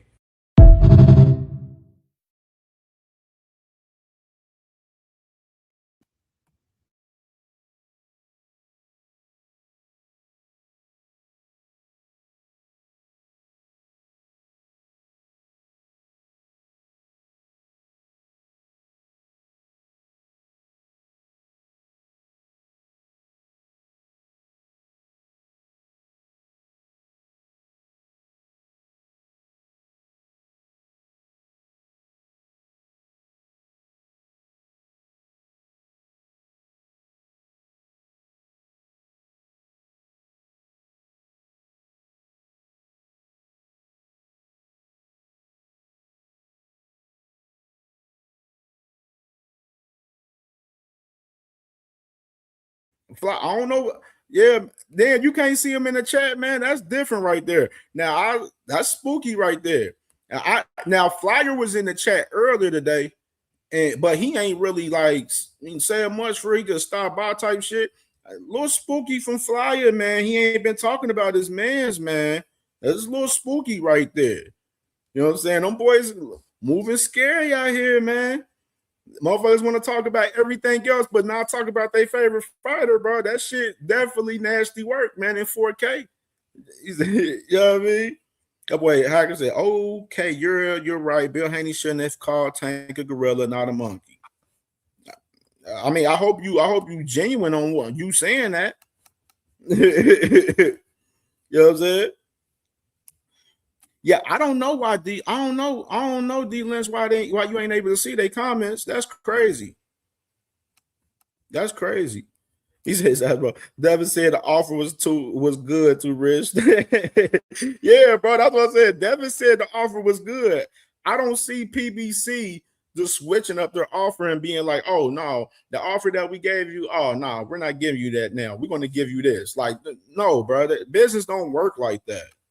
Like, you know what I'm saying? You don't send an offer and then you rescind it and then you give them a lower offer, bro. That doesn't make sense. The problem is the man, Devin Haney, is used to getting fucking flat rate bags and he's wanting more for the situation now. And it's a high possible situation that Devin and Rolly was probably going to be on that Tank card coming up around June to where they probably didn't want to do that either. You know what I'm saying? That's just the honest to God truth with that. That Hacker was arguing with Mr. Greg about civil rights movement and Mr. Greg Levitt. Like shit like that, bro. Like, you ain't never been in that era of the civil rights movement and motherfucker want to debate. Like motherfucker Hacker would debate if a Capri Sun has fruit punch in it, bro, or not. Like he debates anything, bro. Anything. And he dies all the time. Hacker is the best type dude to debate. He ain't gonna get overly emotional. No, he's been emotional. That man Hacker don't cuss. He don't cuss a lot when he be on these panels and stuff. That boy been cussing up a storm the last couple of days, being emotional as fuck. What's good, my brother TD, man? What's good? Make sure y'all subscribe to TD, man. He said, did I hear you call a boxer Hacker radio? Yes, man. He is Radio Hacker, man. That's Radio Hacker. My man Hacker be acting slow up here, bro. I hate to say it, man, but he be acting slow.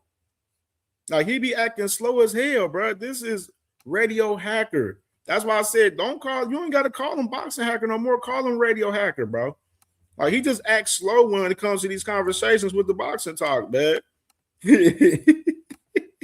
Bro,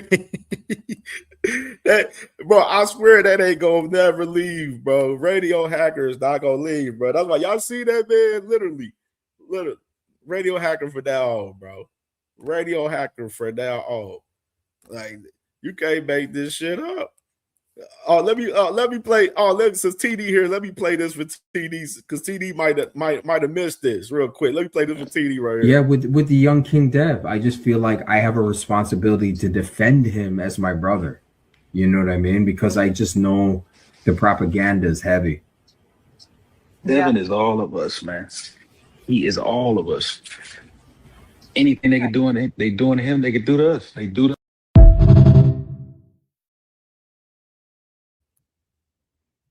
Yeah, TD. It's nasty out here, bro. It's nasty out in the streets, bro. These dudes out here, bro, they is too insane for these fighters, bro. Like, too insane for these fighters. Like, be a fan of the sport and not the fighters, bro. Be a fan of all of the fighters as much as possible as you can. You know what I'm saying? It's cool to have, your favorites and stuff. I got my favorites as well. But be a fan of the sport at the end of the day rather than be a fan of the fighter. Because at the end of the day, some of these fighters don't give a fuck about us. Bill Haney don't give a fuck about Radio Hacker. Bill Haney was in the comments on my show months ago, literally fucking mad at Hacker defending Devin Haney and was telling him in the comments, don't defend my son. Why is he talking about my son in the comments? He lying up there. Bill Haney called fucking Radio Hacker a liar. If Bill Haney called you a liar, a person that you defend every day, then something is wrong with you. Like the Haneys don't even fuck with you. And and you sit there defending this motherfucker every day, bro. Like this shit is crazy. TD said I got in trouble with my last job and calling people radio. They figured out what I was talking about. Man. Is it that TD said, but people want to supposedly talk boxing, bro. No, not when it's a clear agenda just to literally defend these guys at all costs. Let me bring T Hill on here real quick. T Hill, you Nah, yeah, man. I ain't gonna lie to you, bro. We can have a discussion that you wanted to have, man, when we brought everybody up. I mean, it's rare that you get Opulent on the screen. We had Opulent on there, man. He just had to bounce because of the man. We got to curtail that, bro, because it get to a point where it starts to look like it's agendavized. Facts. Like this don't even be making sense, bro. Like bottom line is, it would have been a good look to be put on the same card, possibly with somebody else that's a star, because you're not going to be able to build the main thing. But what you could do is capitalize off the buzz. And I probably shouldn't have said that because that sparked all the nonsense, because you saw it triggered him. And you couldn't help but respond. But the thing is, like, yo, we don't know what's going on. But what we do need to see is people getting in the ring, and that goes with all of them. Everybody on that screen, everybody that's in that contemporary ship, all them niggas need to get in the ring. And the best way is to put them on cars that are liked, so that way we can get them there. Everybody can't be the star. Everybody can't be the nigga they go to in the clutch, but they can be part of the damn team that helps win. They could all win. All they got to do is get together, man, and start making these things happen. So that's why I say, man, let's push for the fights, man. I don't like tearing them down, but at the same time, though, we got to call out stuff when it's nonsense now. Yeah, call it out, we see it. Like this right here. Tourist said, LOL, when Dad saw there was 1.5 guarantee, he said, dog, I don't know what changed for Devin. I don't know what changed from him. The thing is, Devin's the same guy that turned down the fight with Sandor Martin and vacated his belt when he went the first bid. Like, who that's supposed to be allegedly the face of boxing that's going into a purse bid? When has the face of boxing go into a purse bid? You know what I'm saying? Like, he turned that fight down because of the money was low. You know what I mean?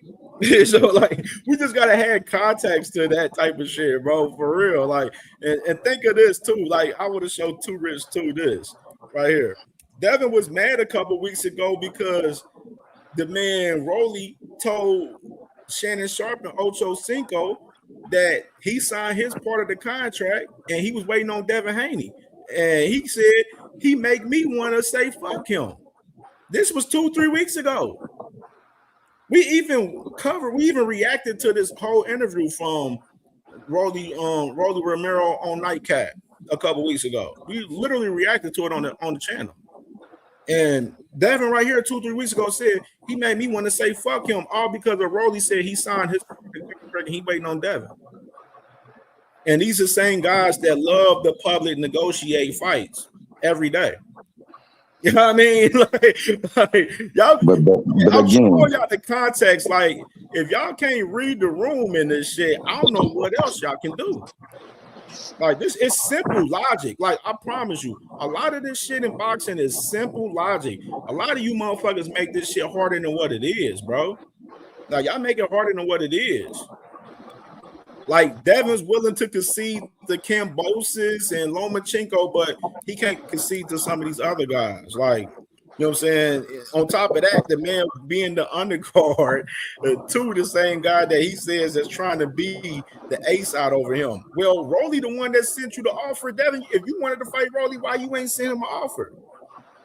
Why are you receiving contracts from these guys and you still trying to act like you the ace out of these guys? If you the ace side, I would think you would be sending the contract to me, myself, personally. But hey. He ain't got no money to put up for no fight. Therefore, he can't promote any fight. He can sign on as a co-promotion so he can get a little tax write-off. But right now, he don't have the equity or the resource pool where he can put on a fight. And I don't think he got like connections with the vendors. There's a whole lot of stuff that you got to have in place to put on an event. He don't have none of that. What he do is have a name that, you know, he can get a tax write-off on there. And that's what it generally is. And then they can get a percentage of the fight card that's going on because it can say in conjunction with.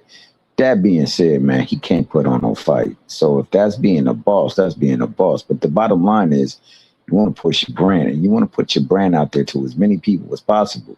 So you do what's necessary to get that. Now, that 1.5 might be, if that is true, that might be a drawing point.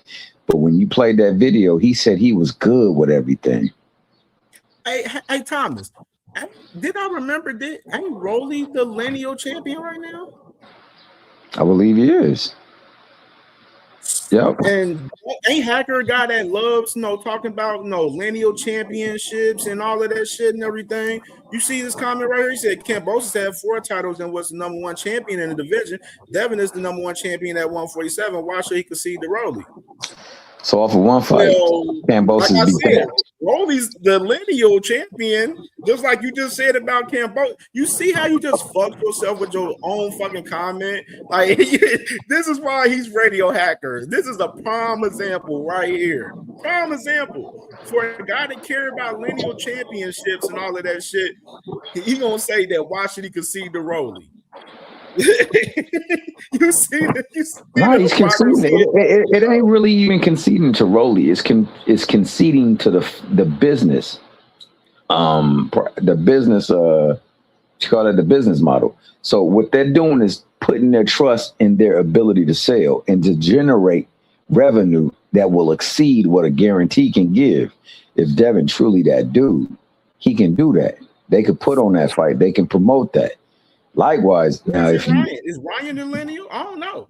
I don't know, because me personally, I don't be giving a fuck about that lineal shit like that. That's just me. But just say Kambosos, since Kambosos is the measuring stick for Dev.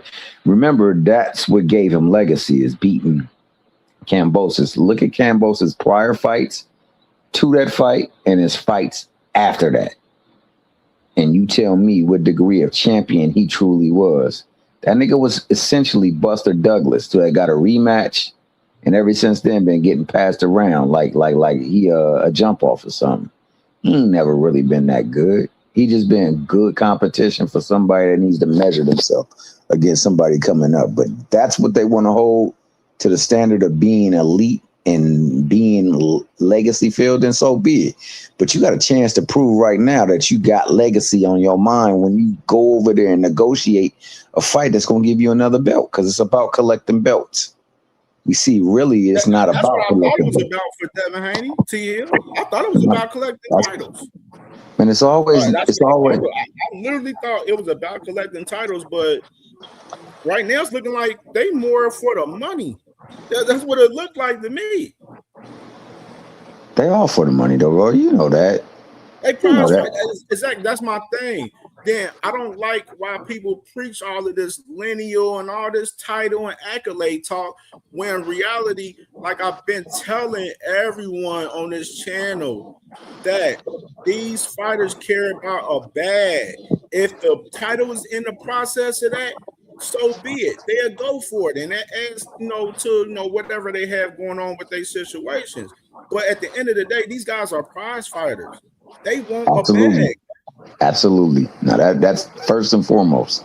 It's prize fighting.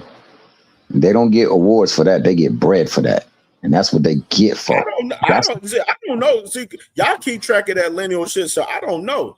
If it's Ryan or Rolly or Devin, I don't know who's lineal. Because you want to know why? Because I don't care about that shit. We don't even know who truly is the best at 147 right now. Hey. Like, can we say who is the best? Like, what they gonna do? Go off of Ring Magazine rankings? We already exposed that the Ring Magazine rankings is flawed as fuck. So the Ring Magazine rankings, you can't even take the Ring Magazine rankings seriously. So with that being said, like, who is the real number one guy at 147? Because we don't know. We really don't know. You know what I'm saying? Everybody at 147 that's champion got one title. Ain't nobody unified up. You know what I'm saying? You saying he number one because that's your favorite fighter that you want. You love to dick eat and lick his balls every day. You know what I'm saying? That's the only reason why you saying he number one. He could prove it by beating another fellow champion. He would have 2 belts, and then he could be number one. You know, but this is the thing. Devin without a belt ain't shit as far as a draw. Let's keep it 100. We want to have a conversation without Devin having a title. Devin ain't shit because he's not a draw. Devin is a guy that need a title. He need a title to do business and negotiate with deals and stuff. You know what I'm saying? He ain't shit without a title. I'll tell you one thing. He just as much as Richardson Hitchens. You know what I'm saying? Without a title. That's just the fact of the matter.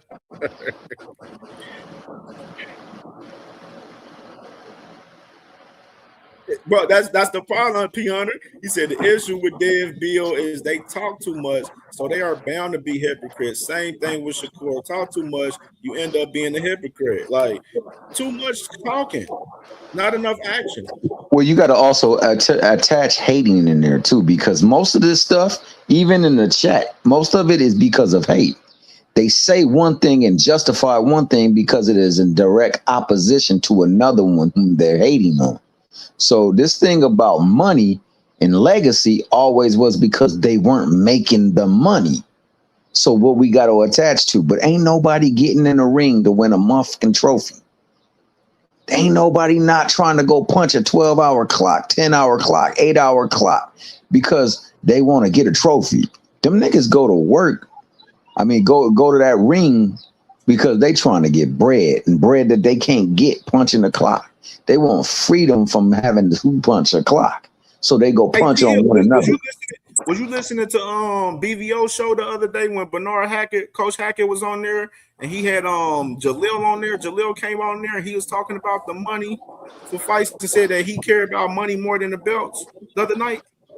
Yeah, I was in listening. I'm not gonna play it today, but tomorrow on my show tomorrow, I'm gonna play that shit tomorrow. I want people to hear Jalil talk about that shit tomorrow. Like, I'm gonna play it on the show tomorrow because it was a great conversation they was having right there for sure. In that conversation, man. Shell Moore, But man. that's common sense. That's common sense. I don't care what fighter you name. They care more about the money than the belt. It's about the money. That's why they call it prize fighting. Fighting for prize. No, that's absolutely. And it is without equivocation. Don't no nigga go up in the ring just to get their face punched at, their body swung on. Just I'm gonna give you a prime example, T Hill. You remember old boy that was gonna fight Effie Ajagba? Hell yeah, he stepped out the ring because he wasn't getting money. What did he do? He stepped out the ring. He walked in the ring. They introduced him. His money wasn't right. He walked the fuck out. I'm not fighting that nigga. Exactly. And everybody talked about that nigga, called him a coward, but they didn't know that they wasn't paying him his money right. So he walked in there and walked right back out. You know what I'm saying? So, and people would think people be hating on Devin. It's not about that. Devin, Cam J said it perfectly. If Devin ain't got no title, ain't nobody paying to see that dude fight, man. That dude's style is boring. It's a boring style. And on top of that, his dad is the best thing for his promotions. Like he don't even say nothing that it make you believe. It's his dad talking some nonsense, man. And these There's ninjas nothing he can say. There's nothing he can say to Hill to make you believe, because once you see him fight, man, I'm not paying for this. This dude's hugging and grabbing, and I don't see the shit. So there's only 2 fights that he can or three fights that he can make that people would be interested in just off of principle. But for the most part, they're not dialed into him. So like to me, if you want to increase your dial-in ability so that people will start tuning in and seeing you, want to see you, you get where they're going to show you. And then you take whatever you can take so that you can make the most out of it. So 1.5 ain't bad, bro. Like 1.5 ain't bad. Champions at 47 right now. Rolly, Crocker. Who are the champions at 47 right now? Yeah, Rolly, Crocker, Ryan, and Devin. So you can start knocking one by one. Okay, so you paying for Devin versus Crocker? Hell no. Would you pay for that? Devin versus Crocker, would you want to see that? Hell I mean, no. of course, I'm gonna pay for it and watch it because I'm We talking obligated about to watch it. the viewing I'm talking no. I'm just saying. Listen, this is what I'm saying. I'm not talking about us. I'm not talking about boxing fans. I'm not talking about real boxing fans. I'm talking about a dude that's just hanging out on Saturday night and the fight come on and he see these two dudes in the ring. Is he gonna keep watching or is he gonna turn the channel? 9 times out of 10, somebody gonna turn the channel. Okay. Devin versus Rolly. You might pay for that, right? Just on all the shit talking that they're going back and forth. Yeah, that's they got the curiosity of Devin possibly getting stopped by Rolly. So like it's a little bit more curiosity. It's a little bit and more we all vibe. know, Correct. And we all know everybody will pay for Devin versus Ryan because Ryan whooped his ass. Hell yeah. That will be the one out of all the fights. Out of all the fights, out of all champions, that would be the one that I say absolutely 90% people will pay for that. That's the fight. Now, for me, people talk about Devin versus Tank. I don't even want to see that fight. I think it's a mismatch. I don't even want to see that shit. I think the dude is too small for Devin. He's still gonna knock his ass up. I don't want to see it though. I don't think he will. I don't know. I don't think he'll catch it. Devin go hug him and clinch him, and I just don't think it's gonna be a good fight. I really don't. I wouldn't pay to see it. I would. It would be more continuation of what we saw on the thing. Him smacking him every now and again and not really hurting him, and then when he get him hit, get him hurt, you gonna get him. The only reason you would pay for that fight is if you're a Tank fan, and I'm not really a Tank fan, so I wouldn't pay for that fight. I don't want to see either one of them. Like you said, Boots number 1, Brian was number 2. Boots left 147. Brian became number 1. Brian loses and Devin becomes number 1. Through the Ring magazine rankings, that's why I don't take them serious, bro. like they measure that shit. I don't go by the Ring magazine rankings. So who if Boots was the number 1 champion, who beat him? He left. He left the division. He dropped the belts. Yeah, he left his belts, right? So that doesn't make any of these make you freak. He's the number 1 champion. It does. It does because he left. He's not fighting at 47 no more. So they got to figure amongst themselves. Who's the lineal champion then? There is no lineal champion. Boots left. There is no lineal champion, right? So who is the number 1 champion? Who is the number 1 champion in the division? Right now, I would have to say Rolly. But nobody to be definite, right? We would have to say. Definite. But Rolly beat Ryan, who beat Devin. So I would have to say Rolly. Either Rolly or Louis Crocker. Louis Crocker ain't fought none of them. So how do we go about distinguishing who's the number 1 champion? Somebody got to fight Rolly. Ryan already fought him and he lost. So Crocker and Devin need to fight Rolly to figure out who's the best. And they got a chance to fight Rolly. And them niggas is talking about money. Ryan already fought Rolly. He got his ass whooped. So he's out the running. But show you seem to be level-headed, bro. What if you have a chance to distinguish yourself by legacy, because that's what they scream about. By legacy. So collecting a belt and by supremacy, making sure that you the main name ever in that division. And you got a chance to make a fight, and you're getting a guaranteed 1.5 million. You gonna turn that down? No, I wouldn't, because if I'm in that position, I probably believe in myself. I believe that I'm the number 1 guy and I could beat anybody in this division. But if I don't believe that myself, I can't take a chance against this guy because the guy he just beat my ass. If he beats my ass too, I'm really fucked. So now, Sheldon, if you a man of principle and a man of character, and you say that what your purpose is, ever since you undisputed a championship division in 35, and every division you going out there is going to be your goal to undispute those. You're in the 47 division right now. Why are you not trying to undispute it?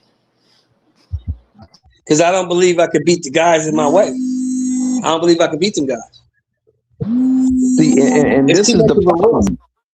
This is the problem. You popped off all this stuff saying that you were the man, and everywhere you go, you're going to make sure that you go undisputed, and you're not trying. You're leaving everything into a dispute. There's a chance for you to take a remember. You got to remember, T. Hill, just because I say it, that doesn't make it so. No, that's a fact. That's a fact. Hey, I got to take this call. I'll be right back.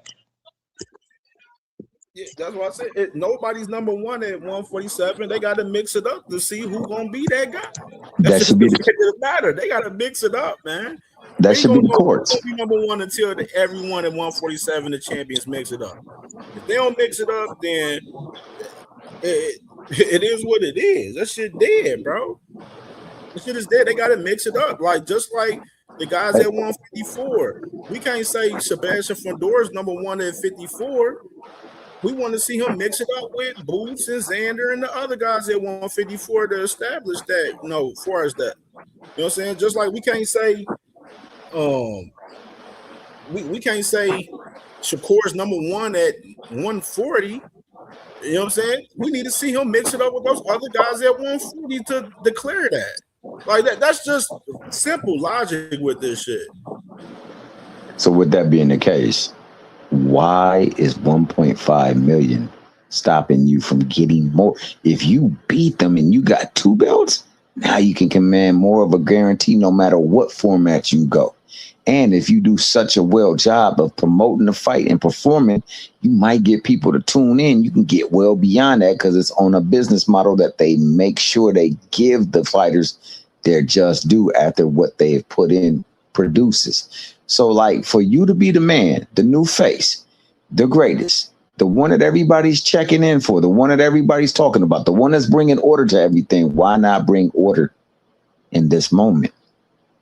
Why let this moment pass? You're not trying to go after Ryan. You're not trying to go after Crocker. Who the fudge is it? Who's like the mandatory in his sanctioning body? Jack Catterall.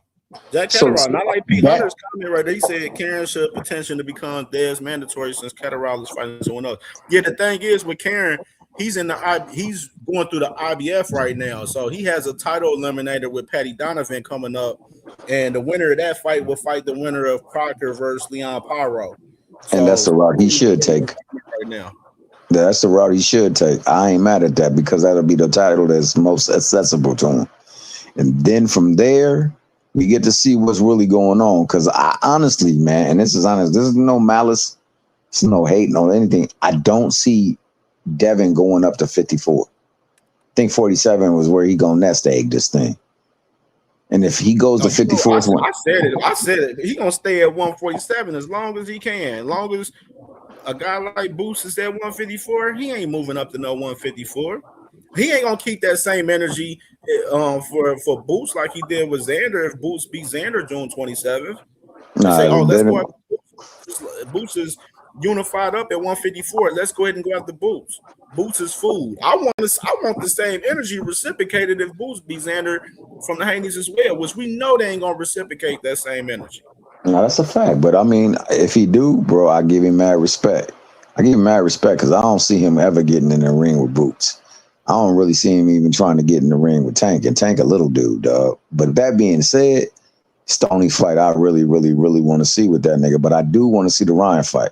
I'm not one of these ones that's opposed to the Rolly fight because it sets up the intrigue of a possible other fight with somebody else. But what I do want to know is why it's always different energy for certain fighters. If you have a link to a certain folk, you get persecuted at all costs. But when you don't, you get to explain it away.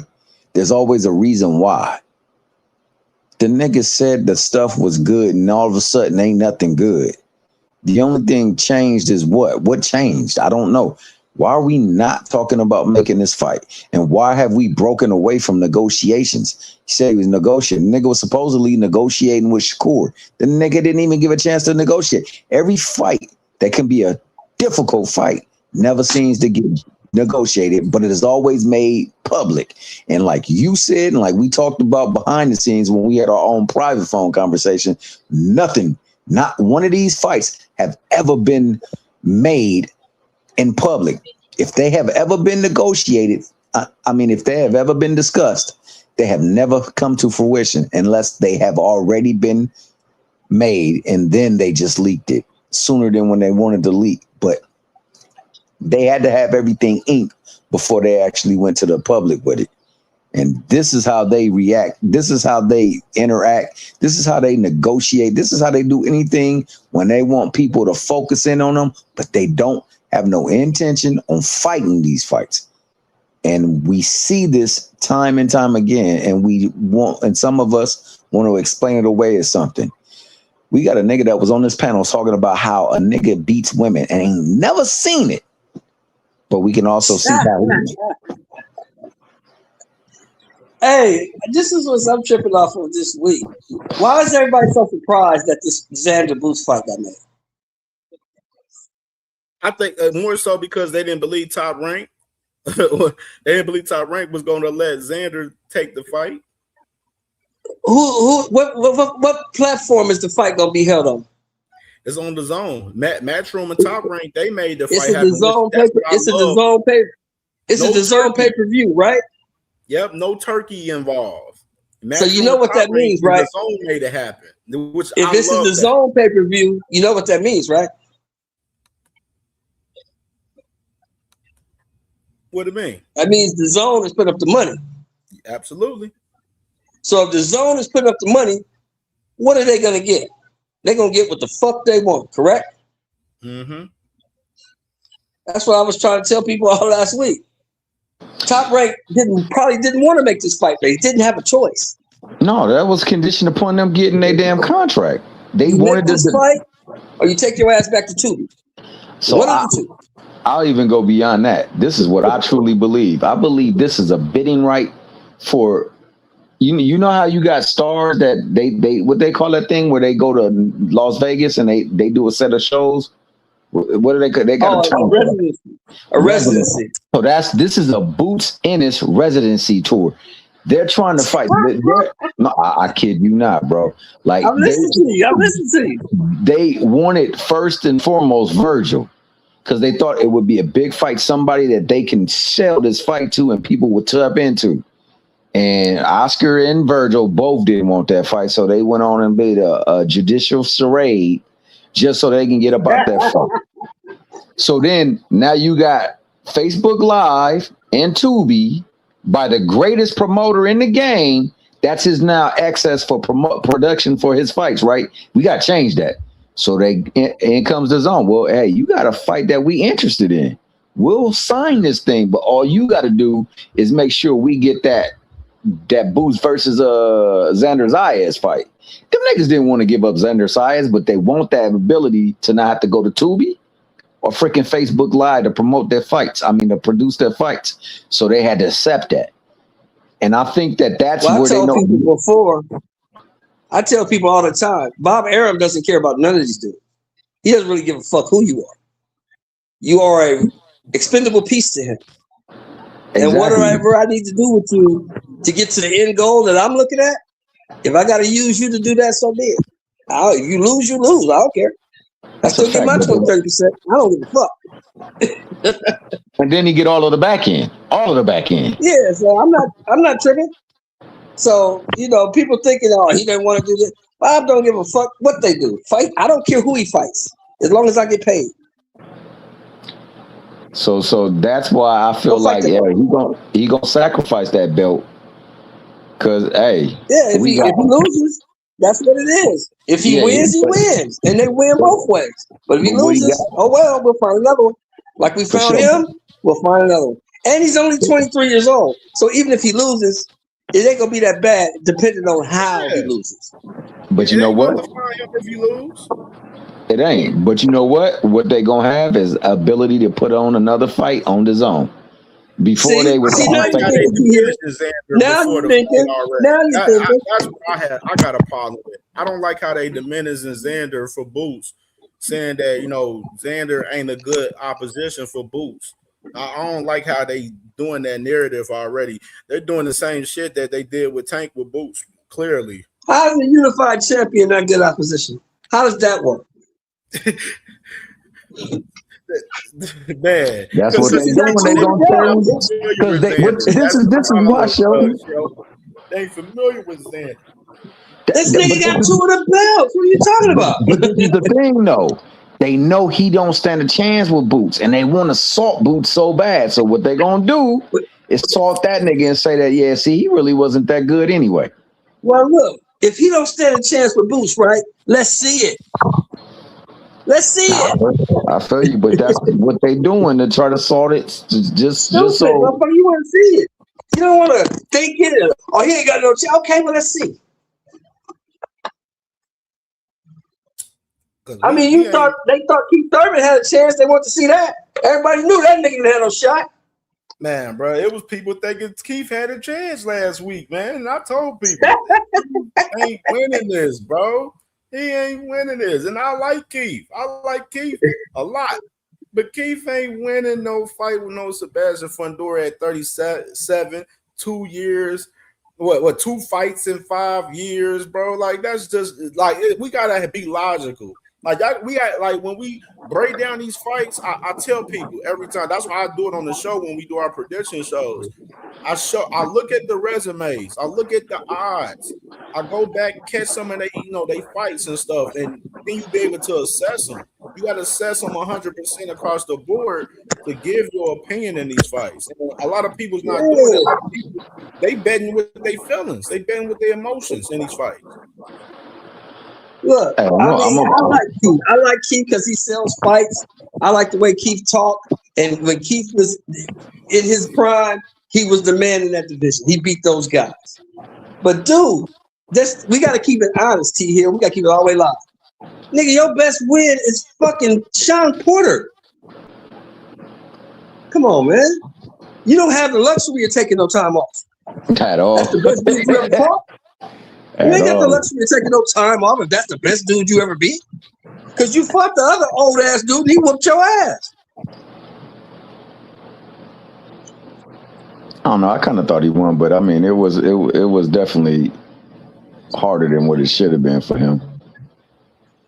You fought that dude was 40 and you was 25, bro. No, I agree with you. And his 40 looked a lot better than his 40 looked a lot better than his 37 against Fundora. A lot better. Come on, man. But I'll say this. Keith was okay. Keith was a good fighter. Look, Keith Thurman was a good fighter. Keith Thurman was never special. He was never special. Nah, he wasn't special. Because Danny wasn't special. Sean wasn't special.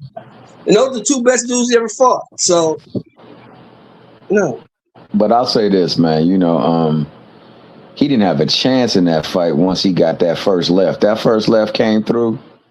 My nigga, I think that shut down any kind of game plan he had, because I know the owner was saying stop moving to your right, and that dude could not stop moving to his right. I'm like, yo. I told my man CamJ, he asked me last week, he said, what chance do you give Keith in this fight? I told him Keith got 2 chances, slim and none. That's slim a fact. and none. He ain't got no man, shot. I was hoping that he can move around for a while and be able to make it a shot late. Get Fundora tired, but nah, he had no chance in hell. What that? Ain't that what Vince McMahon used to say? No chance in hell. That's what he had. No chance in hell. He had no chance in hell. He definitely didn't. He got starched too on top of that. The cold part about it was like he honestly felt like the ref did him dirty, man. It's like you wasn't even protecting yourself, bro. You was opening up. You ain't never been opened up in a fight before. You was looking bad, dog. What was the ref to do? Let you just get pummeled so you can go and get knocked out? Get knocked out like your pops used to.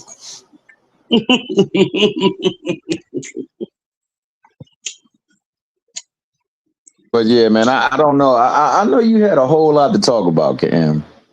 And I know that it got derailed because, you know, your boy Hacker was on that BS. But all I will say is that, man, you know, Boots versus Zayas is a good fight because it establishes pecking order. And what we need in these divisions is pecking order, true pecking order, so that we can start getting the fights that we need to get to see if we can undispute the division.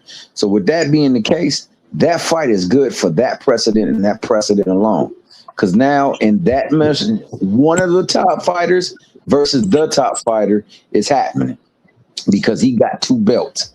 So now that transfer of belts, whether it stays with them or not, now transfers the power their way. So now they got leverage. With that being said, there's also 2 other belts that you can go after and you can make.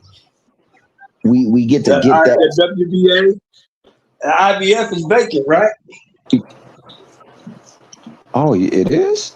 What division? IBF is vacant. What division? IBF is vacant. For 54. 54? Yeah, no, IBF, Josh Kelly got it. Oh, Josh Kelly, I forgot about Josh Kelly. I forgot about that dude. Because he holding that title hostage over there. Yeah, I think they're gonna play. I think they're gonna play keep away. Yeah, he beat that dude. He can't play keep away for too long. He can't play keep away for too long with that title, man. No, he can't. Oh, just to let y'all know, I got my plane ticket yesterday. Oh, you going to the Boots joint? Of course. I'm not letting that fight pass. Look, like I told T Hill last week, I only saw Bud once. I saw him here in LA, and Bud was playing it safe in that fight. I didn't like that. He played it safe. Well, you ain't got to worry about Boots playing it safe. He going there to make a statement. You know, and I understood it. Play it safe, win the fight, win this one so I can get the next one. So he did that. Now, I get to see 2 young dudes in their prime getting at each other. Because I don't know what each one of these dudes are. I know what they're supposed to be, but they haven't proved it yet. So they get to prove it against each other. Can't beat that. That's a fact. And nah, that's gonna be. That's enjoy that shit probably too. So when you getting out there? I posted it earlier. You know what that remind me of? That remind me of Hearns and Leonard. It reminds me of Hearns and Leonard. Because Hearns wasn't really proven. They say Hearns hadn't really fought nobody. They didn't count Pepino Cuevas. You remember that? Yeah, I remember. Yeah, they say, Cuevas was the 12th defense champion, but, you know, Pepino Cuevas wasn't really all that. Oh, that's the card? So, now you got to do... I can confirm, Shock Foster, Raymond Ford, I spoke about that a couple weeks ago, with that they finalized that fight where they was looking possibly to put that fight on this card. So I'm hearing that fight may be on there as the co-main, and Shushu may be defending his strap versus Luis Lopez on the card. And I was saying earlier, I would love for them to possibly add Andy Cruz and Albert Bill to this card. They do that? Oh yeah, the card is a solid ass card. Hey, what about that nigga Frank? And let me say this too, because Balaza, I love Balaza. That's my guy. You know what I'm saying? But when he said the undercard fighters are nobodies, I gotta disagree with him. The undercard guys are somebodies. I love the undercard fighters. You know what I'm saying? I love seeing the prospects and stuff on some of these, cards, build and do their thing. So I disagree with that. Let me stay on record with that. And say that I disagree with Malaz as far as the undercard guys being nobodies. But like I said with Devin Haney, yes, he's an undercard fighter. If you're the co-main, you're an undercard guy. That's just the fact of the matter. Well, just to speak upon that principle you're just saying, remember the fight card that had your boy Billy and Martinez on it? Mm-hmm. Yeah. There was another fight on there as well, too. I forgot who that was, but those 2 fights were the best 2 fights of the whole card. I forgot who the other fight was, but it was Let me talk about on the Bud card. Yeah, on the Bud card. Yeah, it was the Bud card, right? There was that fight, and then there was another fight with Yeah, there was another good fight on there. That first fight. what's the brother name? What's the brother name? Oh, Brandon Adams. Brandon Adams and Surrey Boychuk. Yeah. They rematch. Yeah, those fights were better than the main fight. So you're right. You can be on the undercard, but still be the main event at the fight. You just gotta produce. Shit, promise You know that Brandon Adams. Brandon Adams is in the fucking title eliminator next week. You know that, right, Cam? You know that, Cam? Brandon Adams is in the title eliminator for the 154-pound IBF title next week. Yeah, tomorrow I ain't gonna pull the graphic up, but I got the graphic for that. He definitely fighting next week for sure. Yeah, what's it? Like Abdullah Mason and Sam Noakes that night on that Anthony card and David Benavidez card. They stole the night. That was the fight of the night. That was a hell of a fight, man. That really was a hell of a fight. Fight of the year last year. Yeah, that was a hell of a fight. That's the second time, and you know that's my guy too. But that's the second time he came up there with some nonsense, and it detracted from the show. Like we got to find a way of controlling the nonsense, man. If people not gonna come up here and earnestly converse one with another, then we can't have you up there, man. Because you can't. You looking for playback value. You looking for your product. You can't be in love with one dude like that. That's the thing, man. That's the thing that makes it disgusting. You can't be in love with one dude like that. That's the biggest problem we having, bro. You can't be like this. Can't be in love with this man. Investing in the fighters that don't know them or care for them, bro. That's just the biggest problem we having right there. Yeah, man. I mean, I don't know. It's like, and I'm sorry I should have went last, bro, because he was quiet until I said something. Once I said something, that nigga just couldn't stop talking. And it's like, how could you be so in love with this dude? You know, what is this dude? Is this dude your cousin or your brother or something? I mean, what's going on? But Bill Haney, like I said earlier, Bill Haney was in my chat one night while Hacker was on defending Devin Haney, and Bill was in the chat saying, well, who is this guy? Why is he up there talking about my son? Why is he defending my son? He up there telling lies. Like, Bill Haney himself was telling Hacker that he was lying about Devin Haney, for God's sakes, bro. Like, does boxing Hacker do anything else? Hey, Shelton, he only go to channels, and this is the wildest stuff. He only go to channels that are fair to Tank. He don't go to none of them other channels that are pro Devin. He don't go to no pro Shakur channels, but he always talk them too wherever he go, and wherever he go is to be in direct opposition to whatever they're talking about, especially when it comes to Tank. This is I mean, I'm not, I can't, everybody got their own thing, what they do, but, that shit becomes, the word I'm looking for is redundant. It becomes redundant. You're saying the same shit that you said yesterday, that you said the day prior, that you said that you keep saying the same thing over and over again. That shit get old,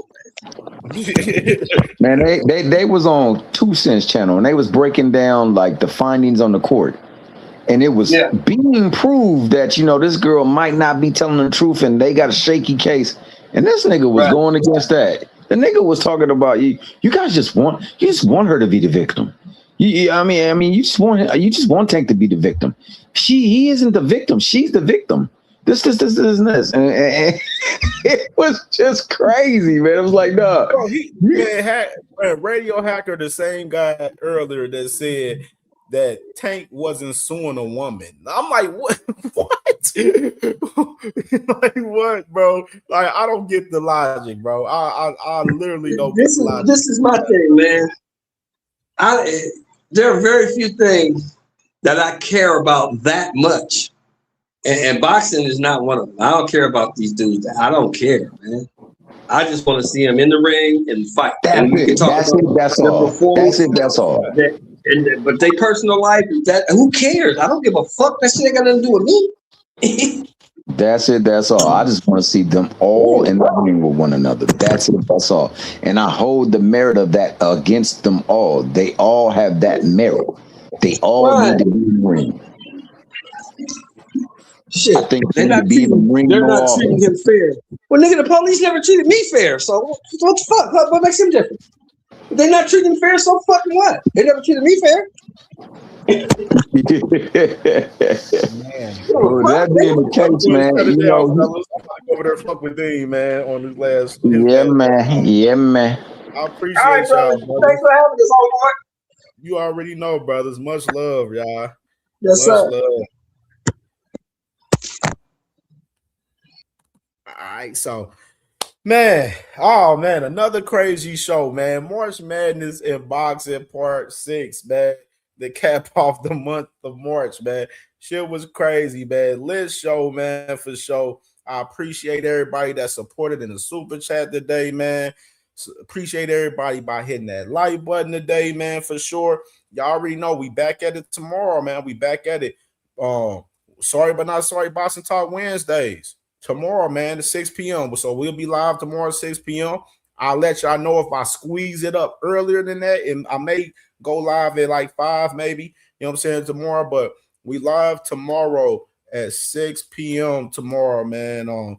Sorry but not sorry, Boxing Talk Wednesdays, man. It's lit, man. Y'all already know we gonna be back on this Devin and Rolly shit. We on their helmet all week. You know what I mean? So we get the real answers. We ain't getting the answers, man. We getting all deflection and lies about Devin on this Rolly situation and involving with Ryan as well, man. So definitely, bro, we will be back on this topic with Devin and Rolly tomorrow on tomorrow's show for sure. We definitely will be back on this topic, man.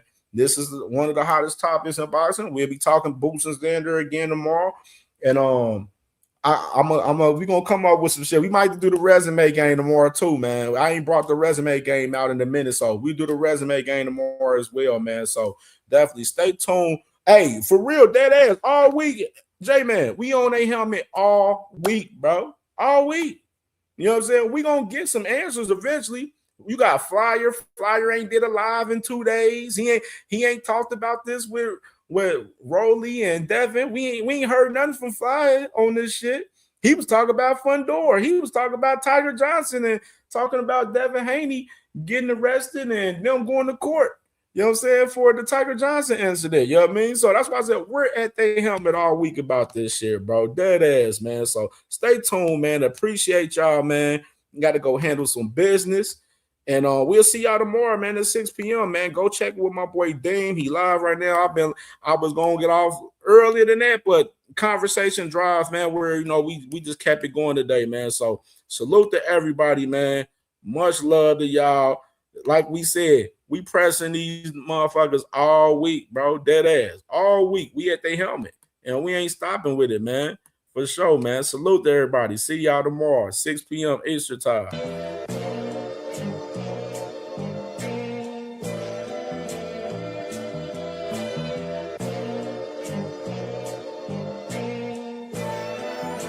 All my life I had to be patient. Like Meek Millie, I was dream chasing. Finger to the law when I see haters. Oh, the feeling when you tell your niggas we made it. Ooh, baby. Ooh, baby. Ooh, baby. Ooh, baby. It's showtime like Kareem Lakers. I make a masterpiece, seem basic. No Meek Millie, but I'm dream chasing. Took the shortcut like Anita Baker. I want the bright lights that you see in Vegas. I need a big house with like 3 basements. Drop an M on the whip, think I'm speed racing. Don't know if it's the Transformer or the Green Ranger. My nigga Mac got the beat banging.